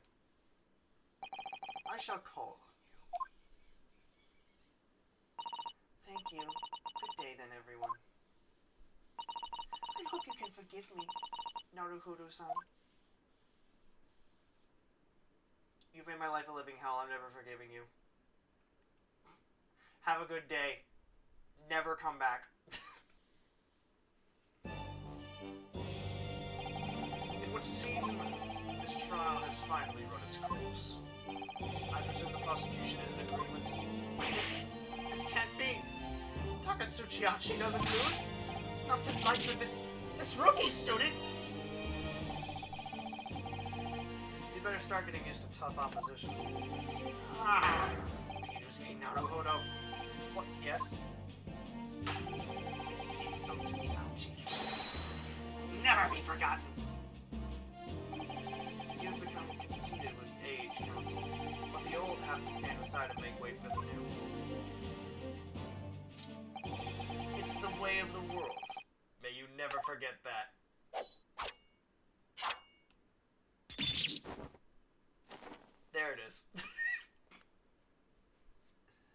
my hair.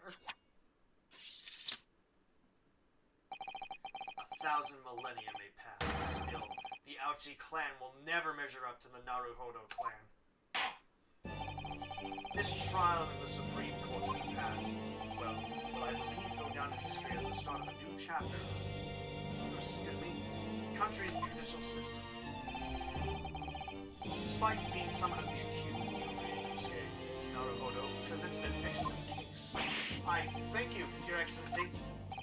The use of evidence and deduction to unravel the truth is a modern methodology.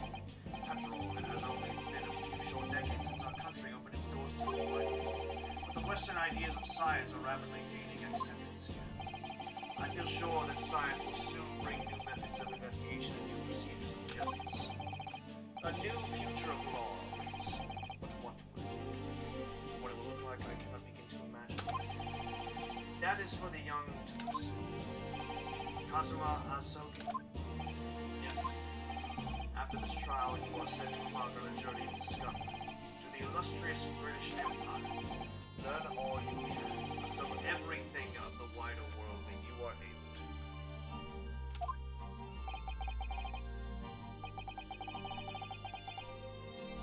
And do not forget to fulfill the mission I promised you.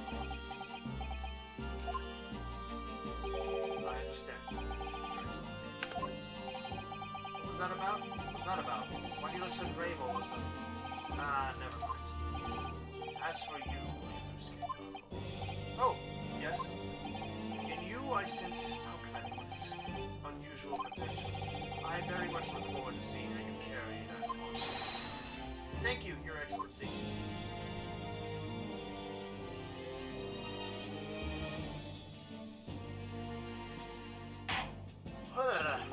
It's time to deliver the final verdict, finally. I hereby find the defendant, Ryunosuke Naruhodo.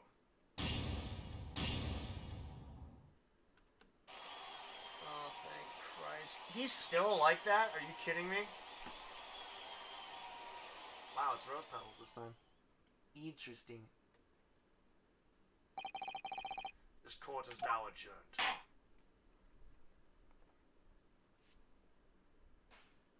Yay! God almighty. Defendant's antechamber 5. I can't believe it. I can't believe what's happened. I made it. I defended myself and made it through that horrendous trial. Ryunosuke. You finally pulled it off. Congratulations. Well, I couldn't have done it without you. Thank you. No, it was a pleasure to watch you work. So, you owe me an extra large sukiyaki from the place on University Street. Don't forget. Good afternoon. All your hard work has certainly paid off. Congratulations to both of you for proving Naruhodo-san's innocence. Our trusty judicial assistant. Worked hard for that result too, you know. Oh no, I didn't do anything.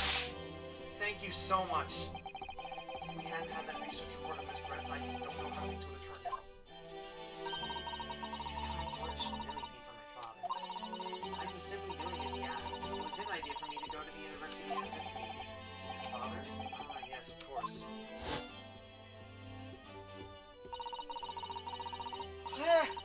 Forgive me for intruding on court proceedings, Your Excellency.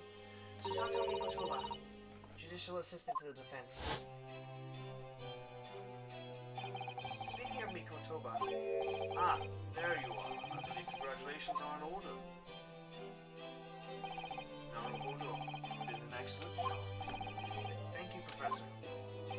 Oh no, it is I who should be thanking you. After all, your efforts exposed the true criminal that took the life of my good friend. Oh, yes, you mentioned that before. It was you who actually invited Dr. West to Yuma University, wasn't it? Yes, that's right. Professor Mikotoba studied overseas himself. He went to study forensic medicine in Great Britain. Presumably, that's when you met Dr. Wilson? Exactly. In those days, we worked together in the same hospital. Oh, you worked together? I've never heard you mention that before. Well, it was a long time. Besides, it's your turn. so. I'm really tired all of a sudden. Great Britain is a magnificent country. It leads the world in science, medicine, engineering, culture, and of course in law. Watch and learn, my boy. See what's happening in the world's largest melting pot. I will. I'll learn all that I can. I swear on this, the spirit of the Asogi clan. You're not taking that sword to Great Britain, are you? Of course I am. A Japanese man's katana is a soul. This blade shows me where I need to go. It cuts down anything that's in my way. Yes, I've definitely seen how sharp it is already with my own eyes. That reminds me, what's happened to the woman? To Giselle Brett, I mean. After all, she's guilty of murder. Ah, yes. It's not easy to tell you this, but... What do you mean? Surely she's going to face trial herself now. She's the true culprit, after all. She will be leaving Japan in the very near future. For Shanghai. What? Shanghai? Giselle Brett will not appear in court again in this country, I'm certain of that. What? But why not? It's a matter of consular jurisdiction. Inspector Hosonaga! It was a hard-fought battle in the courtroom today, very impressive to watch. I must congratulate... But what's this all about consular jurisdiction? We cannot try this particular foreigner for her crimes here in Japan. What? We can't try her? But then who? Who's going to bring her to justice? A British consular court will hear the case, somewhere far away, where our voices can't be heard. Why a consular court? Professor, I simply don't understand. I thought consular courts were a thing of the past now, that we've signed the Friendship Treaty. Yes, in normal circumstances you're right. Then, so long as it is not a serious incident of a highly political nature to our respective governments, they can't invoke a consular court just like that. Oh, can't they? Yes, she's a student, but it doesn't justify our government's making secret agreements about her fate, does it? Something strange is going on.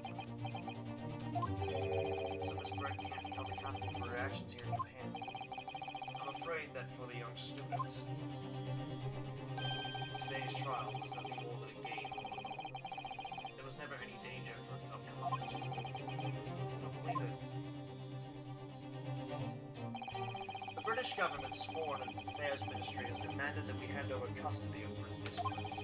They're obviously taking this case of a foreign student committing murder very seriously. But it's all going to change from now on. We can make it change. This is a time of great turmoil. This new era heralded by the start of the 20th century. One day, I have no doubt, that woman will receive the judgment she deserves. Yes, change is coming, and we're the ones driving it. Well, I think that's enough seriousness for now. This evening calls for a celebratory drink. But Professor, you're right. This is no time for gloomy faces. We should be celebrating Ryunosuke's not guilty verdict. Let's start having some fun. In that case, might I suggest a La Carnival? As the head waiter, I should be delighted to provide you with ample food and drink. You're a detective, Hosonaga-san, aren't you? Also, I would not take food from you. Let's not worry about the details. To La Carnival! Will you accompany us, Professor? Of course. La Carnival's food is second to none. I shall go and attend to the paperwork for Naruhodo-san. Oh, yes. Thank you.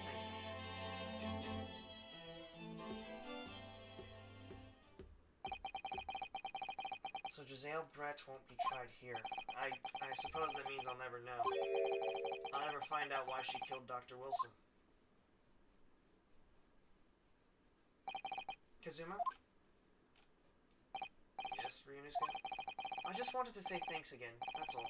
You really saved my skin today. I didn't do a thing. You were the lawyer in there, weren't you? That defense was all your own work. Your skills made the difference, though. One day I bet you'll be the best lawyer in the world. I'm not so sure about that. To be honest, something kept occurring to me over and over again during the trial. I couldn't help thinking that maybe you're the one destined to be a great lawyer, not me.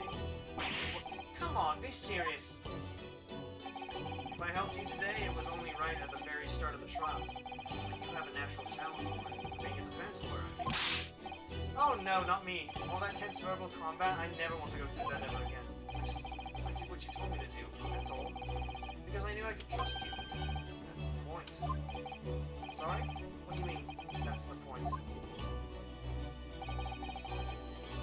Listen, Ryunosuke. Do you know what the most crucial weapon is that any lawyer needs in order to win? Knowledge of the law? No. The ability to believe. To believe? To believe what? A defense lawyer has to fight for his clients. Has to believe in them at all times. Like you believed in me when I said I didn't do it? I'm human just like you. I don't have some superhuman ability to know the truth. But you have to make a choice about what to believe in and stick to it with your defending side. Sometimes in the courtroom, you can really be backed into a corner. Being able to remain faithful to what you choose to believe in even then. Well, that's something that anyone can do. That's not something that anyone can do. It takes a special kind of person. Believing in your client. Just look at today's trial. I'm a student lawyer with a precious little real experience, but you never stopped believing in me. Well, you face seemingly hopeless situations time and time again, but you never stopped looking for the truth. And in the end, you found it through your own efforts, and because you never stopped believing. Thanks, Kazuma.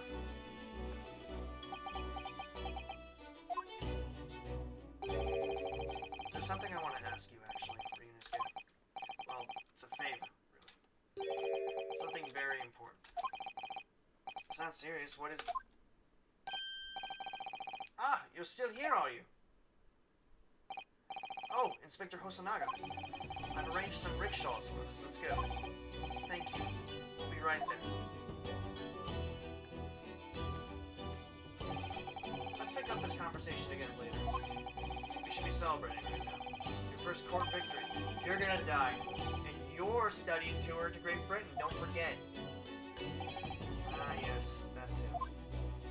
You're gonna die. He's gonna die. He's not gonna get the bread. He's gonna die. So my very first trial came to an end. Kazuma. Professor Mikotoba. Susato-san acted as my assistant. Inspector Hosonaga, who didn't really play much of a part, but still. It was because of the help and support of all these people that I managed to get through that trial. But more importantly, Kazuma hadn't yet managed to ask his favor. Little did I realize just how much it would change my life.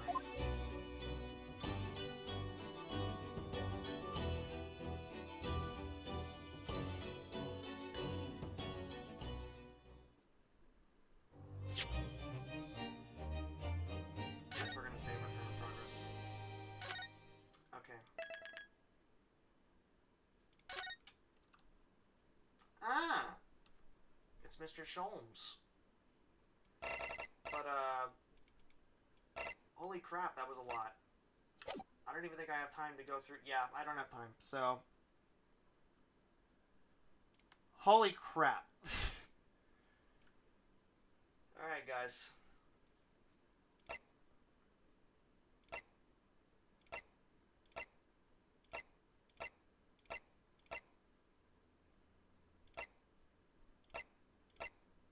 So, that'll be it from me. I'll try and see if I can do this tomorrow, because I actually want to play more of this. I was going to do Banjo-Kazooie, or even Banjo-Tooie, but this seems a little more interesting. So, I will leave this stream at that. You all have a wonderful day, and thank you for coming to my first 4-hour stream. Even if it was on accident.